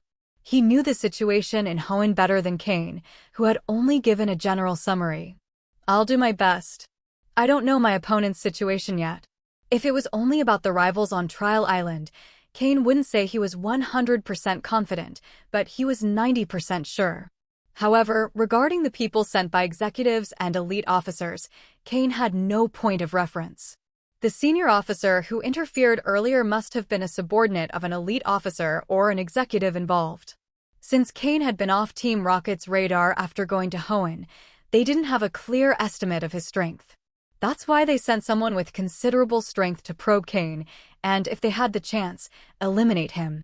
Besides, Cain had caught on to Umbra's mindset, who also didn't fully know Cain's strength and wanted to observe the situation. Thus, his interests aligned with those of the executive who wanted to test Cain. That's why what happened before occurred. However, Cain didn't even give the other a chance to attack. He completely overpowered him. Aside from his Haunter, he didn't show any other Pokémon, revealing only a small portion of his power. However, that Haunter alone said a lot. Cain recalled that Umbra had a Jengar, which at that time was probably part of his 2nd or 3rd line of Pokémon. What would it be like now? This time, for executives and 5 elite officers will participate in the trial, and you're the only one without backing, Umbra said, smiling after taking a sip of tea. For elite-level trainers we're playing chess, 5 top-tier trainers trying to navigate the board, with many others watching every move. Any minor change could unleash a fierce struggle, where everyone would try to gain an advantage. That's how survival works in Team Rocket. Are the subordinates of the 5 elite officers already on Trial Island? And will the executive subordinates join later? Cain asked. He remembered 3 people on Trial Island, Xander with a brother at officer level, a girl named Jasmine who led all the girls, and Alex, the strongest among the loners. But Umbra shook his head and said wryly, "Do you think only 9 people are involved in this?" In reality, at least 20 are involved. These 9 are just the strongest. Of those you saw on Trial Island, only one is one of those 9. The others are just subordinates of ordinary officers. Do they really think anyone can join this? Those officers close to executive rank may take risks, but ordinary officers, if they lose, they might fall into an abyss. Do they think challenging an executive is easy? Umbra was, indeed, one of the executives. An elite-level trainer has their pride, and those close to that level can take risks, but those ordinary officers, if they get involved, might die without even knowing how it happened. Lions fighting wolves, and they expect street dogs to join? Cain was shocked to hear this from Umbra. Only one of the people he saw on Trial Island was a subordinate of one of those 9? Xander? Jasmine? Alex? Or someone else? Most likely, it was Xander. Umbra didn't say, and Cain wasn't going to ask. What he was really concerned about were the subordinates trained by the executives. The officer you faced before is just an ordinary officer, but he has a fairly strong senior officer above him. So far, you've already made an enemy of a senior officer and an elite officer. What do you think about that? Umbra, in the middle of his seriousness, joked with Cain again. To this, Cain could only smile bitterly. What else could he do? Whether it was an elite-level trainer or one at the peak, neither was someone Cain could currently face. Even in his past life, when he saw these people, he could only avoid them and never dared to challenge them. Sir, please don't joke with me, Cain said. In fact, Cain wasn't entirely unprotected. Umbra was his greatest backing within Team Rocket. And if he stretched the connection a bit, Sabrina could also be considered support. After all, Sabrina and Umbra shared a special relationship. Ha ha ha. Umbra laughed heartily again. Normally serious, he had laughed many times today. You know, I've protected you from many people, but you must understand that when someone loses their value, the protection also disappears. This is common in Team Rocket. I understand. Those without power must prove their value to gain the protection of the strong. Pleading for mercy isn't a long-term strategy. The key is to grow quickly. Cain understood what Umbra was saying.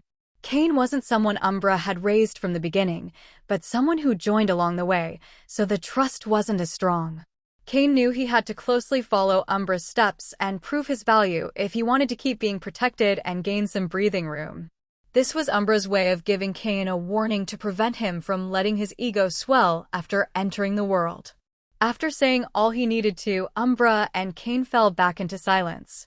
Following Umbra's signal, Cain finally lifted the teacup and took a slow sip. In truth, Cain enjoyed both tea and coffee. That initial bitterness, gradually fading, leaving a soft sweetness in the mouth. The contrast between sweetness and bitterness highlighted the true flavor even more. Cain didn't care too much about the type of tea or coffee. He simply enjoyed that lingering aftertaste, unlike Umbra, who paid close attention to the art of tea. Cain downed the contents of his cup in one go, and the bitterness in his mouth grew stronger. Umbra shook his head and refilled Cain's cup. For a powerful elite-level trainer to be serving Cain tea was a rare occurrence. Such good tea is wasted on you, Umbra said calmly, slightly melancholic, though with a hint of irony. Cain, about to lift the cup, paused momentarily and then replied with a smile, "To me, it doesn't matter what kind of tea it is or what techniques are used to prepare it. What matters is that the more bitter the tea, the deeper the aftertaste." Umbra, surprised, remained silent for a moment. Cain's words didn't seem typical for someone his age. Although he had lived much more than most people his age, he hadn't expected to hear something like that from him. They didn't have to wait long before the ship set sail. Originally, Umbra had been waiting for Cain's arrival, and now that Cain was on board, even though the captain, officer of the ship had been taken to emergency care for severe blood loss, it wasn't that important, was it? He could easily be replaced by someone else. The rocket team's cargo ship followed its course, heading toward the trial island along a special route, its hold filled with various supplies. In a luxurious room, a frail-looking middle-aged man rested his hand on his head, looking at a video phone on the wall as he listened to the report from one of his subordinates. If Cain were here, he would probably recognize that the person on the video phone screen was the senior officer he had encountered before on the cargo ship. The senior officer, showing complete respect, was detailing the events that had occurred. After listening to the report, the middle-aged man, smiling, said, "So you, a senior officer along with an officer, were unable to uncover anything about that boy, and in addition, one of you was rendered useless?" Although he was smiling as he spoke, no one would have thought he was actually pleased. The senior officer started sweating profusely. Quickly, he recounted exactly what Umbra had said, word for word. "Oh? I heard he failed his last mission and his power was severely diminished. If this were before, I might have shown him some respect, but now, we'll only know who's stronger if we face off," said the man. According to the elite trainer rankings, Umbra was far stronger, but on his last mission, he had suffered a major power loss, and now no one knew how much strength he had left. "Forget it, it's pointless to continue talking about this. Tell that brat that if he doesn't get the results I expect this time in the trial, I'll send him to the Immortals squad. The next time we face off against the League, he'll be the first to charge in." "Yes, sir." The senior officer quickly wiped the sweat from his brow and replied. At this moment, he was more concerned with saving himself than his companions. Once the video phone turned off, the expression of the middle-aged man turned grim. "The Shadows unit, they still think they're the same as before?" 2 days later, the rocket team's cargo ship successfully arrived at the trial island. During those 2 days, apart from the brief initial chat with Umbra over tea, Cain had spent the rest of his time in his room, preparing a few things that might be useful on the trial island. The first thing he did was make arrangements for the subordinates he had recruited previously on the trial island. He didn't know how many of them would still be loyal after he'd been away for so long. Or rather, he didn't know how many would genuinely follow him. Nor was he particularly interested in finding out. However, after Cain left the trial island this time, those who decided to follow him would have to swear absolute loyalty. That was the condition Cain would impose. What he was preparing in his room was related to that objective. During those 2 days, he hadn't seen Umbra again, and when he disembarked, he still didn't see him. Most likely, Umbra had left shortly after Cain boarded, right? Did an elite trainer really need to stay on a ship all the time? Not necessarily. Cain wasn't bothered by Umbra's absence. Setting foot on the muddy ground, filled with a pungent, earthy smell, Cain sensed an air mixed with blood and wet soil. This was the atmosphere of the trial island. From the outside, it was hard to see the full extent of the trial island. Calling it an island wasn't quite accurate, it was more like a small piece of land, as even now, Cain didn't know how deep it went. But the fact that Rocket Team had managed to keep this place secret in the middle of the ocean spoke volumes about their power. It was also possible that only Rocket Team's exclusive ships could reach this place. Because in the cabin Cain was in, there were no windows, and once the ship reached the sea, Cain was warned not to leave his room until they were about to arrive. So he didn't know how he got to this place or how to leave it. He only had a general sense of direction. Rocket Team protected this place very carefully. The sailors were busy unloading cargo, and no one paid attention to Cain. Thus, Cain quietly returned to the trial island, with only 1 day left until the 3-month trial period ended. Cain's Murkrow perched on his shoulder as he walked across the still familiar terrain, slowly heading toward Rocket Team's base. He didn't encounter anyone on his way. Of the 300 people who had been at the base originally, there probably weren't even 100 left now. In his previous life, Cain had not left the island temporarily, so he had experienced all the horrors of the trial island and knew that the closer it got to the end, the bloodier it became. He passed through the familiar long hallway and arrived once again at the central plaza of the base. In the middle of the plaza, a black testing stone still stood, now dull and stained with a few drops of blood that no one bothered to clean. The improvised battlefield where Cain and Xander had fought was still there, with dried blood stains everywhere. This gave an idea of how brutal things had become on the trial island. Cain barely glanced at it, ignoring the smell of blood, and walked toward the temporary structure that Xander and his followers had set up. He didn't see anyone at the base, which surprised him a little. Even if many had died, shouldn't there have been more people at Rocket Team's base? Had Viper not taken care of anything? Finally, Cain understood the situation. It wasn't that no one was there, but that, with the final trial starting the next day, everyone was focused on surviving within their own groups, leaving no time for scheming. Those who had a chance to advance were conserving their energy, while those who didn't were desperately seeking someone strong to cling to. Leader Sky, the final test will be held tomorrow. At this point, we still don't know if Mr. Cain will return. We don't even know if he's still alive.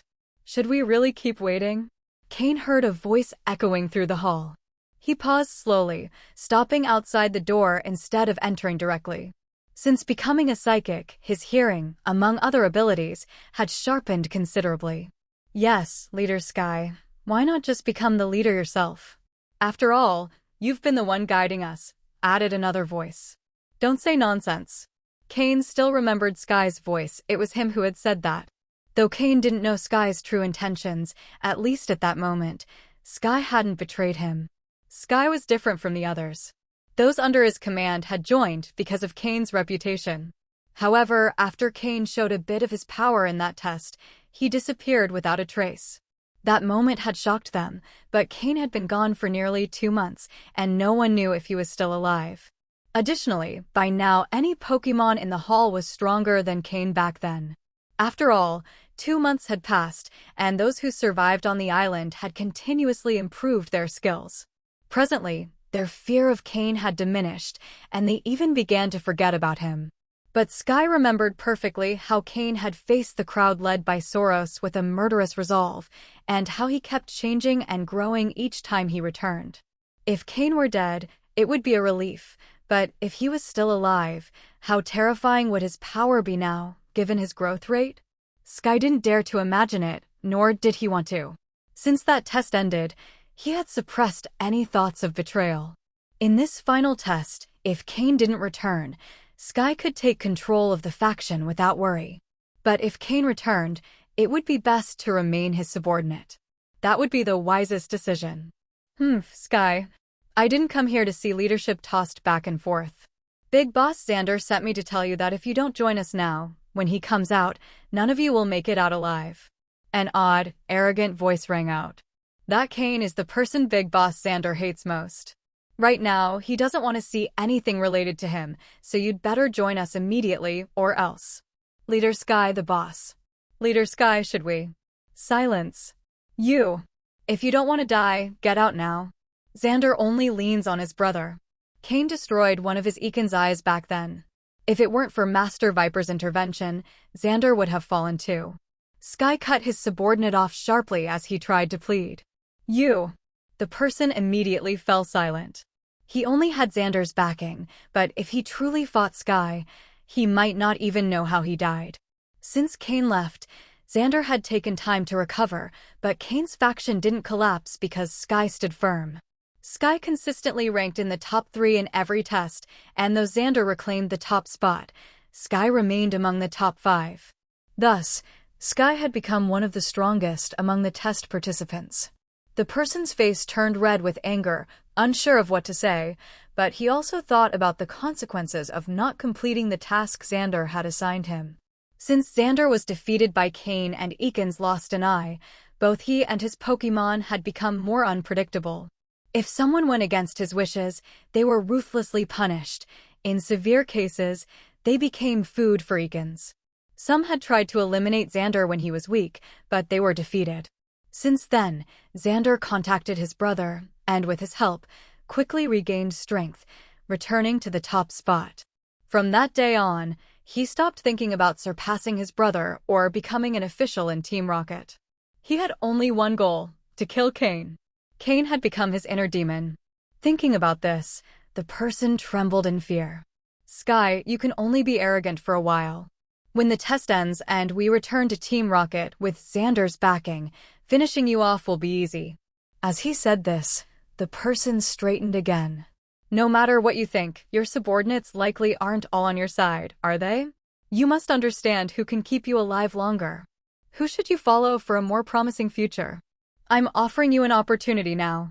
If you join Big Boss Xander, even if you don't pass the test, you'll be guaranteed to leave the test island alive. Instructor Viper made it clear a few days ago that only the top 5 in the final test can take others off the test island. Plus, the higher the rank, the more people they can take. Sky, can you guarantee to take everyone? Hearing this, Cain fell silent.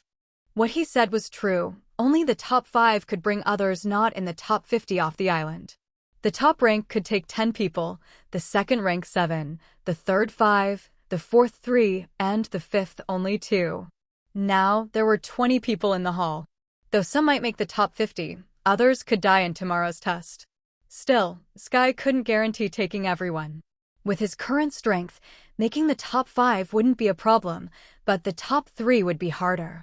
After a moment of silence, the first person behind Sky moved, slowly walking toward the one who had spoken. Once the first person moved, others began to follow. Most were those unsure of reaching the top 50, but when one particular individual took the step, Sky's expression changed. Staring at that person, Sky grew furious. Matsuki, are you also deciding to betray? We invested many resources in you these past months. Without that, how would you have made the top 20?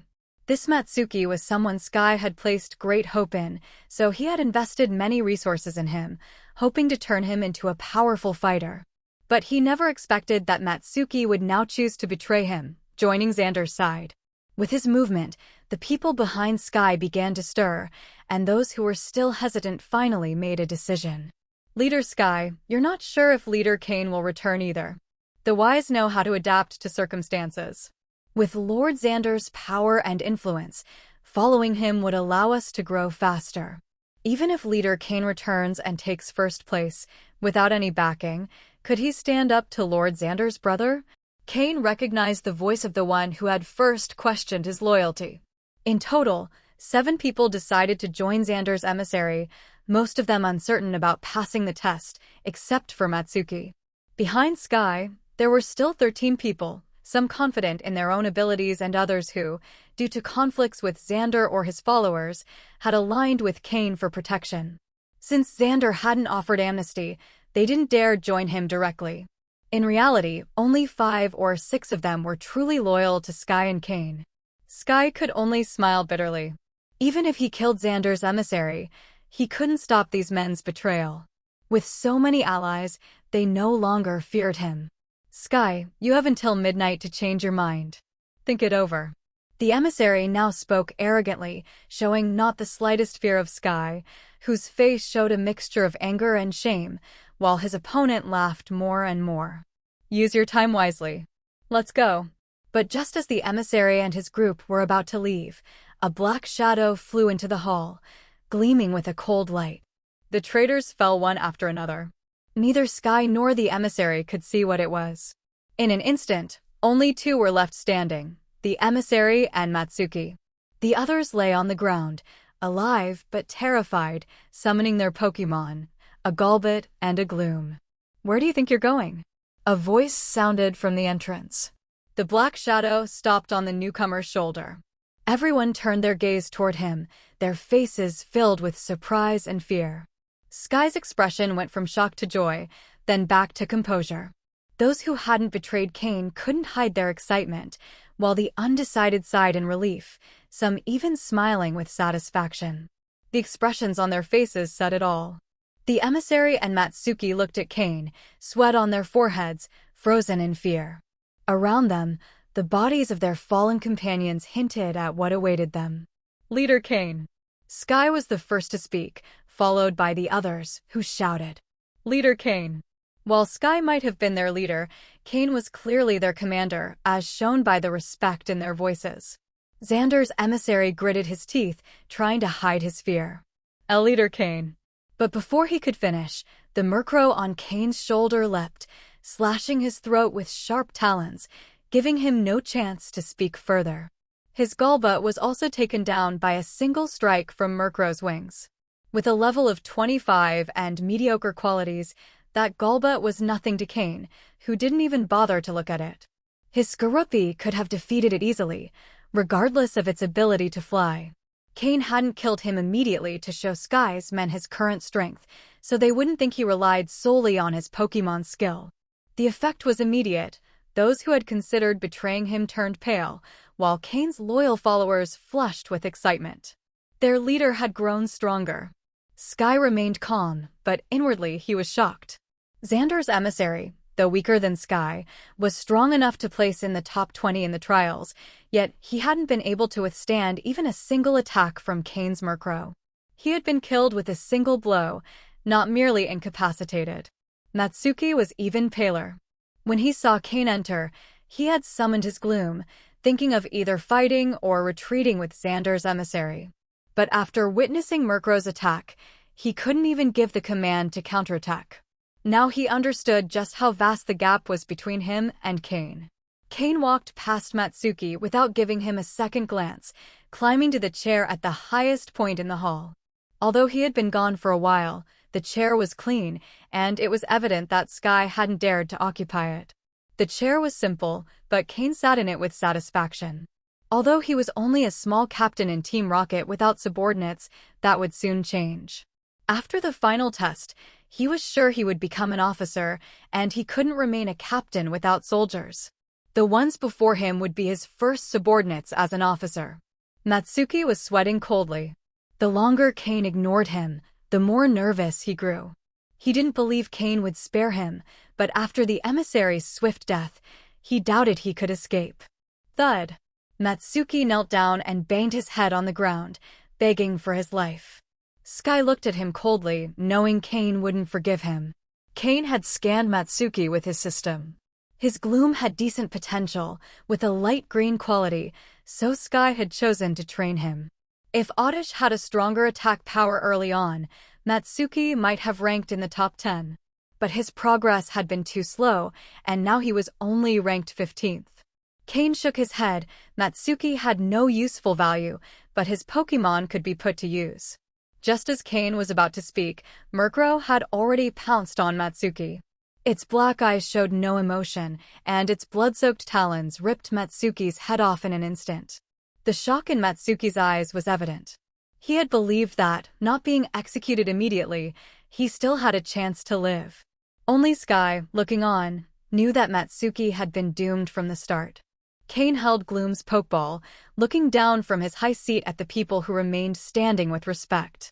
In the center of the hall, several bodies still lay, blood slowly flowing from them, but no one paid them any mind.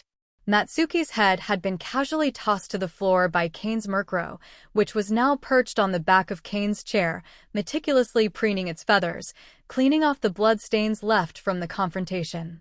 Sky, tell me the current situation on the island, Cain said slowly. Upon hearing this, Sky organized his thoughts before replying. Currently, there are 98 people left on the trial island. Well, Leader Cain just killed 8, so counting you, there are now 91 participants.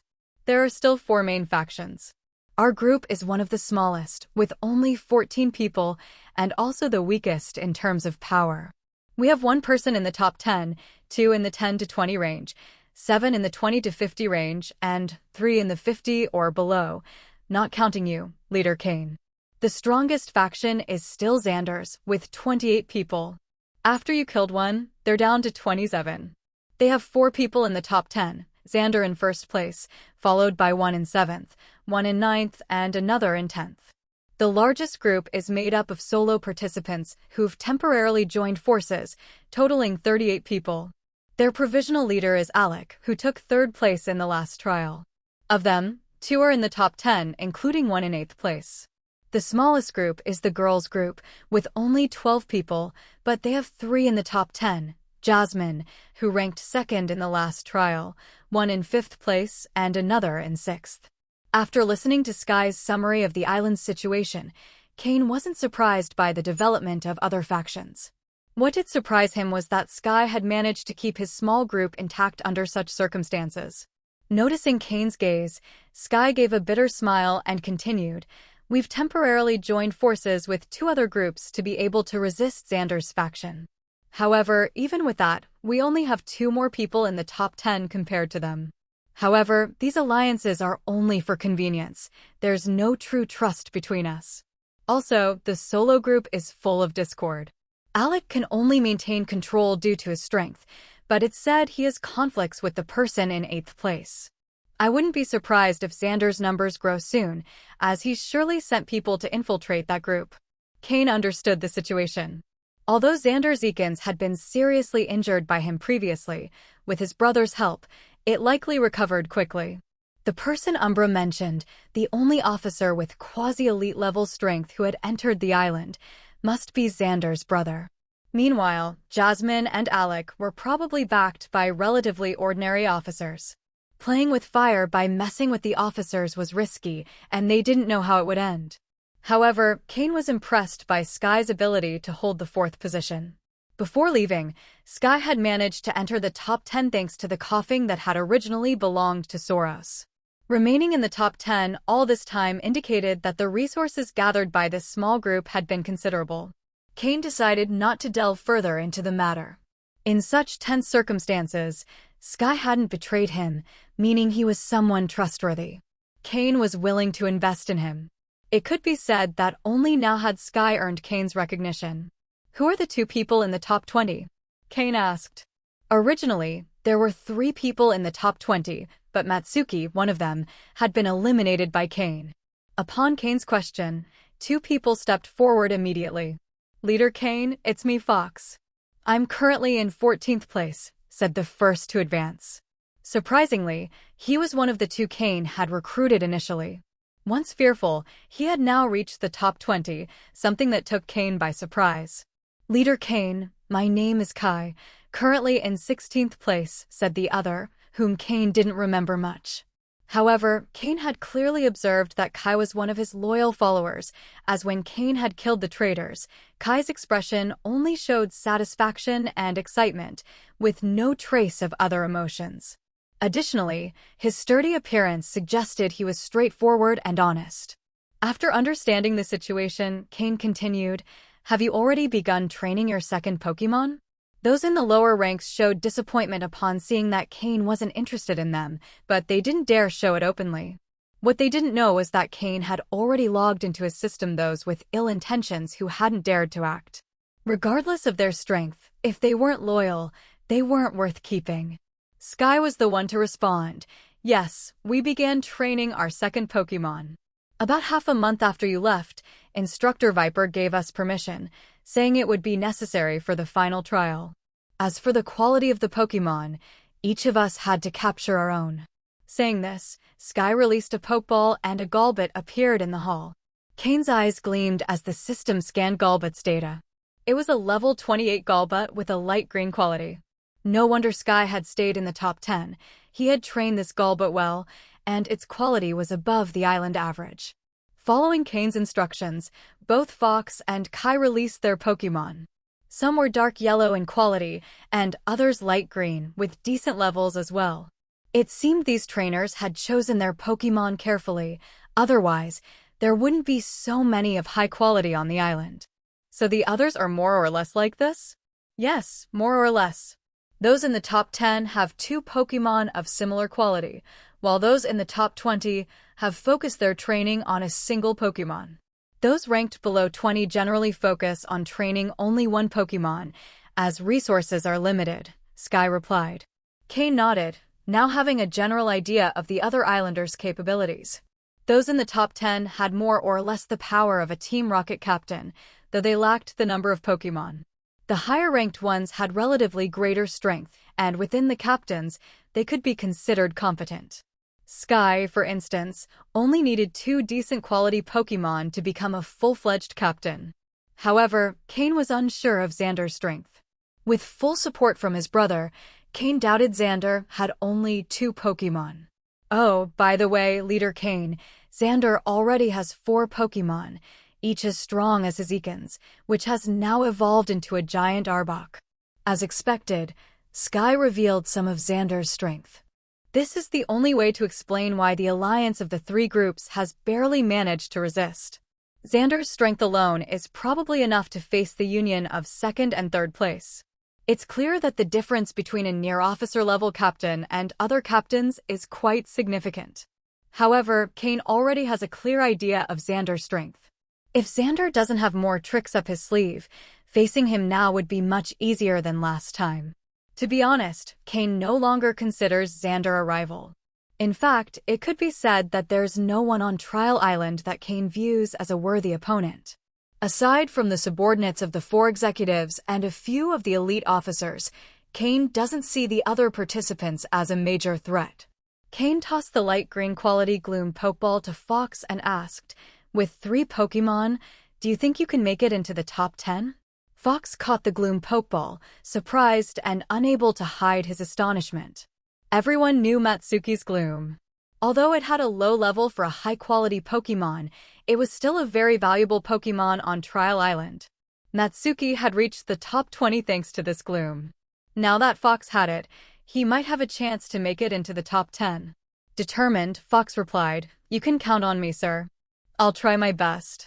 I can't guarantee it, but we'll see if the current number 10 can beat me or not." Although Gloom had belonged to another trainer, the trainers on Trial Island were used to exchanging Pokémon, so there shouldn't be major difficulties in getting accustomed to it, though some combat techniques might not be well coordinated at first. To one side, Kai looked at Fox with envy. He truly envied him. Before, Fox had been nothing more than a nobody. His rise in everyone's eyes began when Cain named and rewarded him. Now, Cain had decided to reward him again, with Fox being the first to receive a reward. Cain did this to show everyone that he didn't hesitate to reward those who were loyal to him. While Kai envied Fox, Sky, standing beside him, harbored no resentment. He knew that if Fox had received such a valuable reward, he, as the strongest and most loyal to Cain, would also receive a significant reward. Not making him wait long, Cain took out another Pokeball and threw it to Sky. "It's a high-quality Grimer green that I captured off the island. It should be stronger than your Golbat. I hope you secure a spot in the top 3, Cain said. This Grimer, which Cain had captured in Diglett Cave, had its skills and attributes improved to reach a green quality level. Although it hadn't seen much combat experience, its potential was impressive. If Sky managed to train it properly, it would be a formidable opponent. Receiving the Pokeball, Sky couldn't hide his disbelief. A high-quality Pokémon? This kind of Pokémon could rival Xander's Arbok. If he trained it well, it might even surpass it. Cain now seemed beyond valuing Pokémon of such quality. "Thank you, sir," Sky said gratefully. "This Pokémon is at a rather high level, but I haven't used it in combat. Use the night to familiarize yourself with it. I expect you to use it tomorrow." Kai's eyes grew even more envious. A high-quality Pokémon? And Cain handed it over without hesitation. He began to regret not following Cain sooner. With a Pokémon like that, he could easily aim for the top 5, if not higher. Others also looked at Sky and Fox with envy. These two, who had followed Cain from the beginning, were now the most rewarded. After a brief thought, Cain took out another Pokeball from his pocket. Everyone present focused on this Pokeball, eagerly hoping that Cain would give it to them. Without hesitation, Cain threw the Pokeball to Kai, who caught it in disbelief. When there is merit, there are rewards. And when there are mistakes, there are punishments. Those on the ground received the punishment they deserved. However, I, Cain, am not stingy with those who show their loyalty. This is an initial high-quality Grimer, light green. Although it's not as strong as Sky's, it's at a decent level. Make good use of it in tomorrow's trial, Cain said, looking at everyone. Kai, who had been standing by Sky, challenging Matsuki, couldn't help but feel emotional.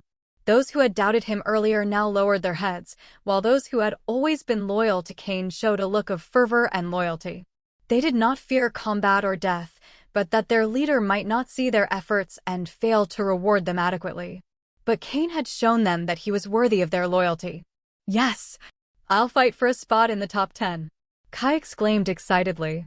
Unlike Fox, this was the first time Cain rewarded him, and the excitement of receiving such a valuable Pokémon was indescribable.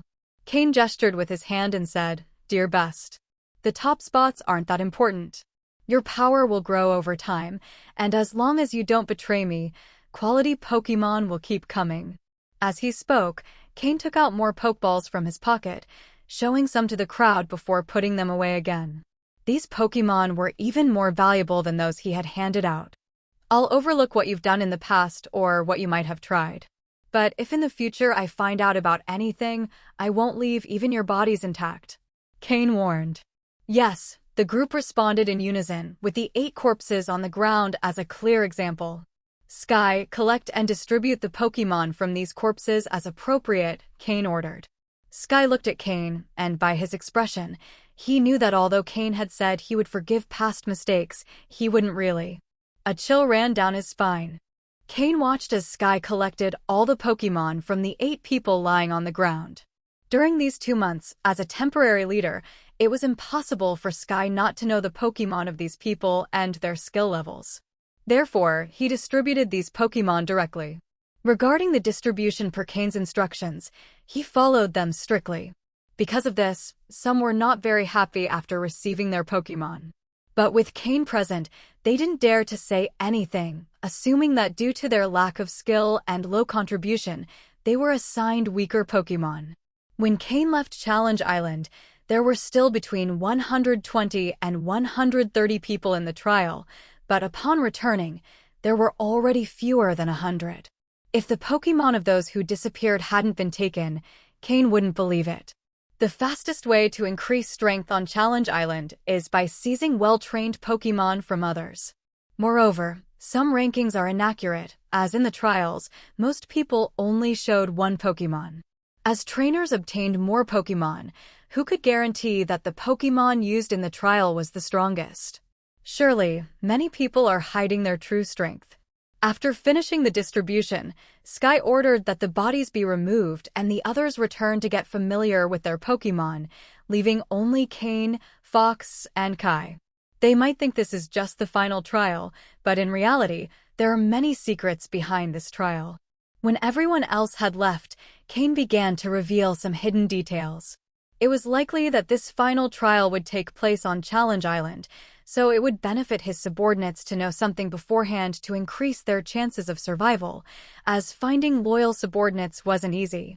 The 3 knew Cain had something important to tell them, so they listened closely. Cain didn't reveal too much information. He only mentioned that some important figures were involved in a bet, and that likely even stronger people would participate. If they didn't want to die quickly, it was best to stick together and trust no one. Also, if they encountered unknown people in battle, they should flee as quickly as possible. They wouldn't be able to match them. Cain didn't know exactly what the final trial would be like, either. The current situation was already completely different from his past life, in which there hadn't even been a final trial, perhaps because his strength wasn't enough to get involved. In short, this little butterfly had already started to flap its wings. The 3 listened without fully understanding, but Cain emphasized the importance of his words, so they took note. They didn't know if they would have the chance to participate in the final trial. "I now have the rank of a captain in Team Rocket and the freedom to recruit personnel. When you leave Challenge Island, I can recruit you directly, so don't turn down the offer." Viper should agree. It's possible that after this trial, I might become an officer, and if you work hard, becoming captains shouldn't be a problem. When they heard that Cain was about to become an officer, the 3 could only imagine the level of power Cain had reached. Even a Team Rocket captain could easily crush them, but now Cain had the strength of an officer. How could there be such a big difference? Cain wasn't exaggerating. With the Pokémon he possessed today, a single Murkrow could defeat them all. Now, they could only win if they used numerical advantage against Skorupi. The 3 felt excited. Knowing Cain's strength, they stopped worrying about people like Xander. Also, whoever could get Cain off Challenge Island wouldn't be an ordinary person. No one else, not even those with connections, seemed able to leave. This showed that the person behind Cain must have high status, and following him loyally would be the fastest way to grow. Have the rules for the final trial been released? What will the exact format be? Cain asked. The 3 shook their heads. Then, Sky stepped forward and said, the exact rules and format haven't been released, but Viper mentioned after the last trial that they should be announced after midnight tonight, as the trial will begin at 8 in the morning tomorrow. Cain was surprised. After midnight? If they were announced after midnight, there would be very little time to prepare. Was it really Viper? No, maybe it was the officers who applied the pressure.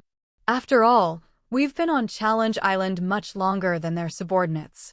Let's wait until after midnight. Get familiar with your Pokémon here. If you have any questions, I can help. Cain rested his chin on his hand, leaning back in the chair. This chair wasn't comfortable at all, aside from being a bit high. Sitting like this felt somewhat awkward. Cain watched as they brought out 2 Grimers and a Gloom. Instantly, the room filled with various unpleasant smells. It seemed like their noses weren't working as they didn't seem to notice. If Cain hadn't been used to being around Grimer, he would have left already. He took a beast's skin from his ring and placed it on the chair, then put on a small mask, feeling much more comfortable. Murkrow, perched on the back of the chair, looked at Cain with a puzzled expression. As if to say, "What about me?"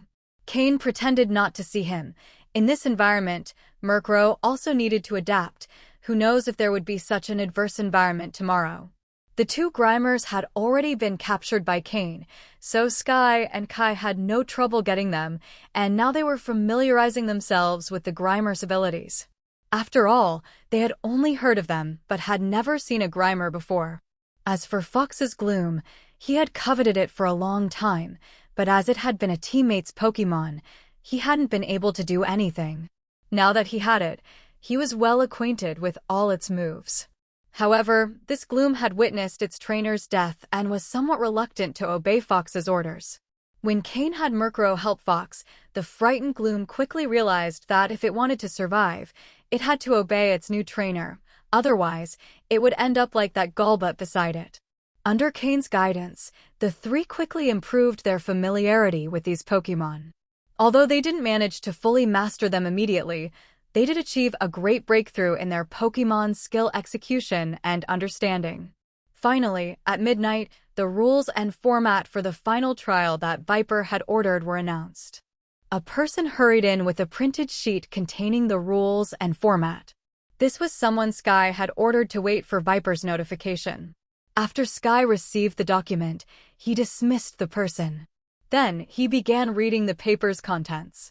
The format of the final test is survival in the wild, and it will take place across the entire Challenge Island for 1 week. Survival in the wild across all of Challenge Island? For a week? Hearing this, Cain frowned slightly. The format of this final test was completely different from his past life, even from what Viper had originally said. Was it because those high-ranking members intervened forcibly? Or was it an order from an even higher authority, or perhaps Viper altered the content himself? Cain said nothing. He just waited for Sky to continue with the rest of the content. The ranking rules for the final test are based on a points system. Tomorrow, before leaving the base, each person will receive a points device. According to each one's rank, the initial points displayed on the device will vary. The top 3 will each receive 10 points, from 4th to 10th. 5 points each, from 11th to 20th, 3 points each, from 21st to 50th, 2 points each, and those after the 50th, 1 point each. These are the initial points, and the task will be to seize points from others. Since this points device is not tied to a specific user, any method can be used in the wild. Stealing, tricking, ambushing, scamming, killing, anything goes. Only the results matter. At the end of the 7 days, the one with the most points will be first, and so on. In other words, participants would be allowed to use any method, whether ambush, deception, murder, or even poison. The sole objective: obtain the opponent's points device and transfer their points to oneself. With this approach, would there even be 50 people left at the end? At least half of these people would likely die, wouldn't they? But it's not so simple either. Everyone will gradually group up according to their influence. Is Viper's purpose to get participants to team up to resist the high-ranking members' subordinates? After all, in terms of strength and resources, most participants can't compare to them. However, participants in this test have one advantage. The power groups are already deeply entrenched, and outsiders can't interfere easily. But will everyone really join together in the end? Will those who can't reach the top 50 be willing to sacrifice themselves for others? Don't be naive. This rule only makes the test crueler and bloodier. Sky also thought of these aspects and, after hesitating, continued, but the points aren't only with the participants. Viper has arranged for point cards to be buried in various places around Challenge Island. There will also be map fragments indicating the location of these point cards at some spots on the island. If you want to quickly obtain these point cards, those map fragments will be the key. Additionally, the exact location of these map fragments will be announced publicly. If you want them, you can go directly to find them. However, I don't think it will be that easy. There are likely powerful Pokémon guarding those map fragments. Fox and Cain nodded repeatedly. It would be great if it were that simple. Therefore, to get a good ranking, you can not only obtain others' points devices, but also search for these point cards, which offer a second option. To ensure fairness, Viper has directly invited members of Team Rocket's psychic team. Their goal is to randomly teleport each participant anywhere on Challenge Island. If someone's luck is bad, they might be teleported directly in front of a powerful Pokémon, which could endanger their life. As Sky continued reading, his expression became more severe. Until he reached the last line, his face darkened even more. Closing the paper, Sky said quietly, "In the final test mission, it's not just our island's participants who will take part. Team Rocket's high-ranking members will also send some of their trusted subordinates to enter Challenge Island and participate alongside us in this mission. But I heard from some veterans of Team Rocket who've been working on Challenge Island for a long time that final tests have always been reserved solely for those who entered the island from the beginning. Additionally, in previous years, final tests weren't as complicated as this. They were usually more like arena fights to decide between life and death, but this time." Sky didn't continue talking. Some things, when spoken too much, can cause trouble. "As I told you before, this test isn't as simple as you think. For the most part, Team Rocket's high-ranking members are playing their own chess game, and we are just insignificant pieces on the board. No, if you don't have the strength to be in the top 10, you can't even be considered as pieces. At best, you're just food for the pieces." Cain spoke calmly. He was prepared for these things ever since Umbra first told him this test wouldn't be easy. Fox and Kai also had grim faces. They barely had the ability to make it into the top 10 and thought they were already safe, thinking that as long as they didn't face the top 5, they could survive. But the last line of the rules completely shattered their hope. No one knew how many trusted subordinates the high-ranking members would send this time. Their confidence was shaking. However, with Lord Cain present, they thought that as long as they could find him, completing the mission shouldn't be a problem, right? Don't harbor any hopes. The last ones to enter will have, at minimum, the strength of the top 10. Their average level might be among the top 3 or even higher. There will probably be around 10 of them who are stronger than Xander. There are some whose strength I don't even dare to guess." Hearing Cain's words, the 3 finally abandoned all hope. Even someone like Cain wouldn't dare to say he could win, and he wouldn't even dare to make guesses. How far did the limit go? Cain also felt frustrated. Umbra hadn't revealed any information to him about how strong these trusted subordinates of the high-ranking members would be. If they were only trained regularly, they would be about at his level, but if they were trained with full effort, there would be no real limit. Even assuming they'd have the strength of an average captain would underestimate them. He just didn't know if there would be someone like that. Therefore, tomorrow, don't fight for points without thinking it through. If you can keep calm, keep it. Since these are the rules, I won't insist that you make the top 10. Everything must be done with caution. It would be better if you could meet in one place. After all, there's more safety in numbers. Dawn broke the next day. At the rocket team's base on the test island. In the square where previous exams had been held, a crowd had gathered. It was half an hour before 8 in the morning, the time the final test was set to begin. All the participants were already there. Cain, along with Sky and the others, stayed in the far corner. At this final moment, there was no need to provoke unnecessary confrontations. In the final test, no one but oneself could be fully trusted. The leaders of the various groups surely understood this. They had gathered followers mainly so that, during the 3 months on the test island, they'd have some subordinates to help manage minor tasks in exchange for a measure of protection. It was a fair trade. However, the number of people who would remain truly loyal after the test was something only time would reveal. Probably only Xander was still fixated on the number of followers. He stood at the center of the square with around 30 or 40 people.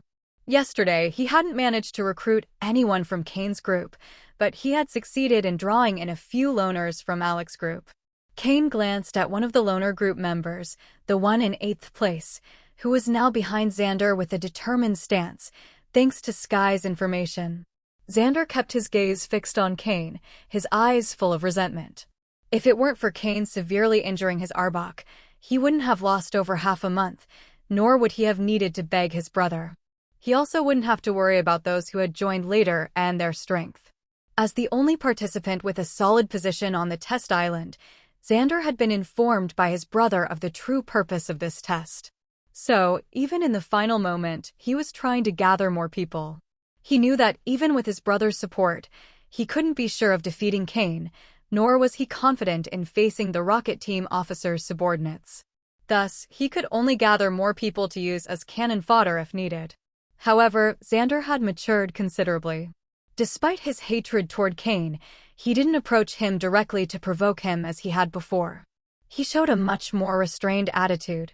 Beside him, his Arbok stared at Cain's Murkrow, perched on his shoulder, with his one remaining eye filled with fury. Arbok clearly blamed Murkrow for making him lose an eye. But Cain's Murkrow simply ignored him, calmly resting on Cain's shoulder. Just a defeated foe. Jasmine and Alec were also standing aside with their followers, looking at Xander and Cain with a touch of irony in their eyes. They had a few followers, though not as many as Xander. Their respective sponsors were merely common rocket team officers, unlike Xander's brother, who was on the verge of becoming a senior officer, so their resources weren't as abundant. Thus, even after Xander had been out of commission for half a month, he soon surpassed them. This was the difference in power base. So, although they also knew what the reward for winning this test was, they weren't interested in fighting for first place. Their priority was to survive. Soon, Viper and Umbra arrived at the square. With them came a group of people cloaked in black robes, each accompanied by a psychic-type Pokémon. This group was likely the rocket team's mentioned psychic team. Viper observed those present. There were 91 participants left, but their quality surpassed that of previous groups he had supervised. Finally, his gaze fell on Cain and the Murkrow perched on his shoulder. He frowned slightly. Cain was among the strongest of the participants, but his Murkrow didn't seem to meet expectations. Its current strength didn't seem sufficient to face the rocket team officer's subordinates. Viper looked at Umbra. Umbra gave a faint smile. Even he didn't fully know Cain's true potential, but he was certain that Murkrow and Haunter weren't Cain's limits.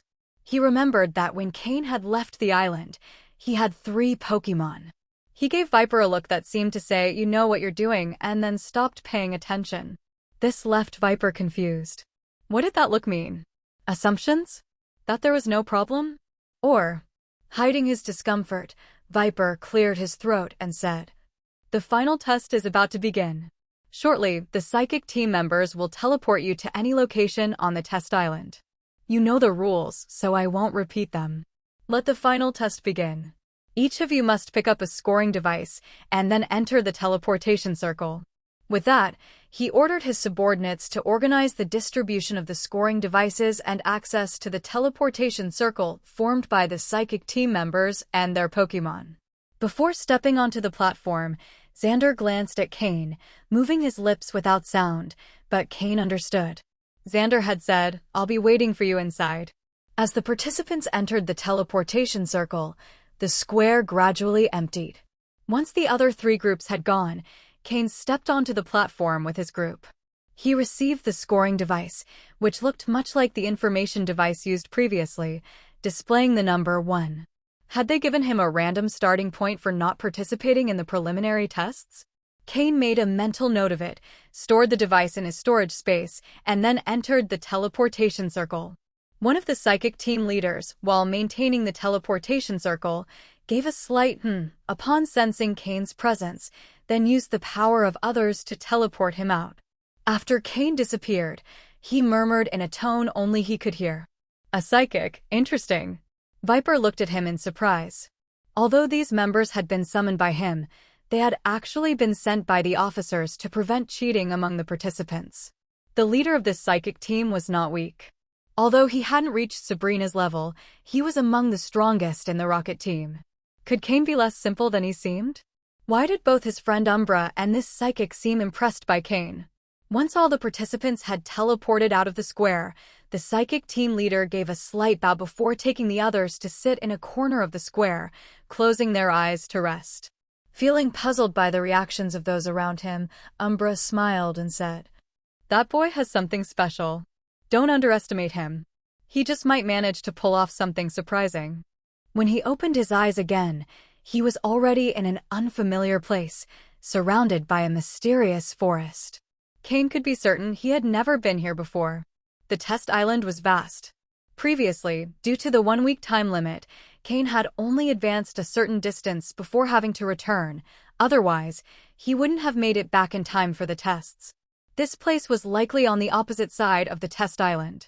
He took out a Pokeball and released Slowpoke. "Slowpoke, try to sense if you can detect the coordinates we marked before," Cain asked. "Yadin." Slowpoke nodded, and its eyes glowed with a blue light. Through telepathy, it communicated to Cain that it could only sense the direction of the coordinates, but couldn't teleport directly there. Cain frowned slightly. Was the test island really that big?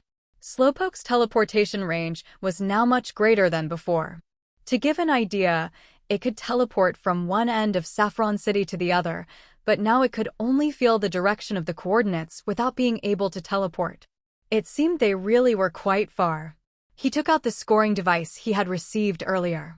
It was said that simply by sensing the fragments of the map with scorecards, the device would emit a slight vibration. So Cain placed it in an inner pocket of his clothing. Murkrow, Slowpoke, and Haunter hiding in the shadows were the 3 Pokémon Cain had taken from the test island last time, now returning to accompany him. Since he didn't have a clear direction, Cain decided to follow the direction of the coordinates detected by Slowpoke and head that way. At the same time, he left some psychic marks in certain places he passed. Having a Slowpoke with instant teleportation abilities in a completely wild environment like this was like a fish in water. Cain could advance or retreat as needed, relying completely on Slowpoke. He took a bottle of spray from his ring and sprayed it on himself. The smell wasn't pleasant, but this was something Cain had specially prepared.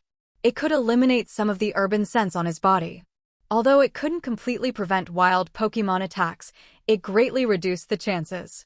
"Murkrow, go ahead and scout the way. We'll follow you," said Cain. Hearing this, Murkrow flapped its wings and disappeared into the unknown forest. While Cain began exploring the test island with his Pokémon, several people arrived at the Rocket Team headquarters on the island. At that moment, Viper and Umbra were sitting in the center of the square, waiting for those who entered after them. "Ha ha ha. Viper, Umbra, long time no see." Suddenly, a shadow appeared in the sky, and the voice came from that shadow. Hearing the voice, Viper pursed his lips and, looking at Umbra, said, "Who could it be? Turns out it's this guy, here to take your job." Umbra smiled, and a cold glint flashed in his eyes as he replied, "So let him come, I've kept him under control for over a year. Does he think that just because he injured me badly last time, my strength has diminished? Does everyone think my strength has lessened and now dare to be so brazen?" Gradually, as the shadow in the sky grew larger, a Salamence appeared in the square. When Salamence landed, a Rocket Team plane also began to descend slowly. Seeing the Salamence, Viper pursed his lips again and said, "He spends all day showing off that Salamence. I don't know how many times it's been defeated by you, yet he never drops that habit. If I had a pseudo-legendary Pokémon, I'd show it off every day too," added Umbra. "Haha. What's wrong? Starting to feel envious of my Salamence? No problem, as long as you're willing to spend, you can get one too. Only, I doubt you dare spend that much," said a man who jumped from Salamance's back. He wore the black uniform of the Rocket Team officers, with a hat resembling a military cap, at the center of which was a large red R. "Sarka, how are you here? Aren't you known for being lazy?" asked Viper, ignoring his previous comment. "Huh? Well, since Umbra's here, the moment I heard, I took this bothersome job right away," Sarka replied dramatically. Without further ceremony, he grabbed a chair and sat next to Umbra. "Wanna fight me first?" said Umbra, whose previously calm face suddenly showed signs of irritation. "Whoa, whoa. With that serious face, You're scaring me. Unfortunately, I didn't come to fight you this time. I have a mission, said Sarka with a mocking smile as he gestured to the plane, from which about 20 people, dressed in all kinds of clothing and aged between 16 and 20, began to disembark. Among them, four stood out as not very sociable, with a carefree attitude and an evident impression that they were the strongest in the group. Then, some uniformed rocket team members appeared. Although they didn't impose as much as the first four, they weren't easy to underestimate either. The rest of the people seemed more normal, but by looking at the Pokémon accompanying them, it was clear their abilities weren't weak, even if they were inferior compared to the others. Greetings, sirs. The group of 20, led by the four, greeted Umbra, Viper, and Sarka. Sarka, ignoring Viper and his dark expression, said disdainfully, "It seems all the participants have already entered. Pay attention and, if you can, hold back a bit. Make sure to leave some for Viper." Viper's face was as black as coal. If it weren't for Umbra holding him back, he'd likely have launched into a fight against Sarka. Although Sarka had a certain respect for Umbra, he didn't hold the same regard for Viper. Despite also being an elite officer of the rocket team, Viper focused on training rookies, and Sarka had always doubted his combat abilities. The psychic team members, who had moved back to the edge of the square, reformed a teleportation matrix and randomly sent the newcomers to the test island. When the last one had been teleported, the psychics gave a slight bow to the three, then disappeared instantly from the square. Sarka looked at the place where they had disappeared and said with some envy, "Psychic powers are really useful." Then, changing the subject, he turned to Umbra. "Hey, Umbra, let's bet. How many of these participants do you think will make it to the top 10? Or, better yet, how many do you think will make it out alive?" With a mocking smile, Sarka seemed well aware of the participants' quality. "I heard you recently pulled someone out. You're not using your position for personal gain, are you? Remember, the boss takes this mission very seriously. As the chief judge of this test, you must be impartial," he said. "You don't need to worry. Better think about what you'll do if the final outcome isn't what you expect," Umbra replied, casting him a cold look.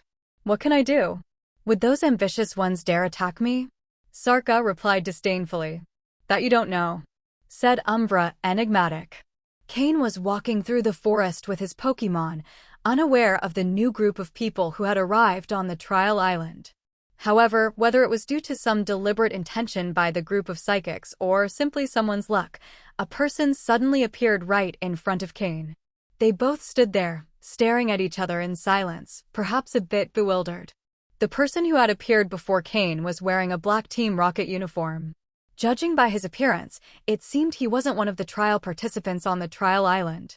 Participants on the trial island usually carried a certain aura of ruthlessness, but the person in front of Cain lacked that scent.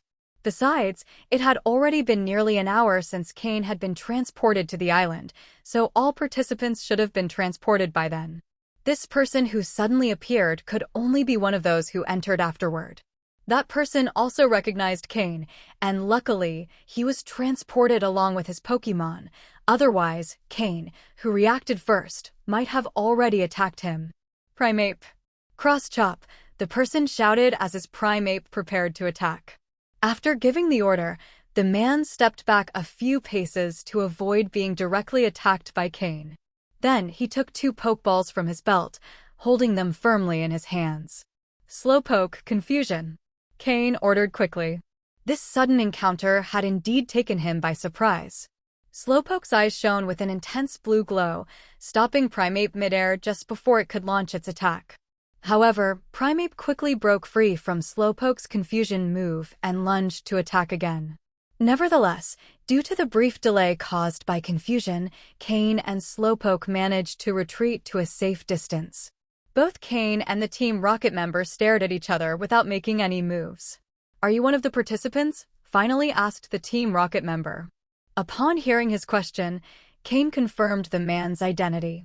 However, he still didn't know if this person was a subordinate of an ordinary officer or a senior officer.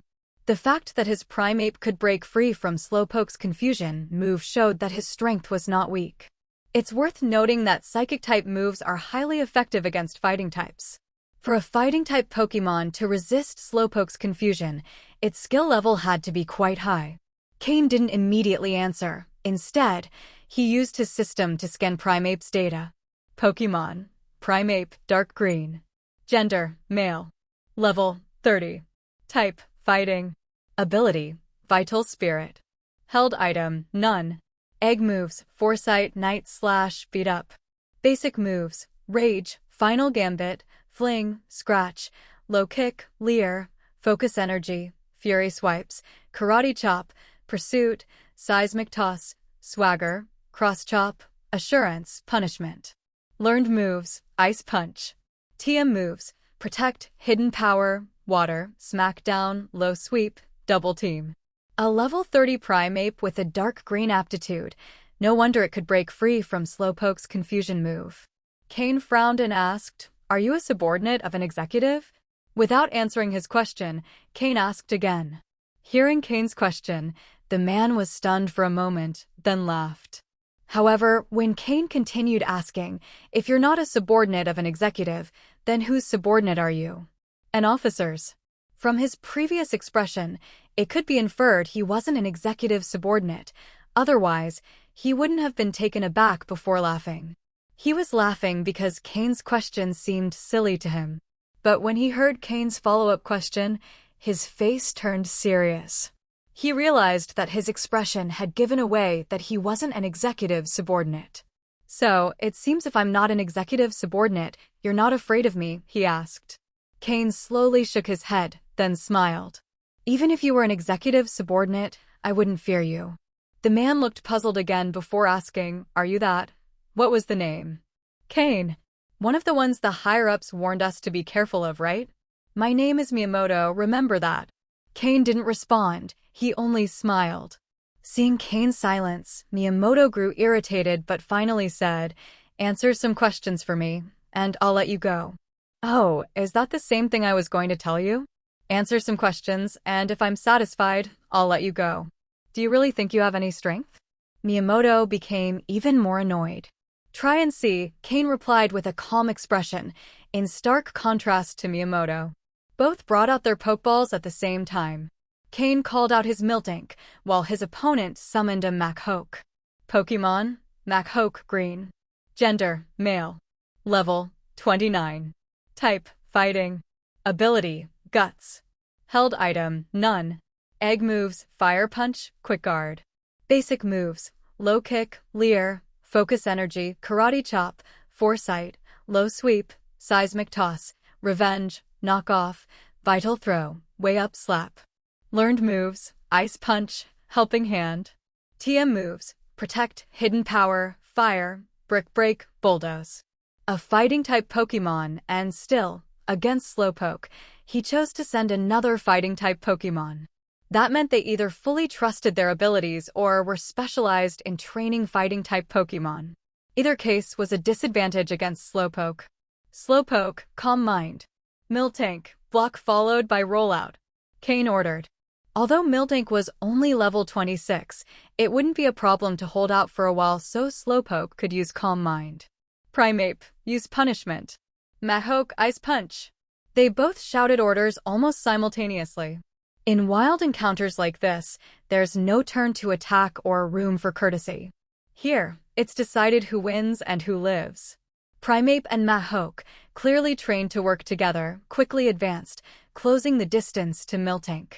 They knew the biggest threat at the moment was the pink Pokemon that looked so adorable. For fighting-type Pokemon, the biggest danger was psychic types. As for Miltank, blocking their path, she didn't seem like a significant threat. Miltank used Rollout just before the two Pokemon's attacks reached her. Boom. Boom.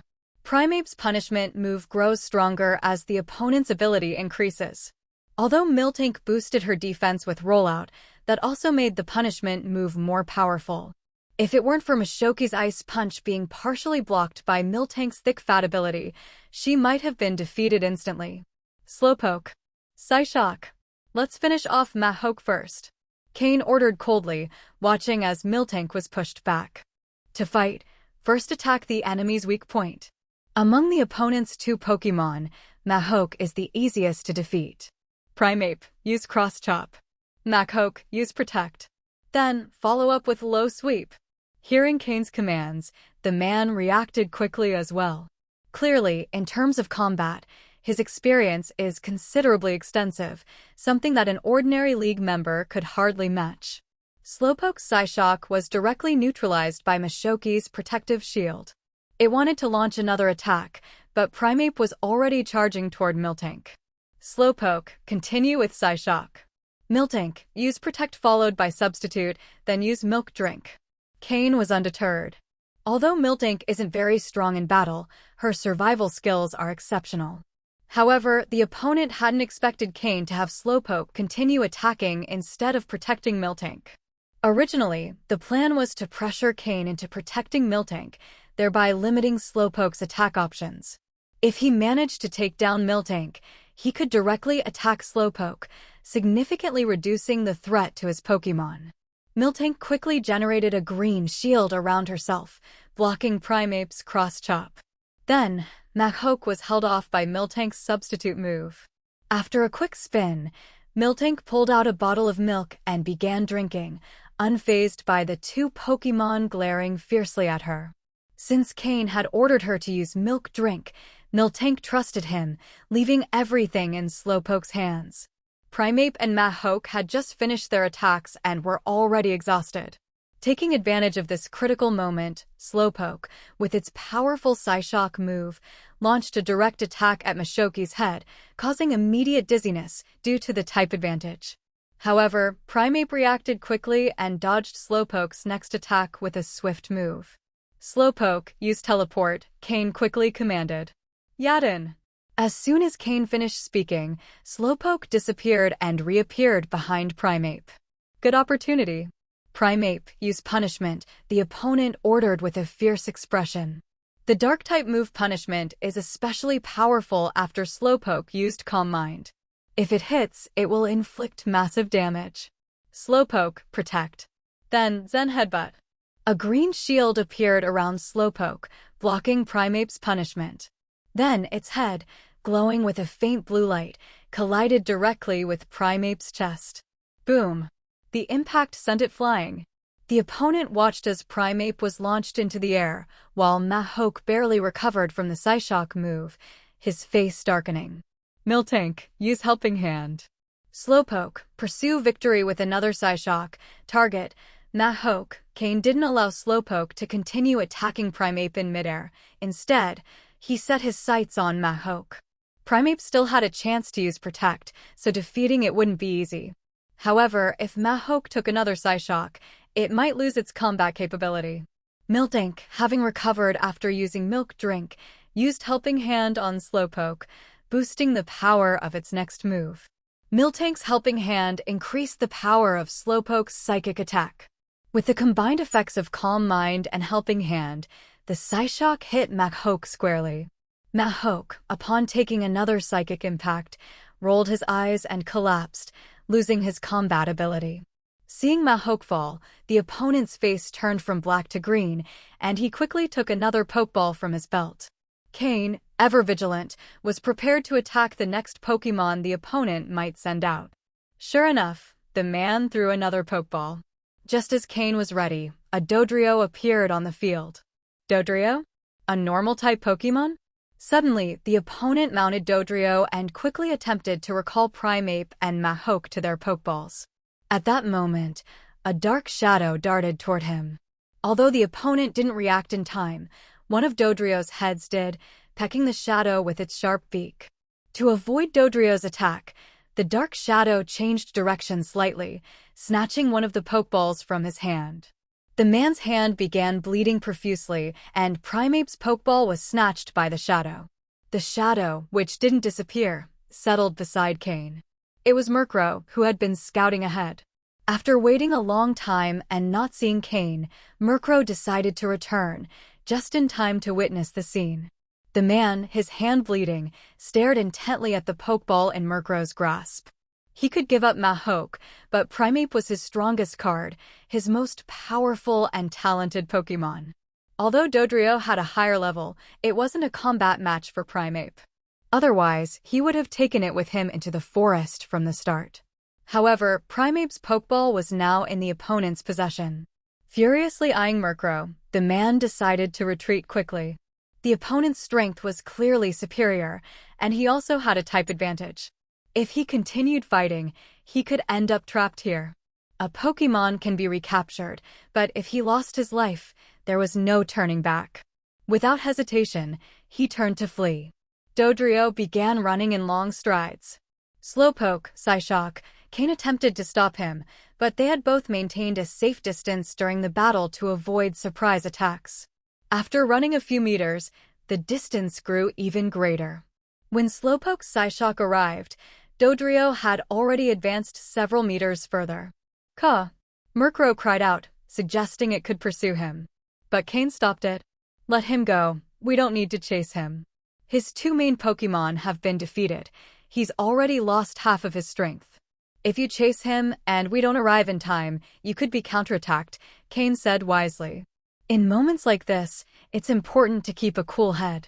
Don't chase a fleeing enemy.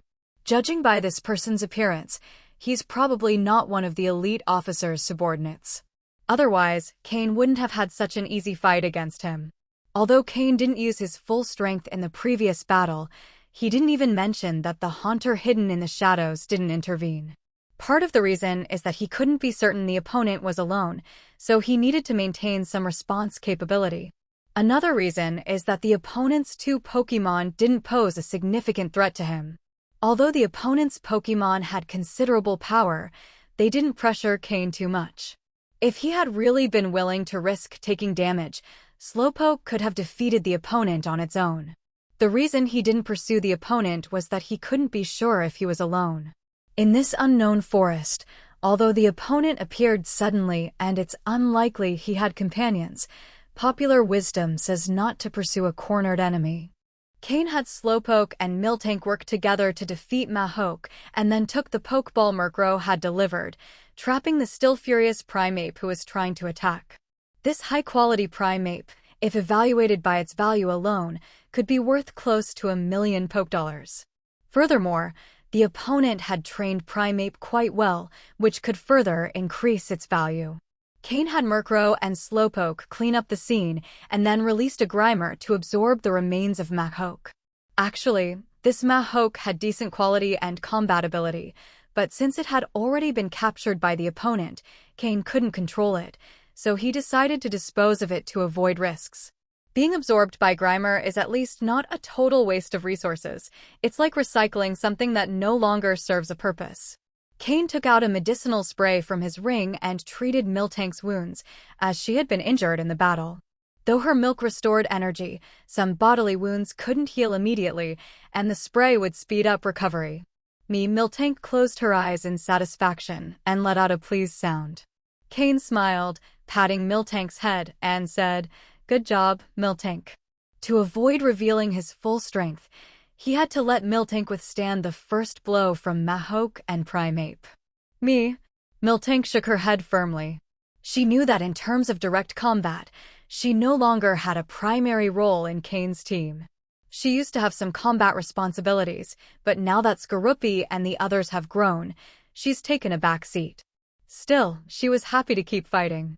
The injuries she suffers now are much less than those she endured when she lived alone. Cain understood Miltank's feelings and sighed quietly. Miltank, due to her natural limitations, was gradually being left behind. However, Cain was looking for solutions. Besides using Whitney's family method, the energy crystals provided by the system could also improve Miltank's quality. With continued use, even if Miltank's quality doesn't improve much, it will at least be enough to deal with simpler enemies. After all, her primary function is support. Once the scene was thoroughly cleared, Cain continued advancing in the forest in the direction indicated by Slowpoke. After walking for over an hour, Cain realized he was probably at the other end of the trial island.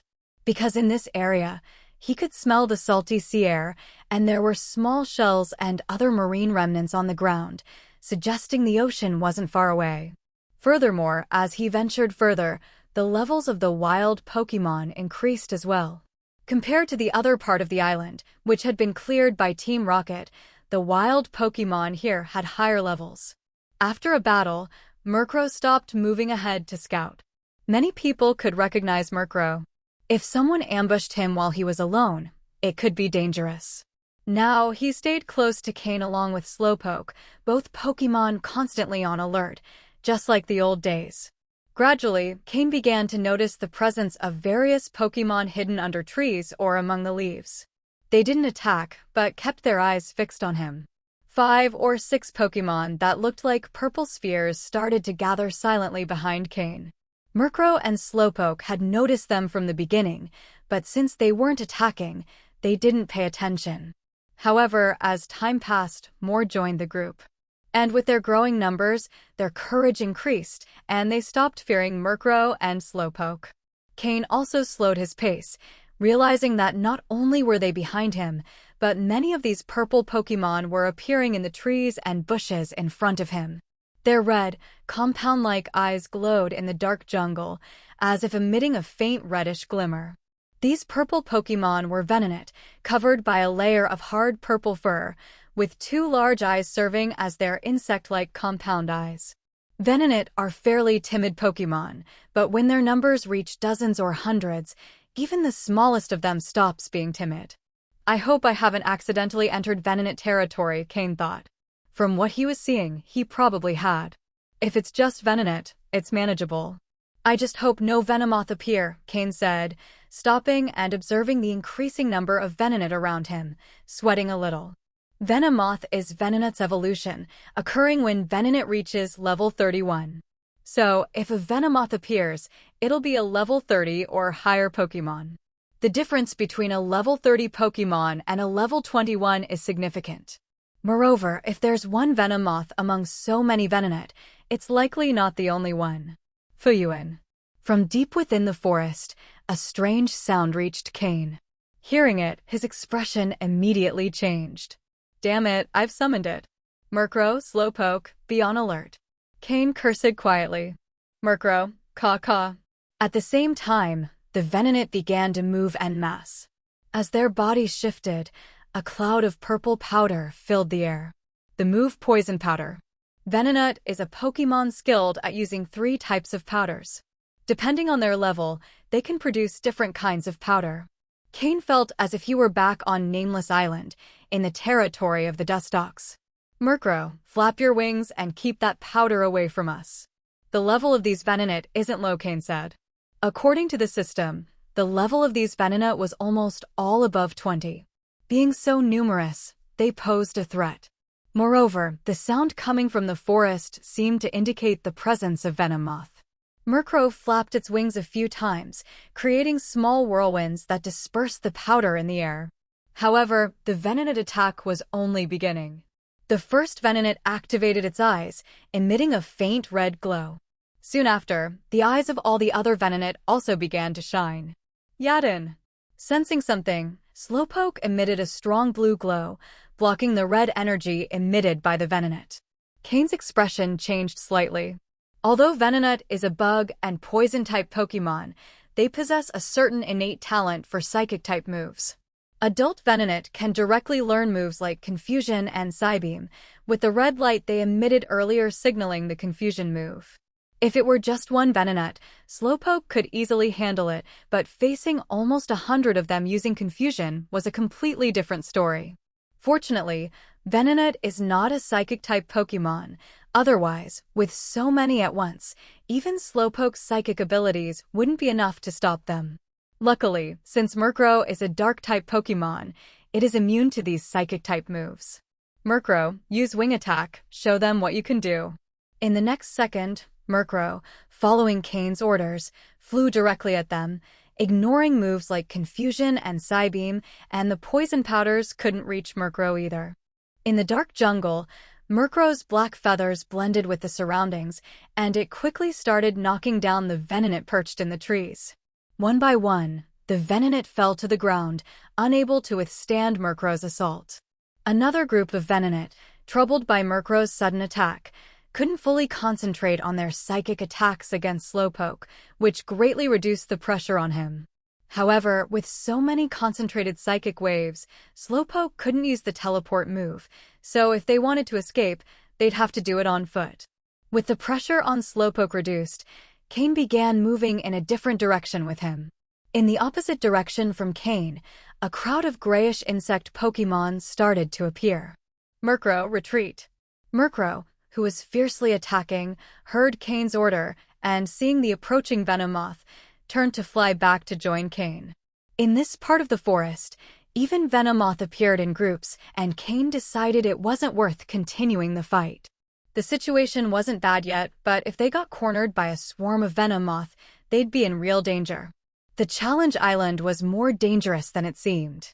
Cain tossed a Pokeball, and a sturdy-looking Pokémon appeared. He jumped onto its back, and along with Slowpoke, who was still resisting the psychic attacks, they climbed onto Tropius's back. Tropius, move. Cain ordered hurriedly as he patted Tropius's back. Tropius looked around and then glanced at Cain, as if to say, "Do we really have to run from these little bugs?" Cain wasn't in the mood for jokes and gave Tropius a friendly tap on the head. "Look over there and change your expression." Tropius looked in the direction Cain was pointing, and instantly its expression changed to one of seriousness. Quickly flapping its wings with a gust of wind, Tropius rose into the air. However, due to the massive trees and branches everywhere, Tropius couldn't ascend quickly, and the Venomoth were already almost upon them. Even Tropius, who was at level 40, sensed the imminent danger, feeling that one or two of those Venomoth were particularly threatening. Murkrow, use Tailwind. Give Tropius a boost. As they navigated between the trees, Tropius's speed was limited, while the Venomoth, being smaller, didn't struggle as much with the complicated terrain and approached rapidly. Murkrow let out a caw, and a current of air surrounded Tropius, increasing its speed thanks to the Tailwind move. Unfortunately, being among the trees, with dense branches and leaves above them, Tropius couldn't ascend through the forest canopy, and sunlight couldn't reach him, meaning his chlorophyll ability couldn't activate. Though Murkrow's Tailwind move increased Tropius's speed, it still wasn't enough to match the Venomoth, especially the ones flying in the lead, which were closing in fast. Cain used his system to gather information on the leading Venomoth. Pokémon, Venomoth Green. Gender, female. Level, 44. Type, bug plus poison. Ability, shield dust. Held item, none. Egg moves, screech, toxic spikes. Base moves, gust, quiver dance, bug buzz, silver wind, tackle, disable, foresight, supersonic, confusion, poison powder, psybeam, stun spore, signal beam, sleep powder, leech life, zen headbutt. Learned moves, bug bite, defog, snore. TM moves, none. Seeing the information about the leading Venomoth, Cain's expression darkened. At level 44 and with a green quality, Venomoth surpassed Tropius in both level and quality, and in addition, its small size allowed it to move more easily in the dense forest. If it were only one Pokémon, Cain wouldn't be so worried, but with dozens of Venomoth behind, if they formed a blockade and Slowpoke couldn't use teleport, they'd be in serious trouble. Cain took off Murkrow's weight controller and deactivated the weights it was carrying. Murkrow, clear a path for Tropius. Murkrow, faster than Tropius and smaller, could move through the forest without trouble, breaking branches that blocked Tropius's path, allowing it to speed up. But that wouldn't be enough since if Tropius had a clear path, the Venomoth would also have an easier time flying through. Slowpoke, use confusion to create barriers and delay them as much as possible, Cain instructed Slowpoke beside him. Yadin. Slowpoke nodded. It had endured a lot of pressure dealing with so many Venonat with the confusion move, and only after climbing onto Tropius's back was it able to start recovering. Fresh out of its meditation, Slowpoke's psychic energy had regained some of its strength. A blue barrier of psychic energy appeared in front of the Venomoth. The leading Venomoth was momentarily halted since, although it could also use psychic-type moves, Slowpoke's natural ability surpassed it. With the slight decrease in the Venomoth's speed, Tropius was able to buy a little time to catch its breath. Tropius is a flying and grass-type Pokémon. Although the flying type may be effective against Venomoth, Venomoth's bug type is also effective against Tropius's grass type, and Venomoth's poison type even more so. Thus, Tropius was at a clear disadvantage. The shadow of death drove it to keep fleeing. Just hold on a bit longer. Once we're out of Venomoth's territory, we'll be safe, Cain said, giving Tropius some poke blocks to calm its nerves. In its mind, Tropius reflected on how it used to be the king of a small island, though life was a bit boring, with a small territory and little food. But when it thought about food, it put aside its regrets. Food is the most important thing after all. Chewing on the delicious poke blocks, it seemed to be letting off steam. After finishing, it still wanted more, and every time it opened its mouth, Cain gave it another poke block. Tired but happy, that's how Tropius felt at that moment. Gradually, it started to see flashes of light ahead. After flying a bit more, the light grew brighter. Tropius, full speed ahead. Just ahead is the edge of the forest. Once we're out, Venomoth should stop chasing us, Cain said, giving Tropius another poke block. Hearing this, Tropius felt like a ray of hope was approaching. Without sunlight and flying at full speed, its body was already somewhat fatigued. Although the poke blocks helped it recover, the demand exceeded its recovery capacity.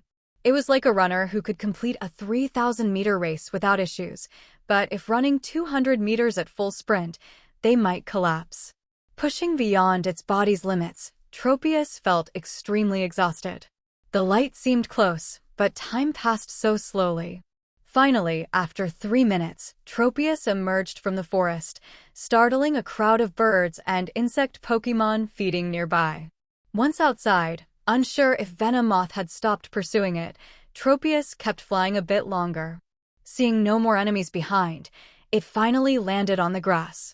Tropius collapsed onto the grass, gasping for breath. Looking back at the forest, it saw the Venomoth, glowing faintly with a phosphorescent light, stop at the forest's edge. After observing Cain and Tropius for a moment, the Venomoth returned to the forest, clearly frustrated. Venomoth is a nocturnal Pokémon that prefers to act at night, and the dark forest was its ideal habitat. That forest was its territory, but the wide meadow outside probably belonged to other Pokémon. Cain jumped off Tropius's back. Not only was Tropius exhausted after this escape, but Slowpoke, who had been creating barriers to delay the Venomoth, was also worn out. Slowpoke, using the last bit of its psychic energy, floated down from Tropius's back, but as it ran out of energy just before touching the ground, it stumbled upon landing.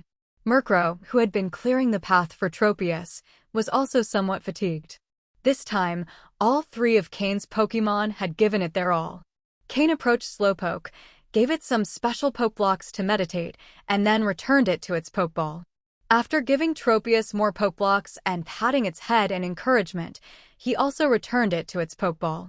When Cain tried to return Murkrow to its Pokeball after giving it its poke blocks, Murkrow stopped him. With Slowpoke resting, Cain's protection had significantly decreased.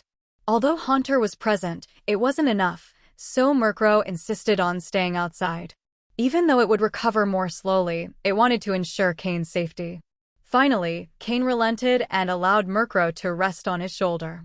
In just half a day, 4 of Cain's Pokémon were injured or exhausted to varying degrees. Miltank, Slowpoke, Tropius, and Murkrow all needed time to rest. This showed that the final trial was much more challenging than the daily exploration of the trial island. During the first 3 months on the island, Cain could explore areas at his own pace, ensuring the area behind him was safe. But in the final trial, with random teleportation to any location on the island, anything could happen. This is why the first day was probably the most dangerous, with the highest mortality rate on the island. Those who were unlucky could be teleported directly into the nest of a wild Pokémon, and if they couldn't react in time, they might be devoured. Only those who survived the first day could start thinking about how to earn more points and even capture more potential Pokémon. The principle of the snowball effect only applies if you manage to survive. Cain sat down on the grass to rest for a bit. He took out water and food stored in his storage space and began eating silently. While eating, he reflected on his next steps. The trial island was large, and although there were few participants in the trial, a total of 91 trainers, even if more participants were added later, they wouldn't exceed 150 in total. So the greatest threat was still the island's wild Pokémon. The fact that Cain had encountered someone teleported nearby after just 1 hour was an extremely low probability, almost like winning the lottery. Thinking about it, perhaps he shouldn't have let them go. Previously, Cain was concerned that the other person might have had the ability to choose their teleportation point, which would explain the coincidence. So his worry wasn't unfounded. If that group wanted to trap him, they could have sent someone to lure him in, while others ambushed him in the escape direction. It wasn't impossible. Looking back, there was only a bit of regret. Cain stood up, brushing off the dust and leaves from the trees. Venomoth, due to its innate limitations, isn't the best Pokémon for primary combat, but as a support Pokémon, it's quite excellent. With its 3 types of powder and various psychic abilities, it can exert some control. It naturally learns the move Quiver Dance, which boosts its special attack, special defense, and speed. If combined with moves like Toxic Spikes, Baton Pass, and Heart Swap, along with the Tinted Lens ability, it becomes an almost perfect support. It can use the move Toxic Spikes and the Quiver Dance move, then pass its benefits to another Pokémon using Baton Pass, and then switch abilities with Heart Swap. The Tinted Lens ability allows normally less effective moves to become effective. For instance, a Fire-type move against a Water-type Pokémon would normally have half or even a quarter of the power. But with Tinted Lens, resistance would be ignored, returning the move to its normal power, which greatly neutralizes defensive Pokémon. Therefore, if the opportunity arises, capturing a Venomoth as a support Pokémon wouldn't be a bad idea. However, as a support Pokémon, Venomoth requires some very specific abilities and egg moves. Additionally, Cain won't be able to enter Venomoth's territory for a while. If he tries, he'll likely be attacked by a swarm. Maybe another opportunity will arise in the future. Now that his Pokémon are exhausted, Cain decided not to continue on his path and opted to rest first. Judging by the situation in Venomoth's territory, it's likely that the Pokémon they encounter ahead will be even stronger, posing a greater danger. It's better to wait until all his Pokémon have recovered before moving forward to ensure safety. Cain sat in the meadow for half an hour, allowing his Pokémon to have a simple lunch, before continuing to walk in the direction Slowpoke had previously indicated. Before entering the final trial, Cain had considered marking his 3 subordinates with a psychic mark, which would allow him to find them quickly. But in the end, he decided not to do it. First, even if he gathered those 3 people, they wouldn't be much help. He'd have to put effort into protecting them, which wouldn't be worth it. Additionally, while the final trial is filled with dangers, it's also an opportunity. Exploring uncharted areas of the trial island and encountering high-potential Pokémon could result in capturing 1 or 2, significantly boosting his strength. Each person has their own luck, and fate is uncertain. For this reason, Cain decided to let them find their own path. After observing the meadow for a while, Cain realized this area was a relatively common place where many herbivorous Pokémon came to graze. Of course, a common environment doesn't mean it's safe, as many aggressive Pokémon also frequent this place to hunt. Murkrow, perched on Cain's shoulder, was closely watching the surroundings. Numerous unevolved bug-type Pokémon could be seen wandering around. Weedle, Caterpie, and Ledaba, among other relatively weak Pokémon before evolving, were in this area searching for food. This also attracted many flying-type Pokémon like Spearow, Fiero, Pidgey, and Pidgeotto, who feed on these weaker bug Pokémon. In Cain's view, a Pidgeotto suddenly descended from the sky, targeting a Weedle munching on leaves in the meadow. Sensing the shadow that appeared over them, the surrounding bug Pokémon froze, trying to hide in the tall grass to avoid being seen by Pidgeotto. But Pidgeotto had already set its sights on its target. Just as Weedle resigned itself to its fate, a Spearow emerged from the other side of the grass, blocking Pidgeotto's path to its prey. The species of Spearow and Pidgeotto have always been rivals, so the 2 Pokémon began to fight in the air, allowing Weedle to escape, narrowly avoiding death. However, the fight between Spearow and Pidgeotto soon turned into a battle between their respective flocks. Two flocks, totaling dozens of flying-type Pokémon, clashed in the sky above the meadow, forming a dark cloud. For the other Pokémon that frequented this place, the battle of these flying types was a common sight. These fights happened several times a day and generally didn't result in significant casualties, so many simply watched them as entertainment. Particularly Pokémon like Tauros, powerful and in large herds, would only glance over before returning to grazing. No matter how fiercely Pidgeotto and Spearow fought, neither would dare provoke a Tauros. If they did, the aggressive nature of the Tauros would mean they might destroy their nest. This vast meadow had an atmosphere similar to the wild area, where Pokémon ecology had been artificially simulated, but here it was a natural and evolved ecosystem. One shouldn't think that just because Pidgeotto and Spearow hunt Weedle, they don't have predators. When Weedle or Spinarak fully evolve into Beedrill or Ariados, they can hunt Spearow and Pidgeotto. It all depends on who's stronger at the time. The presence of Cain and Murkrow didn't attract much attention. They were too small compared to the vast meadow. Walking through the meadow, the Pokémon here had relatively low aggression, so as long as they weren't intentionally provoked, the area was quite safe. As Cain observed his surroundings and moved slowly, he suddenly noticed some sturdy, gray-armored Pokémon moving through the grass. Rhyhorn. Cain's eyes lit up.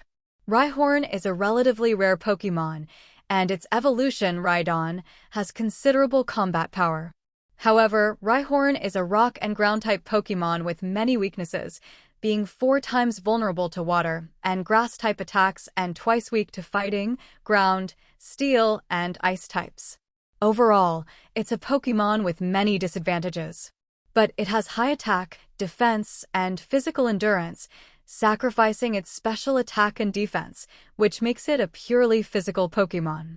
Although its speed is somewhat slow, its stat distribution is quite efficient. Most importantly, Rhyhorn is a relatively rare Pokémon, and if it has good potential, its value would be quite high, potentially fetching a good price at the Hunter's Guild. For the wealthy, having such an imposing Pokémon is a status symbol.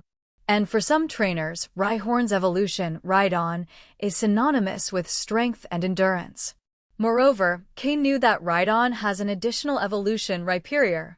Currently, this evolved form likely hasn't been discovered, and people believe Rhydon is Rhyhorn's final form. If this evolution that further boosts its strength were revealed, Rhyhorn's value would skyrocket. Interested, Cain began to approach stealthily. Rhyhorn is a Pokémon highly sensitive to its surroundings, unlike Tauros, which doesn't bother as long as there's no red clothing nearby, even if you approach within a meter. But Rhyhorn is different. Any movement around them puts them on alert. Imagine the power of a group of Rhyhorn charging. It would be even more terrifying than a Tauros stampede. After all, they're fully armored Pokémon. Comparing them to tanks wouldn't be wrong. To avoid attracting the attention of the Rhyhorn, Cain crouched down slowly, hiding in the tall grass. He approached step by step. At this distance, if the Rhyhorn charged, it would be difficult for Cain to escape. Fortunately, Rhyhorn are powerful in a straight line, but turning is quite slow for them. Pokémon, Rhyhorn, light green. Gender, female.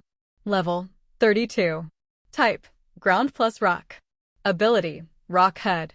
Held item, none. Egg moves, crunch, magnitude. Basic moves, horn attack, tail whip, fury attack, scary face, smack down, stomp, bulldoze, chip away, rock blast.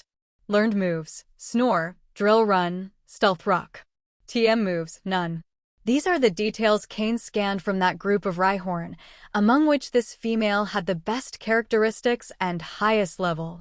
If Cain had just entered Judgment Island, this Rhyhorn would be an excellent choice in terms of both capacity and strength. However, people continue to progress. Honestly, for the current Cain, this Rhyhorn doesn't meet his expectations. Although a group of level 30 Rhyhorn, even with average qualities, can be quite dangerous due to their numbers.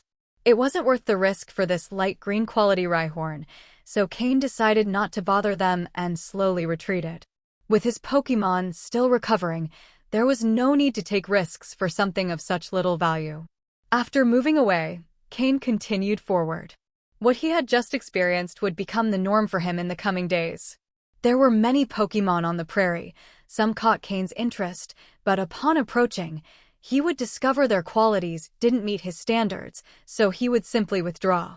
In reality, the Pokémon on Judgment Island already have a high level of quality.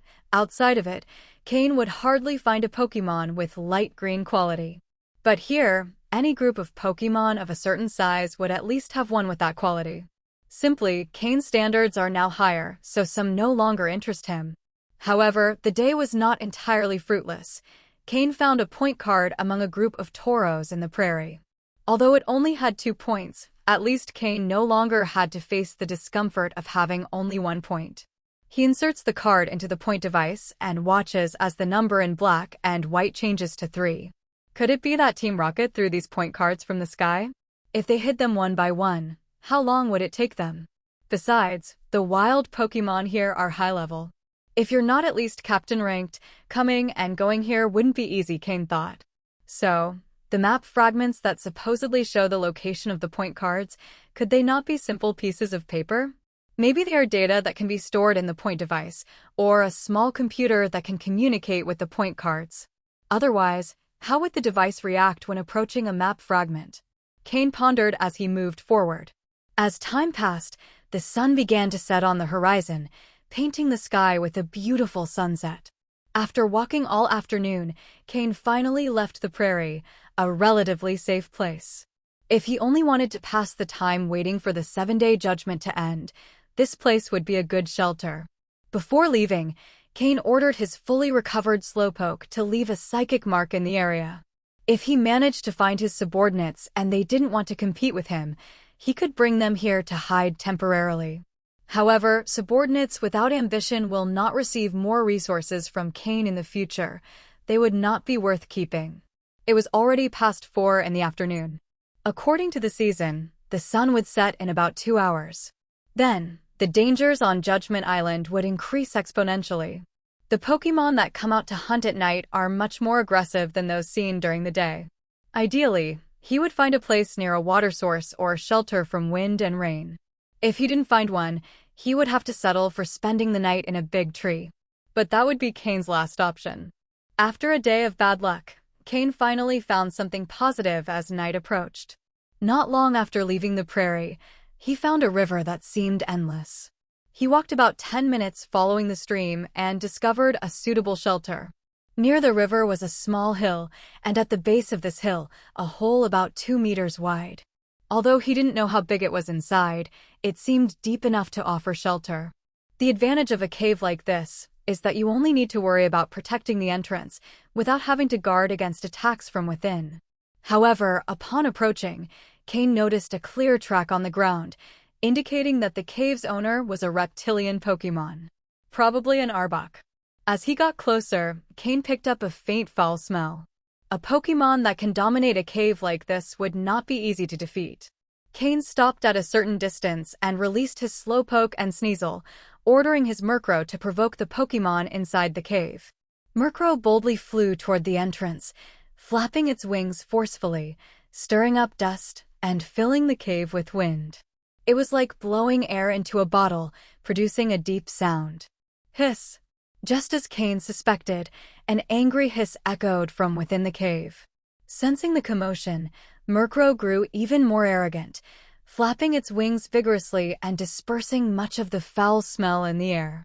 Finally, an Arbok with bloodshot eyes appeared at the cave entrance. Murkrow, return, Cain ordered from a distance. Hearing Cain, Murkrow sent a couple of small whirlwinds into the cave before returning to his side. Living in a cave like this has its downsides. If a strong enemy blocks the exit, you have no choice but to endure the attacks, making it difficult to counterattack. Just as was happening with this Arbok, who, as it faced Murkrow's powerful winds, moved forward slowly, unable to defend itself properly. Of course, Cain didn't have to worry about that. If a powerful enemy blocked the entrance, his Slowpoke could use the move Teleport to escape. But for this Arbok, who had just reached the entrance, the situation was complicated.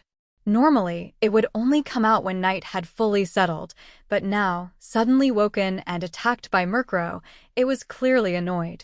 Full of anger, Arbok stayed at the cave entrance, staring at Cain and his Pokémon, its eyes glowing with a cold gleam. It was the personification of a venomous snake stalking its prey. Observing this Arbok, nearly twice the size of its peers, Cain narrowed his eyes slightly. The owner of this cave turned out to be a bit weaker than he had imagined, but considering its size, this Arbok seemed to have an innate gift for physical strength, which probably allowed it to claim this spot. Pokémon: Arbok, green. Gender: male. Level: 33. Type: poison. Ability: intimidate. Held item: none. Egg moves: Poison Fong, Poison Tail. Basic moves: Crunch, Ice Fong, Thunder Fong, Fire Fong, Wrap, Leer, Poison Sting, Bite, Glare, Screech, Acid, Stockpile, Swallow, Spit Up, Acid Spray. Learned moves: Aqua Tail, Bind, Gunk Shot. TM moves: none. These are the details the system scanned from this Arbok. Although its potential was considerable, its level didn't offer a significant advantage over other Pokémon Cain had encountered. The fact that it could maintain such a territory was quite impressive. Slowpoke: use Calm Mind. Murkrow: you can rest now. Sneasel: use Hone Claws and Agility. Cain ordered. In the next instant, Slowpoke closed its eyes and entered a meditative state. Sneasel, who had been eagerly waiting in its Pokeball, shot out, running at high speed thanks to agility. As it ran, Sneasel sharpened its claws, perfectly combining both moves. Shah! Arbok roared in fury upon seeing the Pokémon that interrupted its rest now attacking it. A flash of anger crossed its eyes, followed by a deep sadness. This was the 5th time it had been attacked recently. If it weren't for its mother, who once ruled this territory but was defeated, it wouldn't be in this situation. With its power level, it shouldn't have been able to claim such a good cave, but since this area belonged to its mother, who didn't care for it but whose reputation was well known, powerful Pokémon who understood the situation left it alone, allowing it to stay here. However, a few days ago, its mother, also an Arbok, was killed by another Pokémon seeking to steal her territory. Although the attacker was left severely injured and couldn't directly attack this Arbok, the Pokémon previously under its mother's command started attacking it to curry favor with the new leader. First, they tested it cautiously, then launched attack after attack. That's why, despite not having slept well, its eyes were bloodshot, a result of repeated ambushes that left it exhausted. And now, Cain was seen as just another attacker. Of course, Cain knew nothing of this. He was simply a bit surprised that this Arbok could maintain such fertile territory at its power level. Arbok roared and spat a dark green liquid with a foul stench, aimed at Sneasel, who was moving at high speed. Sneasel, use Metal Claw. Sneasel, already prepared, used Metal Claw to split the acid move in half, avoiding contact and letting the acid dissolve the vegetation and dry leaves on the ground with a hissing sound. Seeing its attack fail, Arbok glared at Sneasel with furious eyes and launched toward it like an arrow, its mouth full of dark energy. Sneasel, use Ice Punch. Slowpoke, use Psyshock. Sneasel's right claw stopped glowing with a metallic shine and began to glow with icy energy, forming a large ice fist aimed directly at Arbok's head. At that moment, Slowpoke, having just emerged from its meditation, launched a powerful psychic wave at the airborne Arbok. Boom! Sneasel's claws and Arbok's head collided. Sneasel was pushed back 3 meters by the impact. Arbok was thrown backward, hitting the ground hard. Although both attacks clashed, just before Arbok could bite Sneasel, its head was struck by Slowpoke's Psyshock, preventing its bite from being fully effective. Sneasel's ability to withstand the hit was thanks to Arbok's considerable mass, but it couldn't avoid being knocked down. Upon landing, Arbok shook its head, feeling dizzy. Before it had been struck, it felt it could win despite its opponent's strength, but in the final second, its mind was hit with a sharp pain, leaving it completely disoriented. Let's finish this quickly. Slowpoke, continue with Psyshock. Sneasel, get close and attack with Metal Claw and Ice Punch in succession. Cain didn't let his opponent recover. With the additional speed from agility, Sneasel appeared instantly in front of Arbok. Its left hand glowed with a metallic shine, while its right hand was enveloped in ice. With both claws, it mercilessly attacked Arbok's head as it was just trying to stand. The blow snapped Arbok out of its daze, only to find a sharp pain coursing through its body. Arbok desperately tried to wrap Sneasel in its body, using its constriction technique to stop the onslaught of attacks. This was Arbok's specialty. Once it caught its prey with its strong, muscular body, even a higher-level Pokémon would struggle to break free, let alone a smaller one like Sneasel. But Sneasel ignored Arbok's attempts to trap it. Just as Arbok was about to fully wrap around Sneasel and feel victorious, it was struck again in the head by Slowpoke's powerful Psyshock. A thin line of blood began to flow from Arbok's eye. This time, Slowpoke didn't hold back, using Psyshock's full power. Despite its sturdy body, Arbok started bleeding from both eyes and nose. Sneasel continued its relentless assault, while Arbok, now unable to resist, began to slowly collapse. Cain slightly frowned and, after a moment's thought, ordered, "Stop." At Cain's words, Slowpoke ceased the psychic energy flowing within, and Sneasel stopped striking, holding onto Arbok's head while awaiting Cain's next order. While observing the weakened Arbok, Cain's frown deepened. Although this Arbok was a poison-type Pokémon, making it vulnerable to Cain's Slowpoke and its psychic moves, and had been aggressively attacked head-on by Sneasel, it shouldn't have been this fragile. Losing the ability to fight was expected, but this Arbok seemed to be on the verge of death, breathing laboriously. Given its robust constitution, it shouldn't have fallen so quickly. After Slowpoke's first psychic attack, Cain had already noticed something strange in Arbok's mental state, and Slowpoke's second psychic attack confirmed his suspicions. "This Arbok has something unusual about it," Cain murmured to himself. Cain took a Pokeball from his pocket and threw it toward Arbok. Since Arbok was at death's door, the capture process was simple and without incident. The red light on the Pokeball blinked a few times before going out. After capturing Arbok, Cain immediately released it. If he didn't act quickly, Arbok would die in less than half an hour, despite its sturdiness. Cain took out a special pill he had created with the help of the system. This pill was extremely costly. Just one of them cost nearly 100,000 Pokedollars. Cain had prepared them on the cargo ship before arriving at Judgment Island. This pill, when ingested by a dying Pokémon, activates various hormones in its body, increasing its vitality. Additionally, it contains a variety of elements that help restore the Pokémon's mental state. In summary, the pill can save a Pokémon's life when it's on the brink of death. Cain had prepared 10 of these pills, spending most of the money he had earned from the Malville City tournament in Hoenn. They were a vital resource for emergencies. The production cost of these pills was at least 10 times what Cain paid, as their manufacture required the skills of an advanced breeder. On the market, their value could reach between 300,000 and 400,000 Pokedollars, and demand always exceeded supply. Using one of these pills on Arbok pained Cain a bit. In a place like Judgment Island, where supplies are limited, each use of these pills was a significant loss. He could only hope Arbok had some hidden value that could justify the expense. However, if he managed to control this Arbok, it could make his journey across the island much easier. Even if Arbok had no hidden value, Cain believed it was worth trying to save it. After treating its internal injuries, Cain took out a medicinal spray and applied it to Arbok's wounds. While healing its external injuries, Cain noticed something unusual in Arbok's scars. There were scars on its body and tail that were neither deep nor very visible, but upon closer inspection, Cain could see them clearly.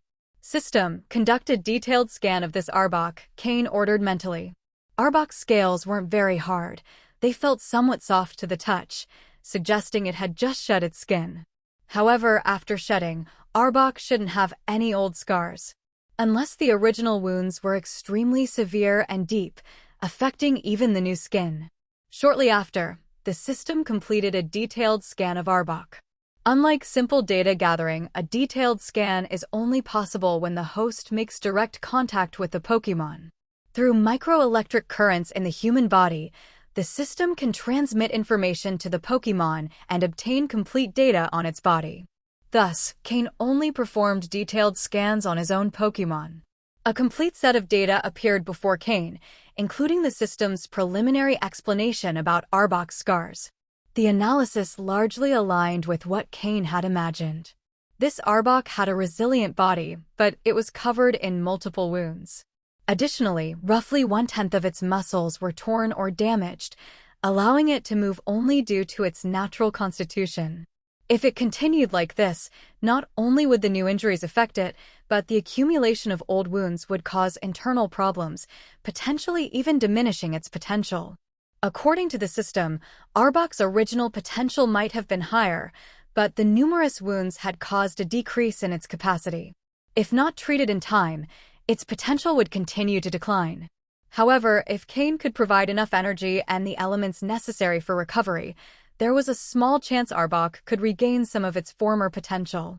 Additionally, the system detected that Arbok not only had physical issues, but also mental instability. This was partly due to the two powerful psychic attacks from Slowpoke, which had caused shocks to its brain.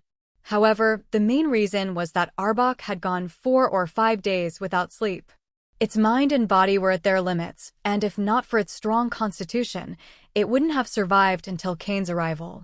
"It's clear it's been continuously attacked and harassed," Cain said, looking at the now bandaged Arbok.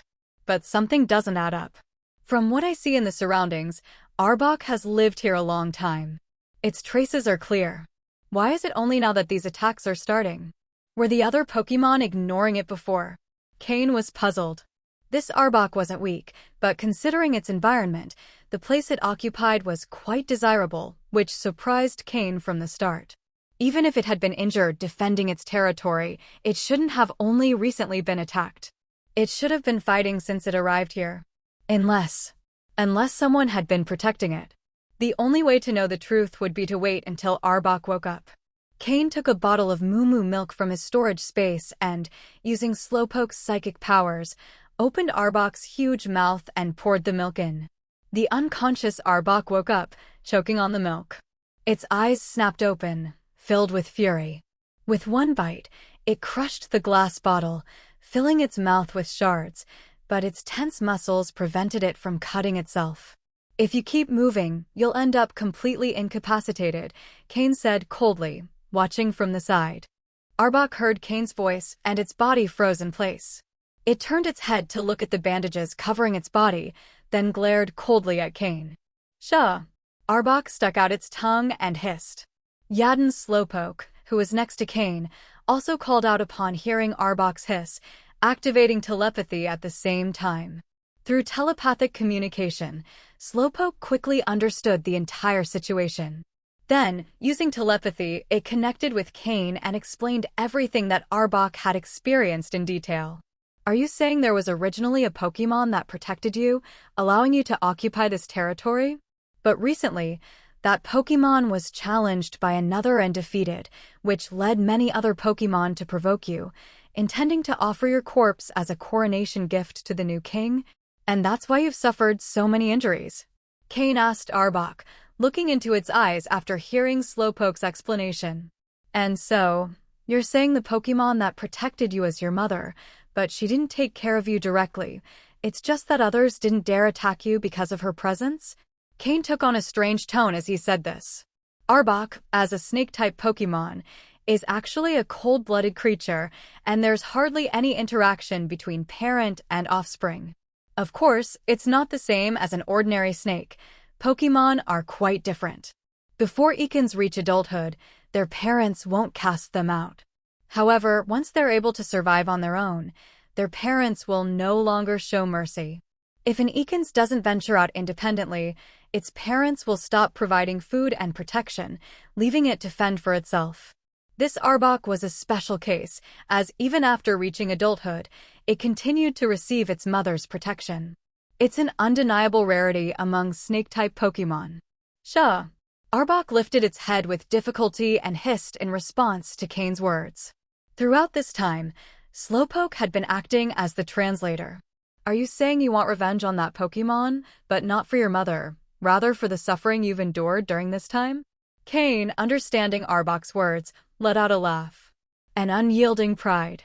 Those snakes are cold-blooded. Pokémon are not mere animals.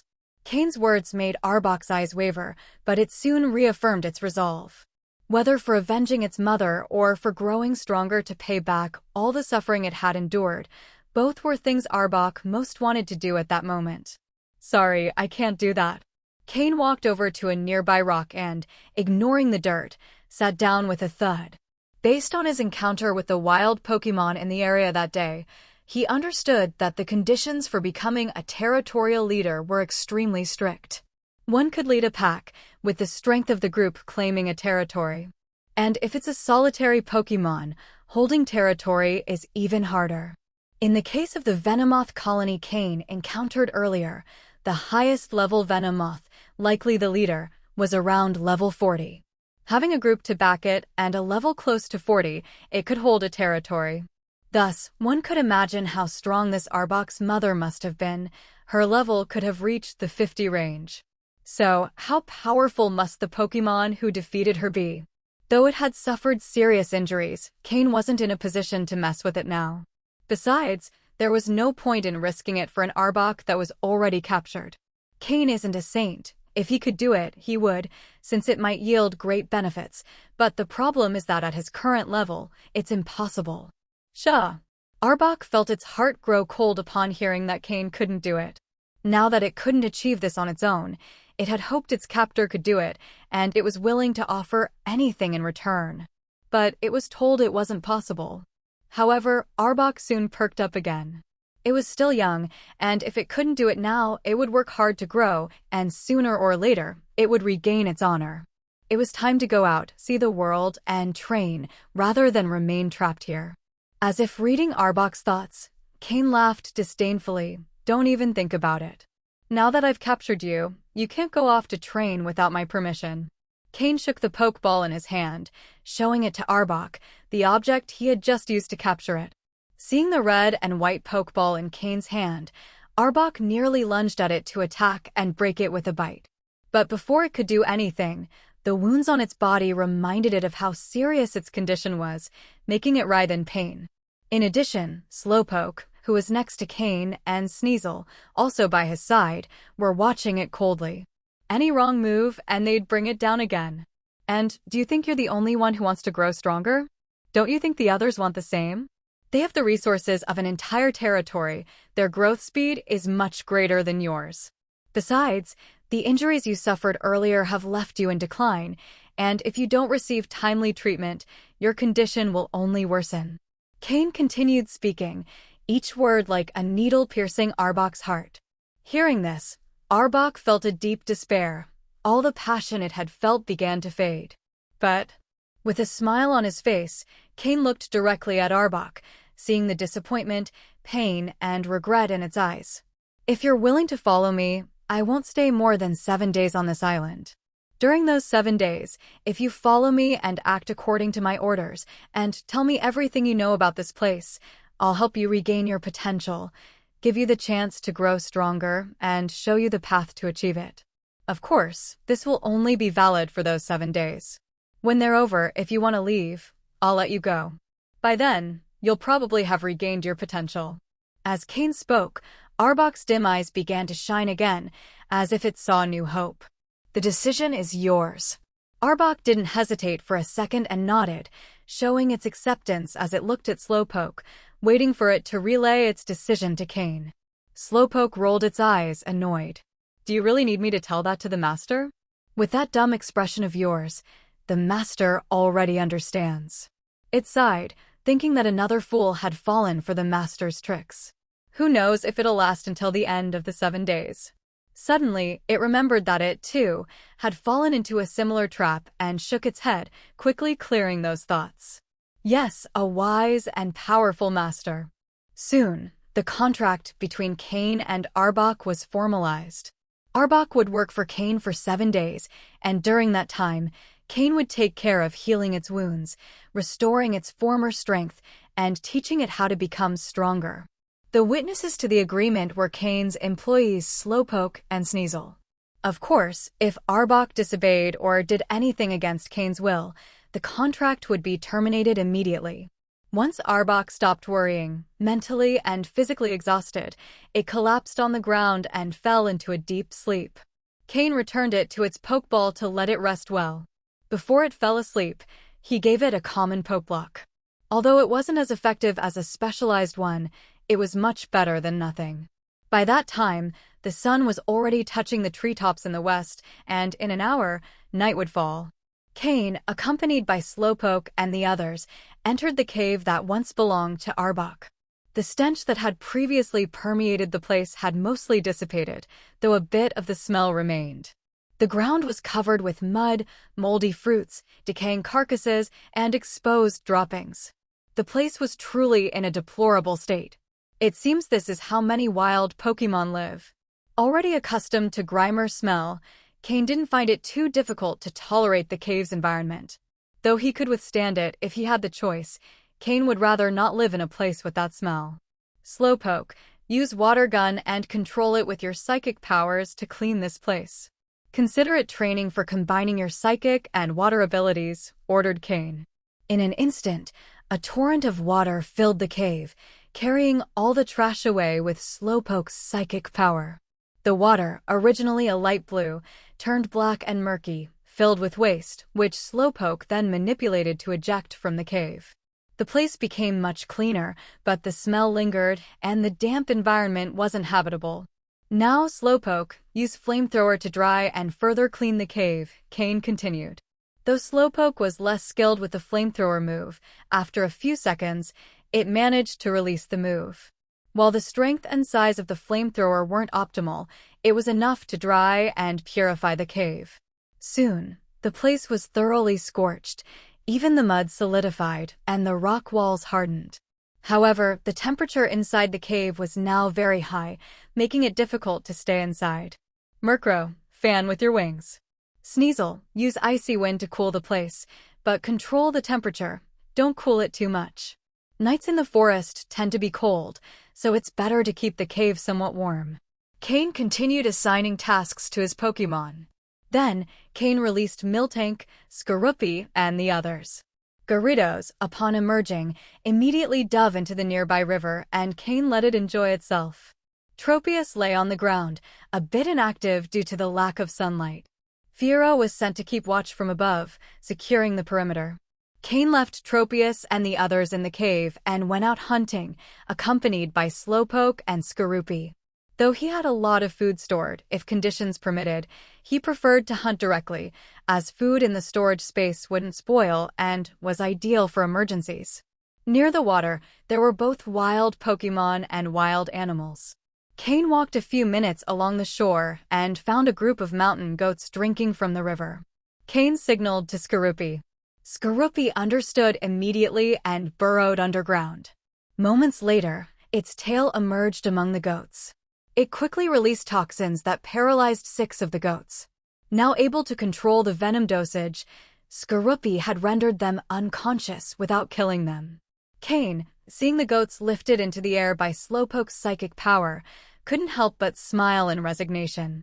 The number of Pokémon in his team was increasing, and so was the amount of food they needed. Though Pokeblocks were effective, nothing beat the food prepared by Cain. Usually, the Pokémon filled their stomachs with the food Cain prepared, using the Pokeblocks as a supplement.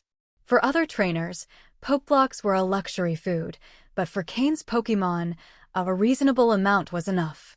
However, nothing was as satisfying as the food their trainer prepared. Of course, Cain's Pokémon didn't skip their daily ration of Pokeblocks, as these were specially formulated by Cain for their tastes and types, making them a delight in terms of flavor. When the Pokémon saw Cain return with 6 goats, they were immediately excited. Even Tropius, who had been pretending to sleep, opened its eyes wide. It flapped its wings eagerly, flying over to Cain to pick up the goats that Slowpoke was holding with its psychic power and carry them to the cave entrance. Now, the cave was completely clean, with no smell or dirt. Sneasel, after finishing cleaning the cave, approached and began preparing the food. With its ice blades, it skillfully skinned, cleaned, and dismembered the goats. Sneasel worked efficiently, removing all remnants from the goats without damaging the meat. After completing the process, it tossed the clean goats into the air, and Slowpoke caught them with its psychic power, using water gun to wash them. Automatic washer. Once cleaned, the goats were placed on palm leaves prepared by Tropius, where Miltank seasoned them with various ingredients and spices, using her strength to ensure the flavors penetrated the meat well.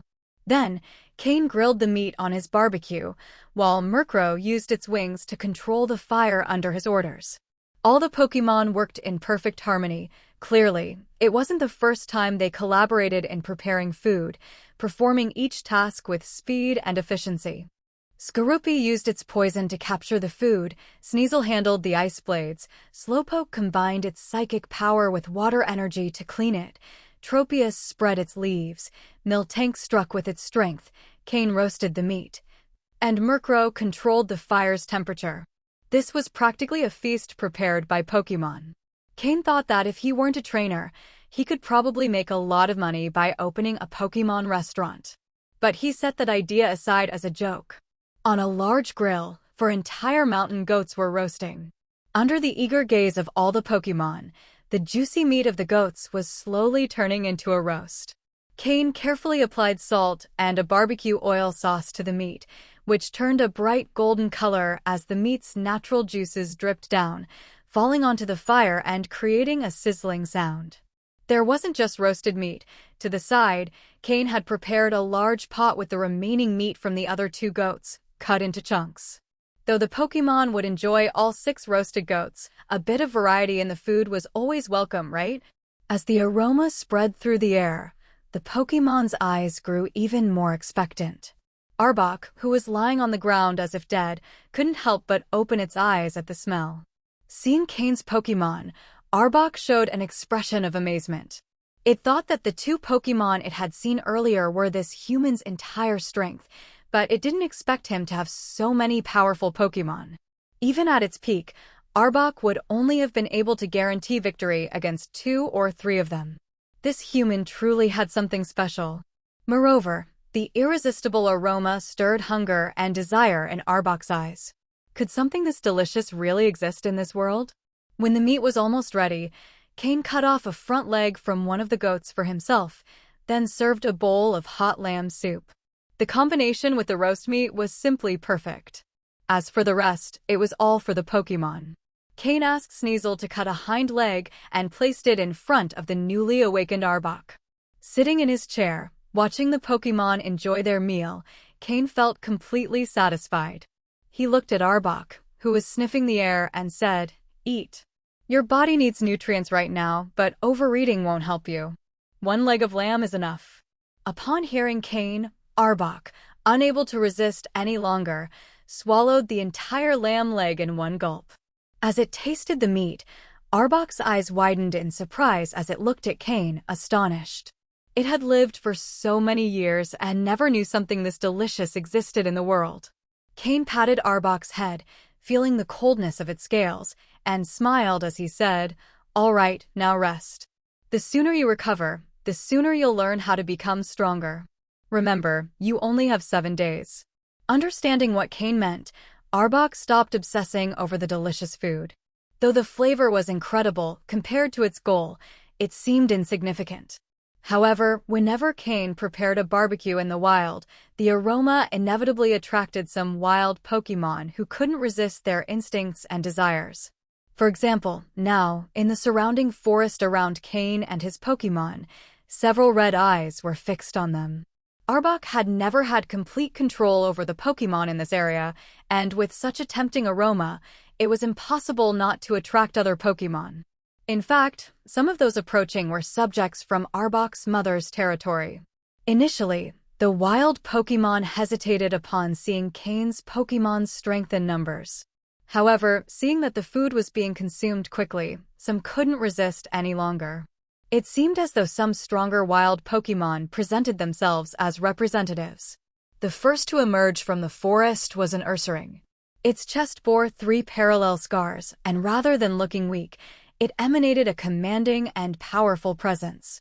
When Ursaring appeared, Arbok, who had been resting, immediately got up. The wounds that had just healed reopened instantly, but Arbok didn't care in the slightest. Its snake-like eyes fixed on Ursaring, its tongue flicking silently, yet the intensity of its anger and bloodlust was palpable. Ursaring also saw Arbok on the ground, noticed the bandages on its body, and gave a mocking smile. This Ursaring was one of the Pokémon that used to provoke Arbok to curry favor with the new ruler and had injured it on several occasions. Of course, Ursaring alone wouldn't have been enough to face Arbok, but it never came alone. It always brought along 3 or 5 other Pokémon. For this reason, Arbok's resentment toward him was immense, even ignoring the pain of its wounds. If it lost in a one-on-one battle, it would accept it, but being outnumbered every time. Suddenly, a figure appeared next to Arbok, and a small but powerful hand pressed down on its head, forcing it slowly to the ground. Arbok tried to use its strength to break free, but the words it heard next stopped it completely. "Do you want your natural talent to weaken again?" "If so, I won't stop you," said Cain, firmly pressing down on Arbok's head, word by word. Cain's hand, in comparison to Arbok's large body, created a striking contrast, making it seem as though Cain was dominating Arbok with authority. "Stay still and watch. Though you can't go after the Pokémon who killed your mother, this big guy in front of you isn't a problem," said Cain, rising and removing his hand from Arbok's head. Of course, Ursaring wasn't foolish enough to come alone. Shortly after it appeared, a rustling sound came from the underbrush and another Ursaring emerged. This one had a scar on its face, specifically on its eye. 2 Ursaring. Along with them, a pincer stepped out of the forest, its gaze fixed on the roasted food. These 3 Pokémon were the representatives of the wild Pokémon. Both Ursaring were well-built and, due to their constant battles in the wild, were incredibly strong. According to Cain's system, both Ursaring had a light green talent level, and their level was identical, 30. Pinsir, compared to the Ursaring, had an even more dominant presence. Cain's system revealed that this Pinsir was level 31 and also had a light green talent level. 3 wild Pokémon with light green talent, all level 30 or above. "Alright, hold on. We'll fight, and then you can keep eating," Cain said with a smile. The 2 Ursaring looked at each other. They clearly knew each other. As for Pinsir, being a Pokémon from the same forest, they had seen it several times, so there was a certain familiarity among them. The 3 Pokémon moved almost simultaneously, with a very simple goal: the delicious food on the grill. As for defeating or taking down a Pokémon, the Ursaring probably only intended to finish off the semi-conscious Arbok lying on the ground. For Cain's Pokémon, being interrupted while eating was something they weren't going to tolerate easily. Even Tropius, who usually didn't enjoy battles, showed a glimmer of fighting spirit in its eyes as it looked at them.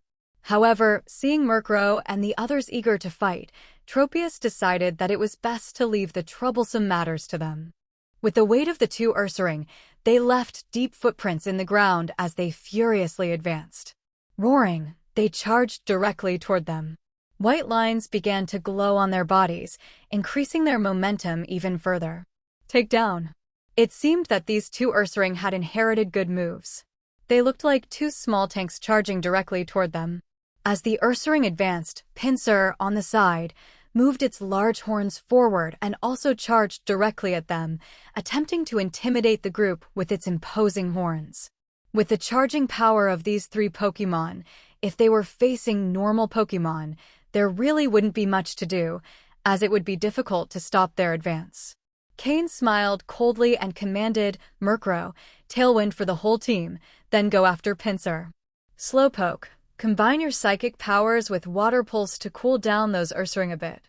Sneasel, use Icicle Crash and chill their heads." Murkrow quickly used the Tailwind move, increasing the team's speed.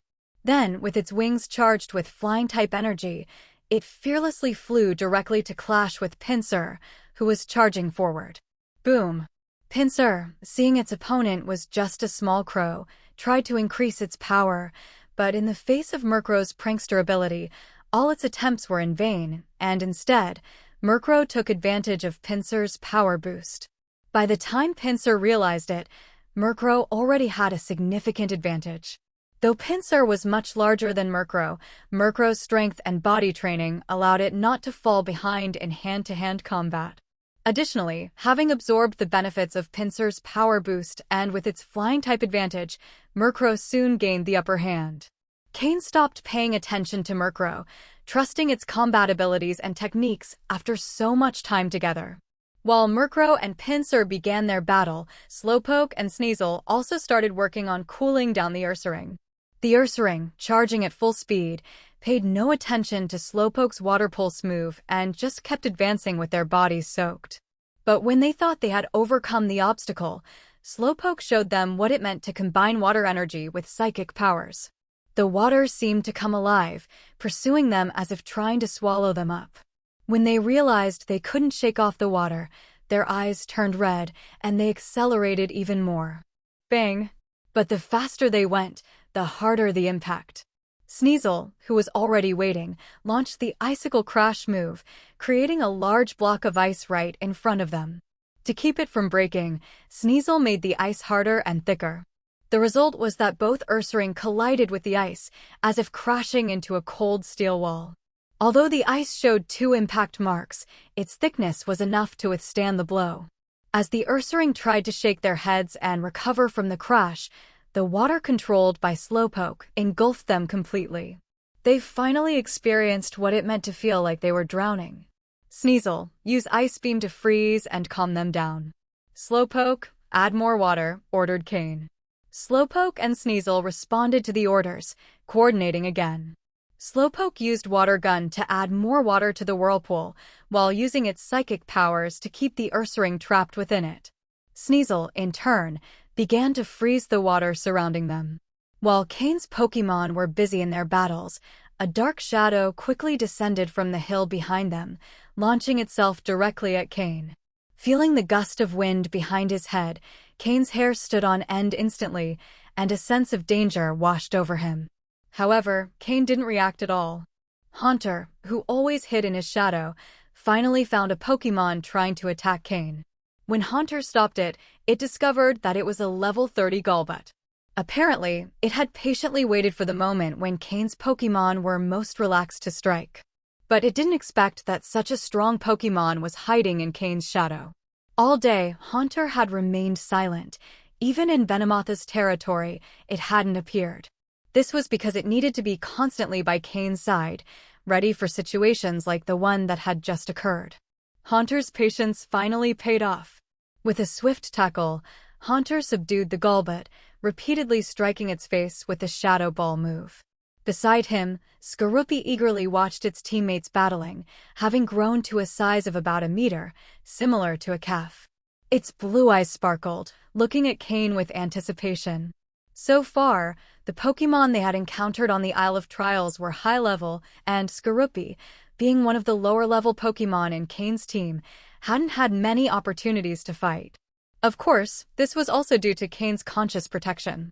But now, Skorupi was eager. Cain sighed and reluctantly said, "You can take a lap around the forest, but be careful not to attract too many Pokémon. If you find one that's too strong, come back immediately." The battle between Sneasel and Slowpoke against the Ursaring was coming to an end, so even if Skorupi attracted some strong Pokémon, they could handle it now. The fledglings always grow up. Now, Skorupi no longer needed to be treated like a baby. Battles would be its best way to grow. After receiving Cain's approval, Skorupi let out an excited shout and dove straight into the forest. Immediately, the Pokémon of the forest began to scatter in all directions.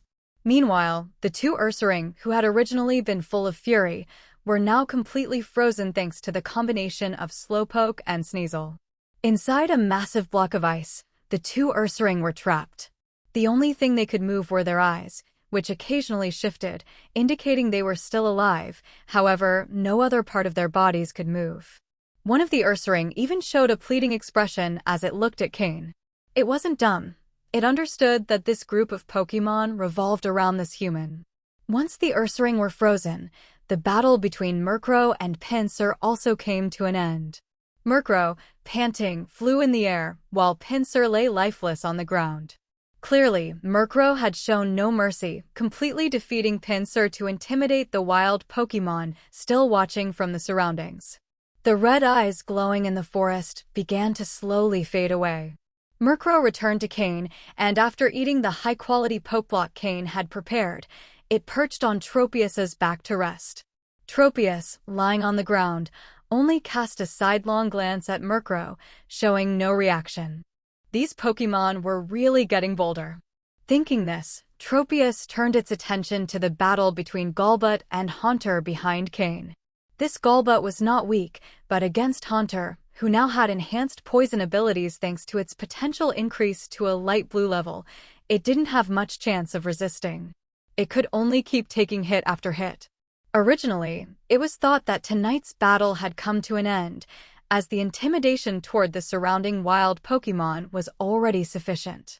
After all, they were on the edge of the territory of a very powerful Pokémon, and since it was severely injured, it didn't have time to concern itself with what was happening here. But Skorupi surprised Cain by returning from the forest after a brief skirmish. Behind him followed a group of wild Pokémon. Each of them bore injuries on their bodies, clearly inflicted by Skorupi. But upon reaching the blocks of ice containing the Ursaring, all the Pokémon stopped immediately.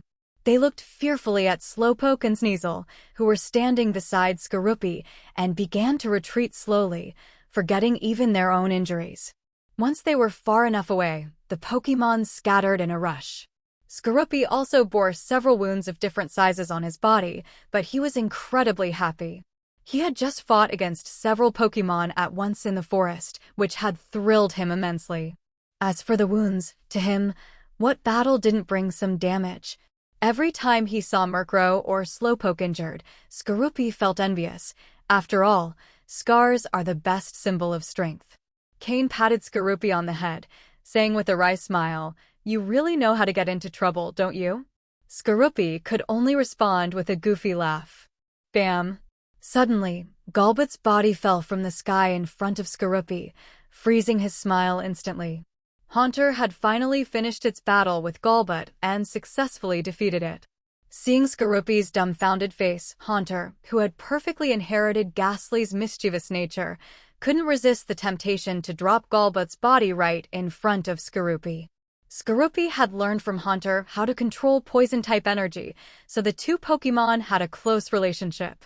As soon as Skorupi realized what had happened, he jumped at Haunter, baring his fangs. Haunter, who had perfectly inherited Ghastly's playful nature, enjoyed having fun as long as he wasn't busy protecting Cain. He was the perfect companion for Skorupi, who was still young and full of energy. When Golbat's body hit the ground, the forest Pokémon finally dispersed. For powerful Pokémon had fallen before them, which was enough to intimidate the others. Although there might be more Pokémon as strong as the Ursaring, none dared to confront them. It wasn't that they didn't notice the presence of the strongest Pokémon, Tropius, lying on the ground. Although Tropius wasn't a fan of battles, the aura it exuded was enough to scare the wild Pokémon. After all, they didn't know that Tropius avoided fighting. Finally, this intimidation battle came to an end. According to the survival rules of wild Pokémon, this territory could now be considered part of Cain's domain. At the very least, the Pokémon in the vicinity recognized it as such. The two bodies on the ground and the Ursaring still frozen in ice were the best evidence of this. Without bothering to clean up the blood or repair the damage caused by the battle, the Pokémon soon gathered once more and began enjoying the meal they hadn't finished earlier. Every time Cain prepared delicious grilled meat in the wild, there were always many Pokémon who came to challenge him. For Murkrow and the others, this had already become part of their nightly routine, like a pre-sleep training session. Arbok had observed the entire battle from start to finish, and as it looked at Cain, its eyes shone with admiration. This human hadn't lied to it. He truly had the ability to make it stronger. Even Skorupi, the youngest of Cain's Pokémon, was quite strong. If Arbok had been in its prime, it would have had a hard time defeating Cain's Pokémon. Finally, Arbok felt at ease and could sleep peacefully, no longer worrying about other Pokémon trying to attack or challenge it again. After finishing dinner, Cain took out more poke blocks and distributed them to each Pokémon in fixed amounts. These poke blocks contained energy crystals added by Cain, which could improve the Pokémon's potential. As delicious as the dinner was, a set amount of poke blocks had to be consumed each day. While the Pokémon ate their poke blocks, Cain took out his tools from his ring and began preparing materials, setting them neatly next to his tools. Since he had promised to help Arbok recover its potential and enhance its strength, Cain was determined to fulfill his responsibility as a trainer, even if he only had 7 days to do so.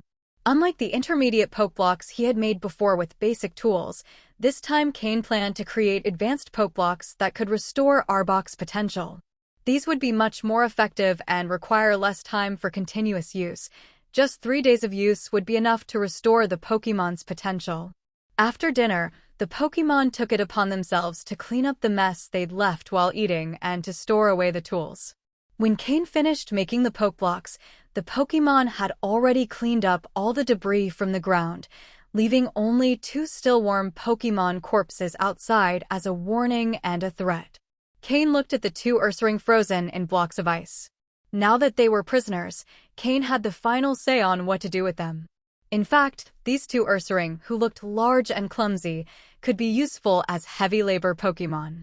If Cain managed to control them, he could avoid a lot of trouble on the island.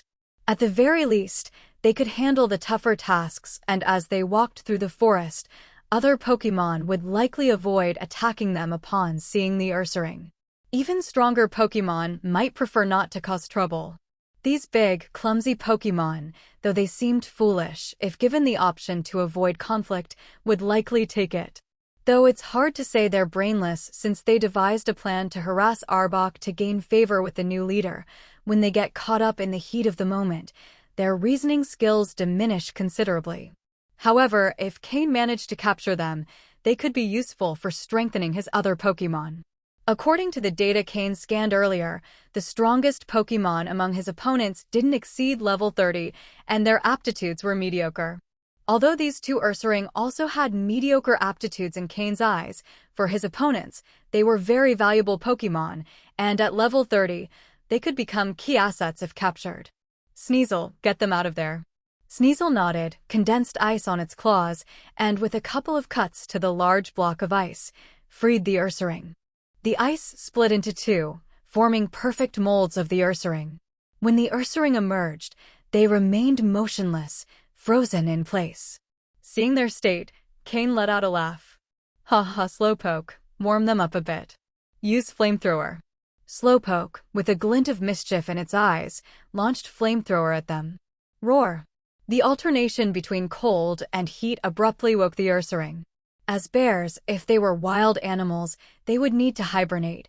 Although Pokémon don't need to hibernate, cold is still one of their biggest fears. Some of their fur was singed by Slowpoke's Flamethrower, but they didn't react, merely shaking themselves free from the ice. Ahem. Cain cleared his throat to remind them of their situation. The 2 Ursaring, still trembling, looked fearfully at Slowpoke and Sneasel, surprised that 2 such small Pokémon possessed such overwhelming power. The Ursaring with a scar on its chest roared furiously, attempting to launch another attack, but before it could take a step, the Ursaring with a scar over its eye stopped it. It pointed to the bodies of Pinsir and Golbat lying nearby. They recognized these 2 Pokémon. In the same forest area, all Pokémon with similar abilities knew each other. They couldn't believe that Pinsir, who attacked alongside them, was now lying on the ground, and that the cunning Golbat was also there. This proved that the enemy's power was far greater than they had imagined. The Ursaring exchanged looks, and it became clear that the one with the scar over its eye was the decision-maker. They began to back away slowly, forcing what they believed to be a natural smile. But before they could take another step, a strong wind blew them back. Turning around, they saw a Murkrow flying behind them, with a mocking expression in its eyes. The Ursaring froze, realizing the gravity of their situation. Things didn't look good.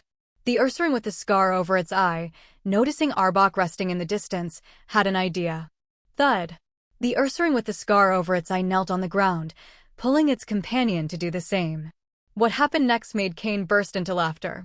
Too big, sturdy Ursaring knelt on the ground, begging for mercy. "Who said bears are dumb?" Cain said with a grin. The Ursaring surrendered under the gaze of Cain's Pokémon. Cain threw 2 Pokeballs and captured them. There was no resistance. The 2 Ursaring were captured immediately. When Cain released them again, the Ursaring scratched their heads, unsure of what had just happened. They simply felt as if they had suddenly entered a small space and then returned. "Now you're captured in the Pokeballs, you have no chance of escaping." Cain showed the Pokeballs in his hand. But the confused expression on the Ursaring's faces left Cain speechless. "Who said they were smart?"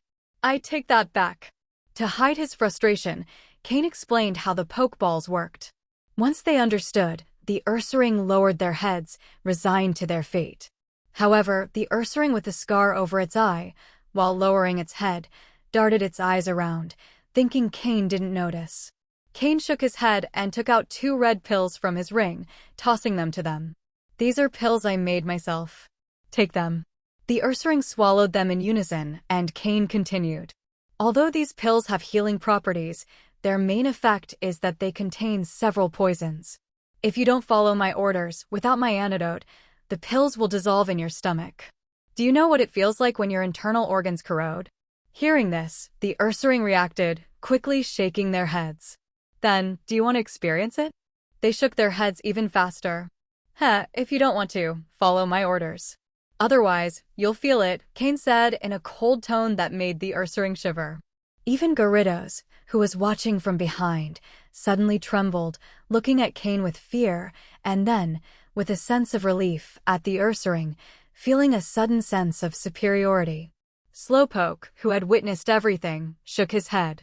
2 dumb bears and 1 dumb dragon. Truly foolish. The real purpose of the pills Cain mentioned was clearly to deceive these 2 foolish Pokémon, making them believe they had to obey. There was no time to actually make something like that. But he didn't just scare those 2 Pokémon. Gyarados also looked visibly terrified. "Where intelligence is lacking, muscles compensate," thought the psychic Pokémon with a hint of amusement. In this way, the 2 Ursaring were completely under Cain's control.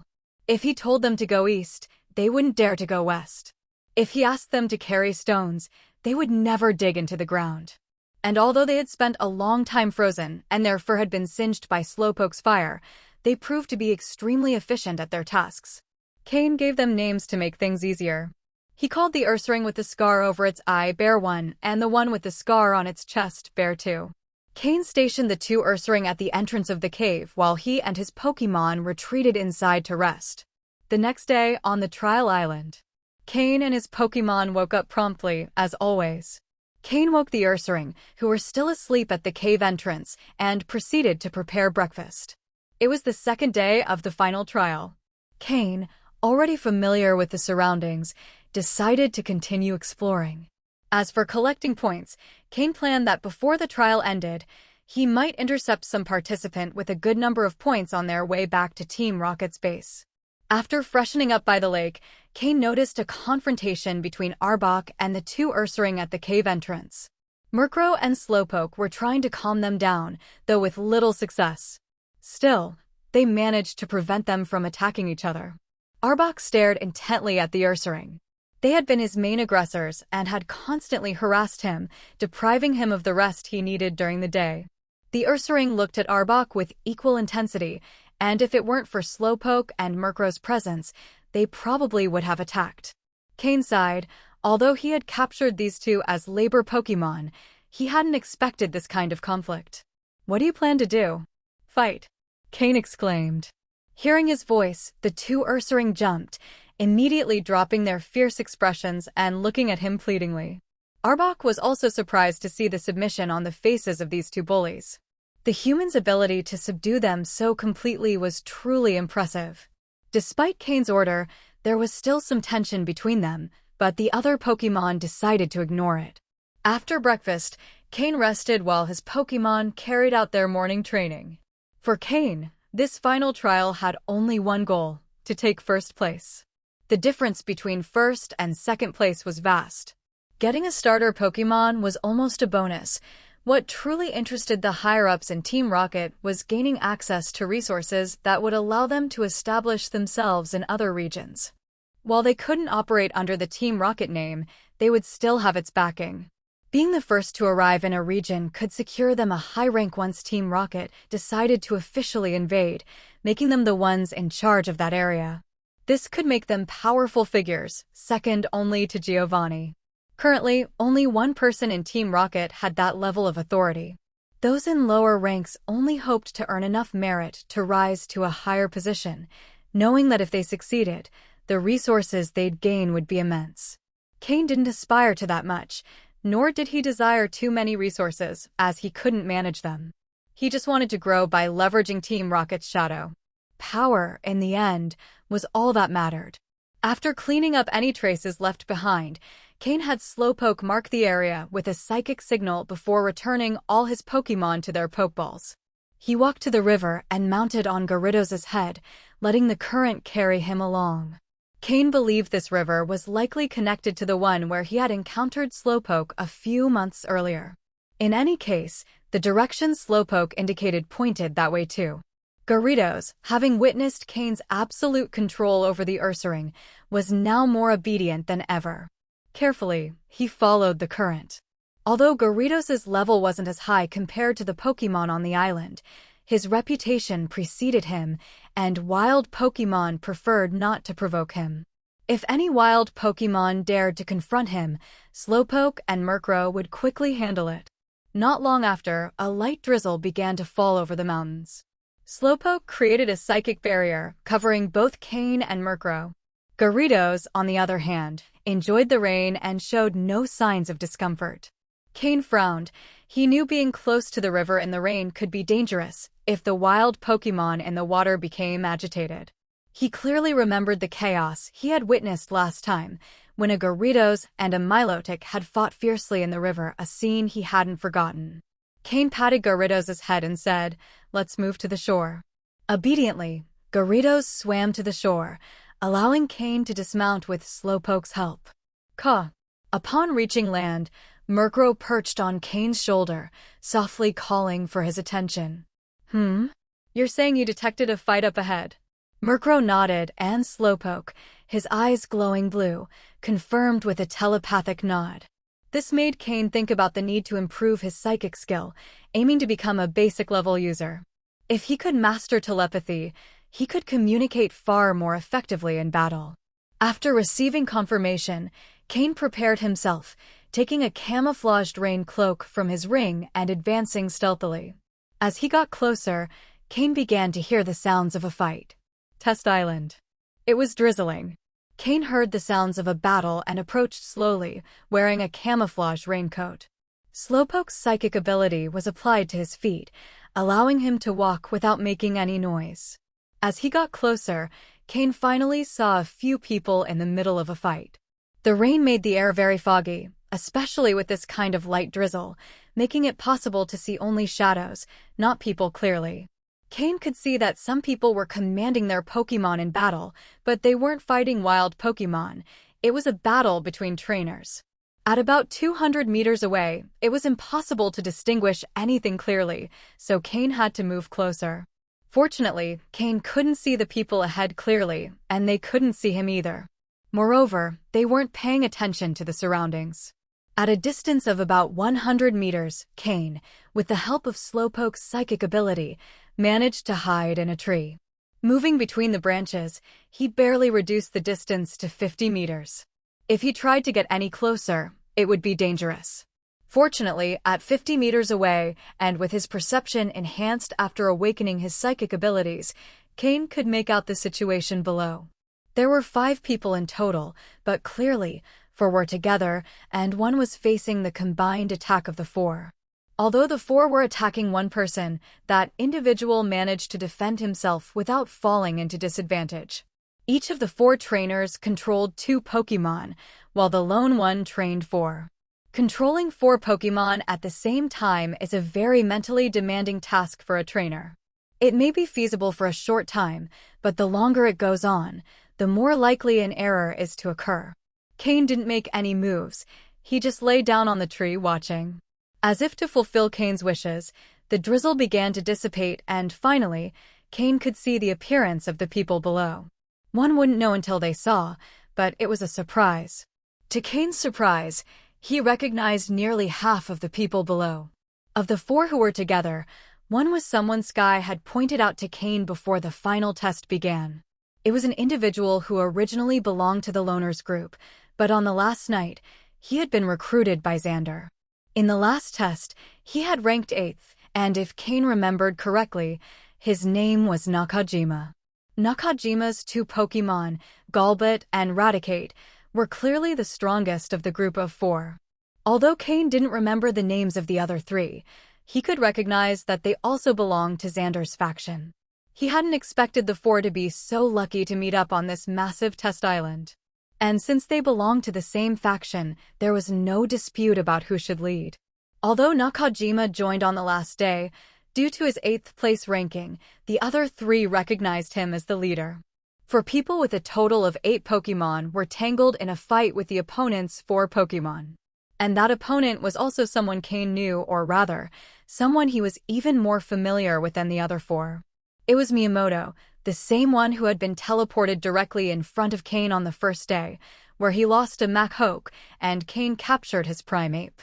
Miyamoto was one of the main subordinates of a Team Rocket officer, specializing in fighting-type Pokémon. His strength was significant, and if he participated in the island test, he had the potential to place in the top 3. However, he had more Pokémon than most on the test island, and in a total battle, probably only Xander could match him.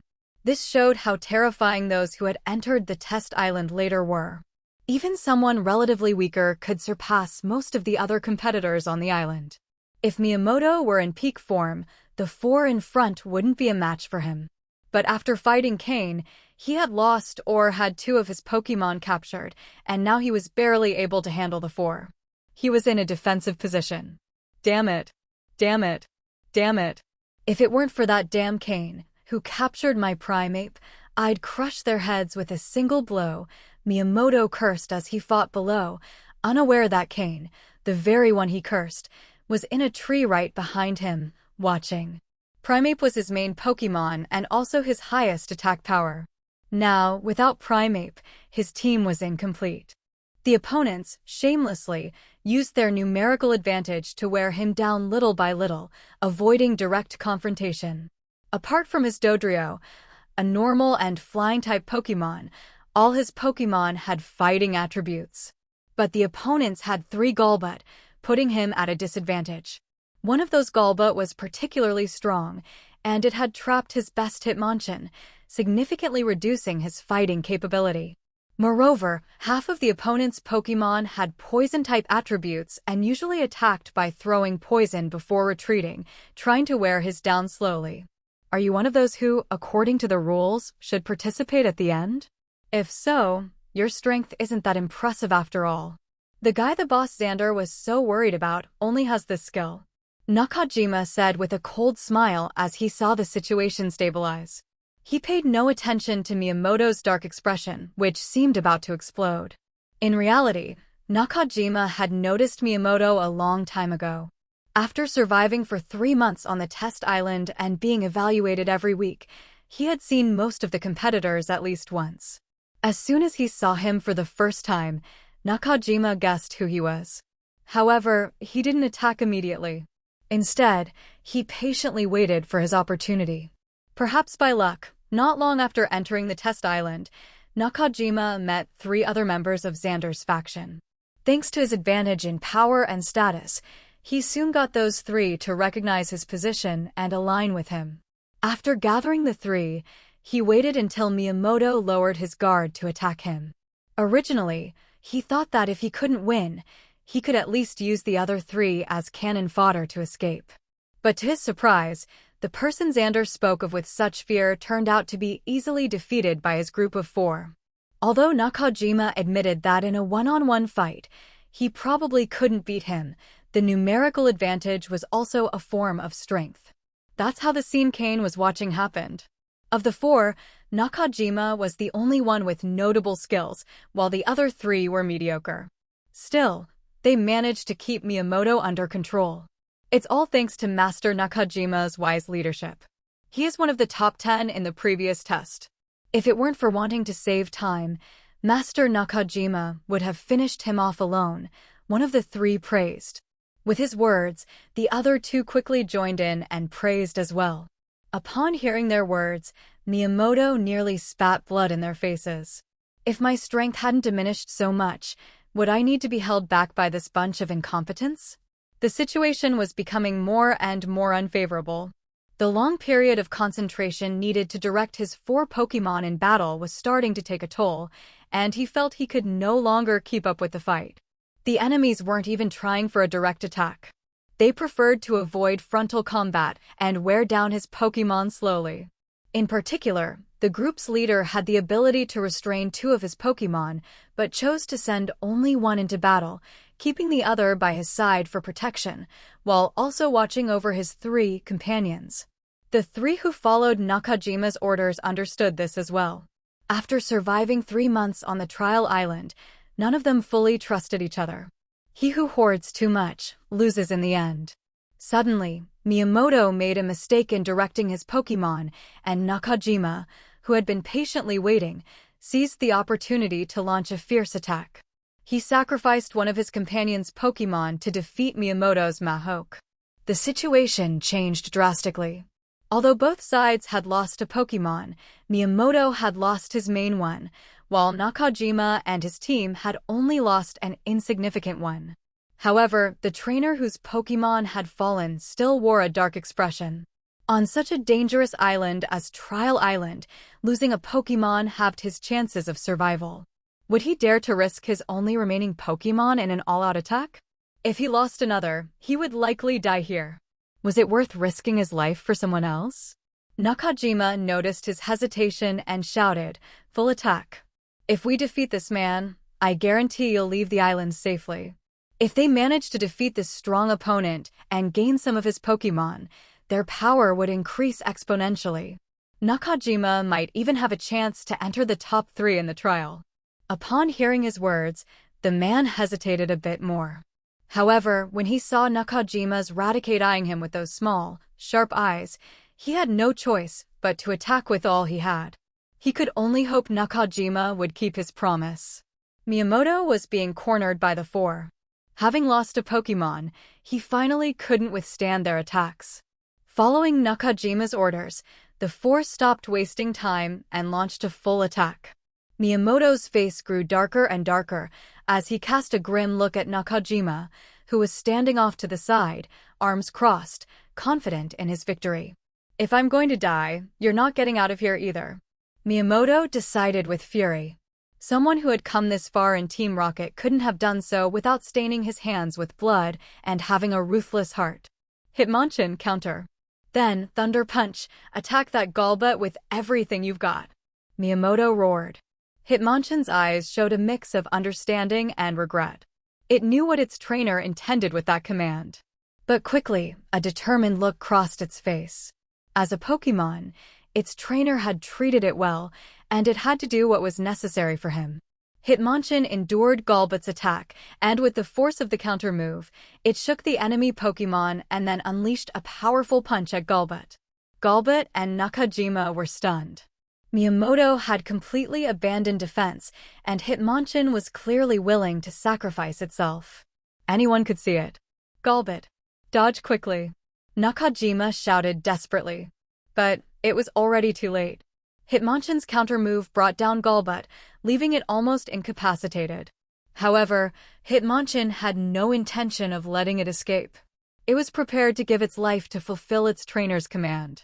Electricity began to violently build up in its left fist, channeling almost all of its energy. Seeing the electric energy in Hitmonchan's fist, Nakajima's expression changed dramatically. "What are you doing? Stop it immediately." But Miyamoto's other Pokémon wouldn't allow the others to interfere with Hitmonchan. They launched suicide attacks to hold off the other Pokémon. The 3 following Nakajima's orders had thoughts of their own as well. Nakajima had treated them like cannon fodder, like shields. Now that they finally had a chance to weaken him, they pretended to fight with all their strength, but only they knew how much effort they were actually putting in. Damn it. Raticate, go. With no other choice, Nakajima sent out his Raticate, which had been by his side the entire time, hoping it would arrive in time to save the situation. He then took out a Pokeball and released a Coughing as personal protection. Almost all trainers in the top 10 had 3 Pokémon. 2 were their main ones, and the third was typically much weaker. In Nakajima's case, that weak Pokémon was Coughing. Raticate advanced quickly, but Hitmonchan, who was already charged, wasn't going to be stopped. Its fist transformed into lightning. Boom! It struck the Golbat lying on the ground directly. Electricity surged through its body, dissipating into the ground. Golbat defeated. A faint smell of cooked meat could even be detected. I'll kill you. I'll take you with me. Raticate, Hyper Fong. Nakajima ordered furiously, seeing that Golbat showed no signs of life. But it didn't matter, because when Hitmonchan launched its attack, it had already given up its own life. The final move had drained all of Hitmonchan's energy. Raticate pounced and bit Hitmonchan's neck, killing it instantly. Miyamoto, upon witnessing the scene, showed a brief sadness in his eyes, which quickly transformed into madness. Dodrio Mankey. Forget the other Pokémon. Kill that Raticate. Miyamoto ordered through gritted teeth. With bloodshot eyes, he stared directly at Nakajima.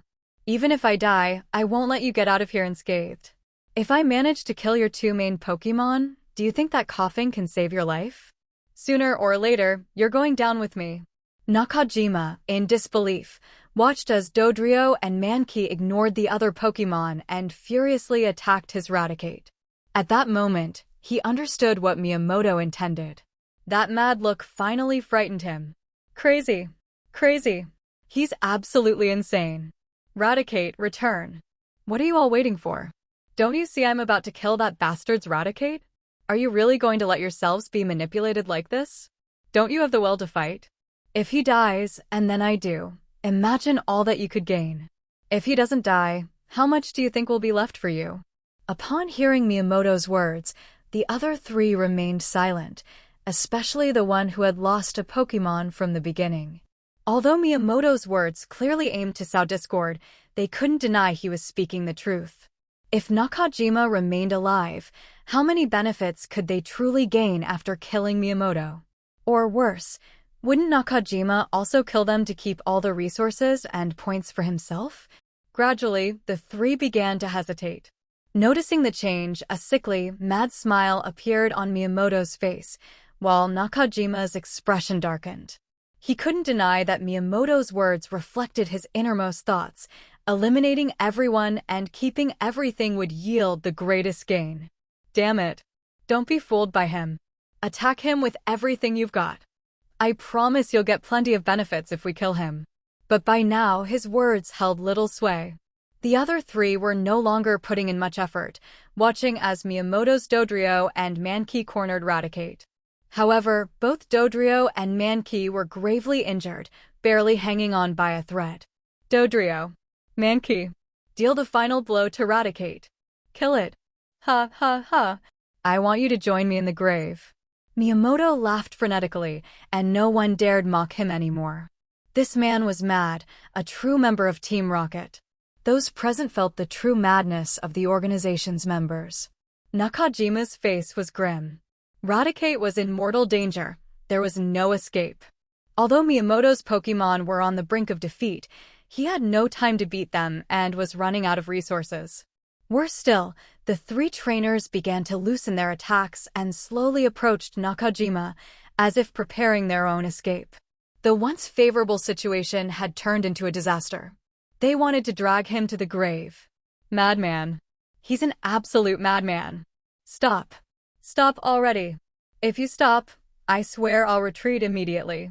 I could even help you eliminate these 3, guaranteeing your safe departure. Nakajima, desperate, uttered these words. But the worst part was that he said it out loud, in front of everyone. Those words led the other 3 to make a definitive decision. Without needing to communicate verbally, they all lunged at Nakajima. Perhaps he could have held out a bit longer, finding a way to escape, but in his desperation to save Raticate, He spoke without thinking. And that was his downfall. Knowing someone wanted to kill you was reason enough to act first.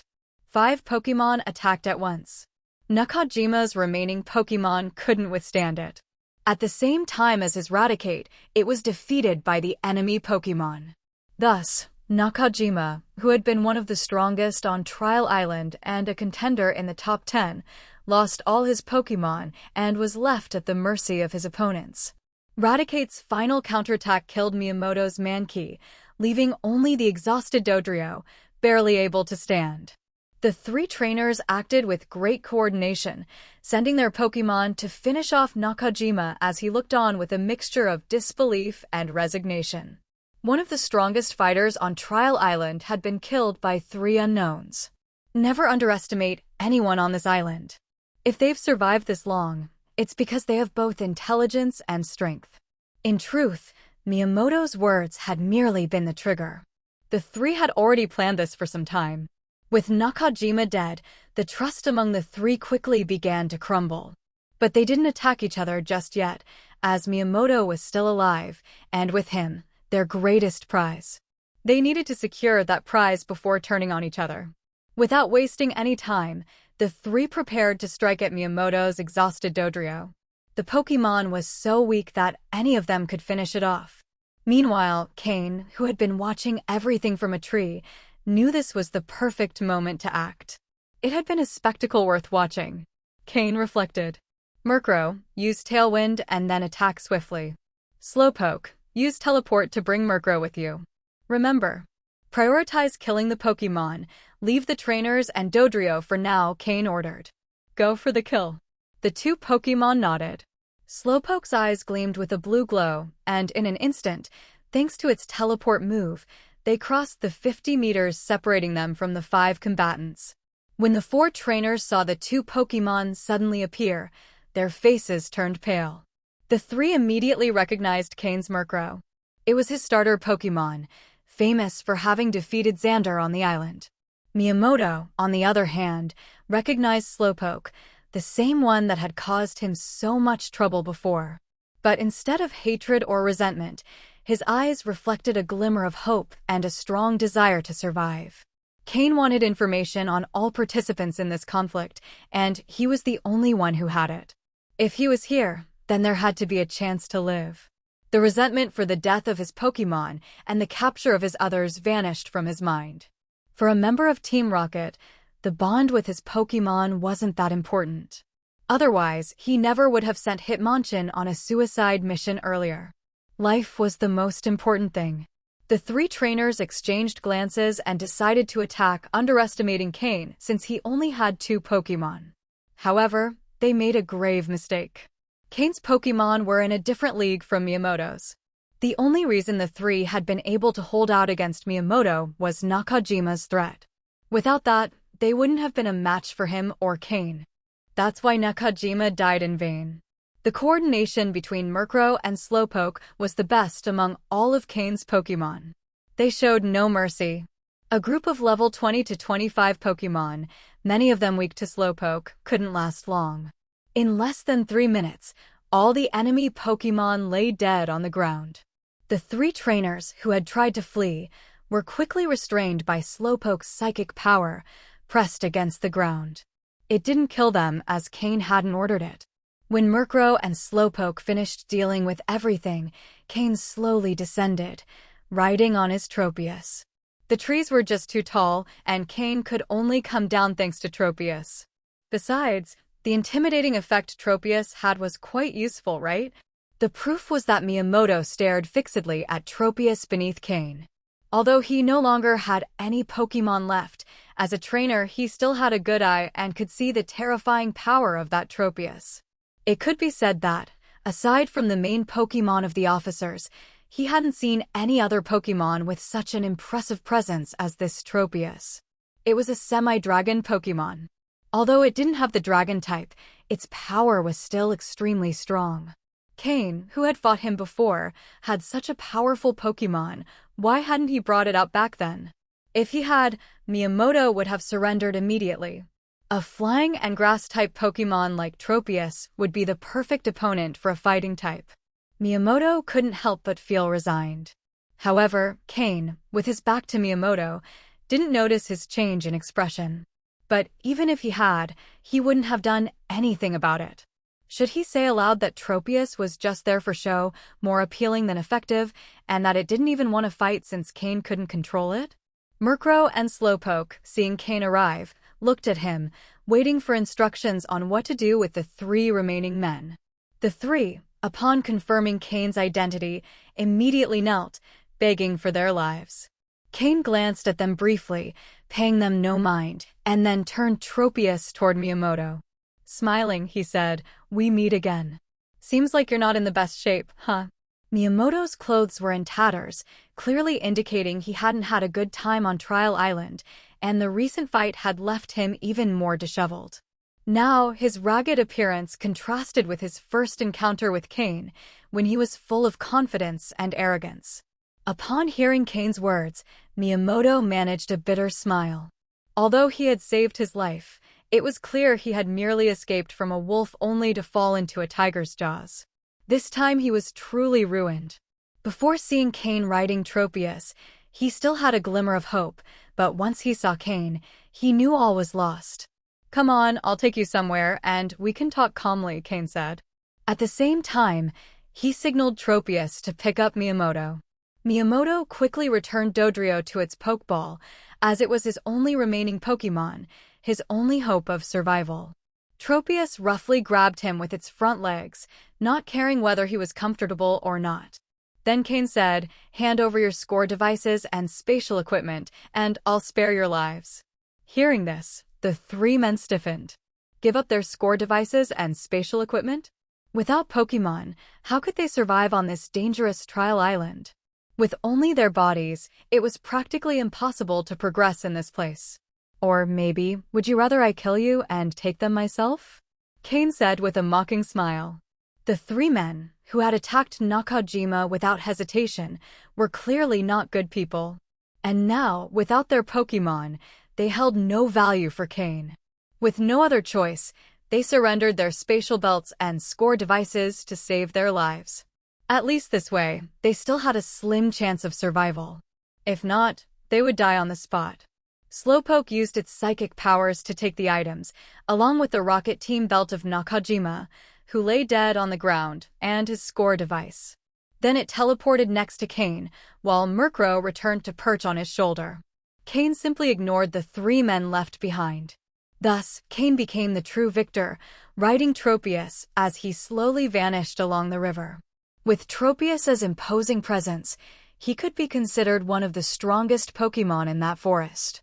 And with the semi-dragon blood in its veins, other strong Pokémon could sense its power. Unless directly provoked, there wasn't much that could stand in its way. After flying a good distance and reaching a relatively safe spot, Cain had Tropius descend. Tropius landed grudgingly and roughly dropped Miyamoto to the ground, making him fall face first. Now even dirtier, Miyamoto had no choice but to bear it. He couldn't even complain about Tropius's roughness. In fact, he had to smile and pretend he didn't mind. Cain and Slowpoke floated down from Tropius, looking at a disheveled Miyamoto. Cain smiled. "Well, now we can talk calmly, right?" Cain said. Miyamoto nodded awkwardly. He still remembered how, when he first met Cain, he had been arrogant, demanding answers to his questions. But now, seeing Murkrow and Slowpoke at Cain's side and Tropius relaxing behind him, what other choice did he have? Did he want to end up like the 3 men Cain had left behind, stripped of everything? Wasn't that the same as waiting for death? Seeing Miyamoto's obedient attitude, Cain's smile grew even wider. "So, tell me about your group," Cain said. Miyamoto nodded. In truth, he had an idea of what Cain wanted to know. If he wanted to survive in the future, he might only be able to rely on Cain. With an injured Dodrio, he might not even be able to leave the island on his own. After organizing his thoughts, Miyamoto began to speak. "My name is Miyamoto. I'm a member of a group participating in this Trial Island competition. In our group, there are a total of 24 people, led by 4 of the strongest and most well-connected individuals. These 4 people are Reggie, a subordinate of Team Rocket Executive Lieutenant Surge and the strongest in our group. He specializes in Electric-type Pokémon.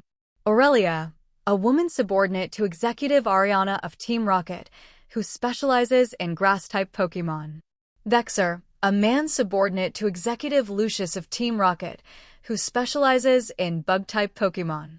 Glacius, a man subordinate to Executive Darius of Team Rocket, who specializes in Ice-type Pokémon.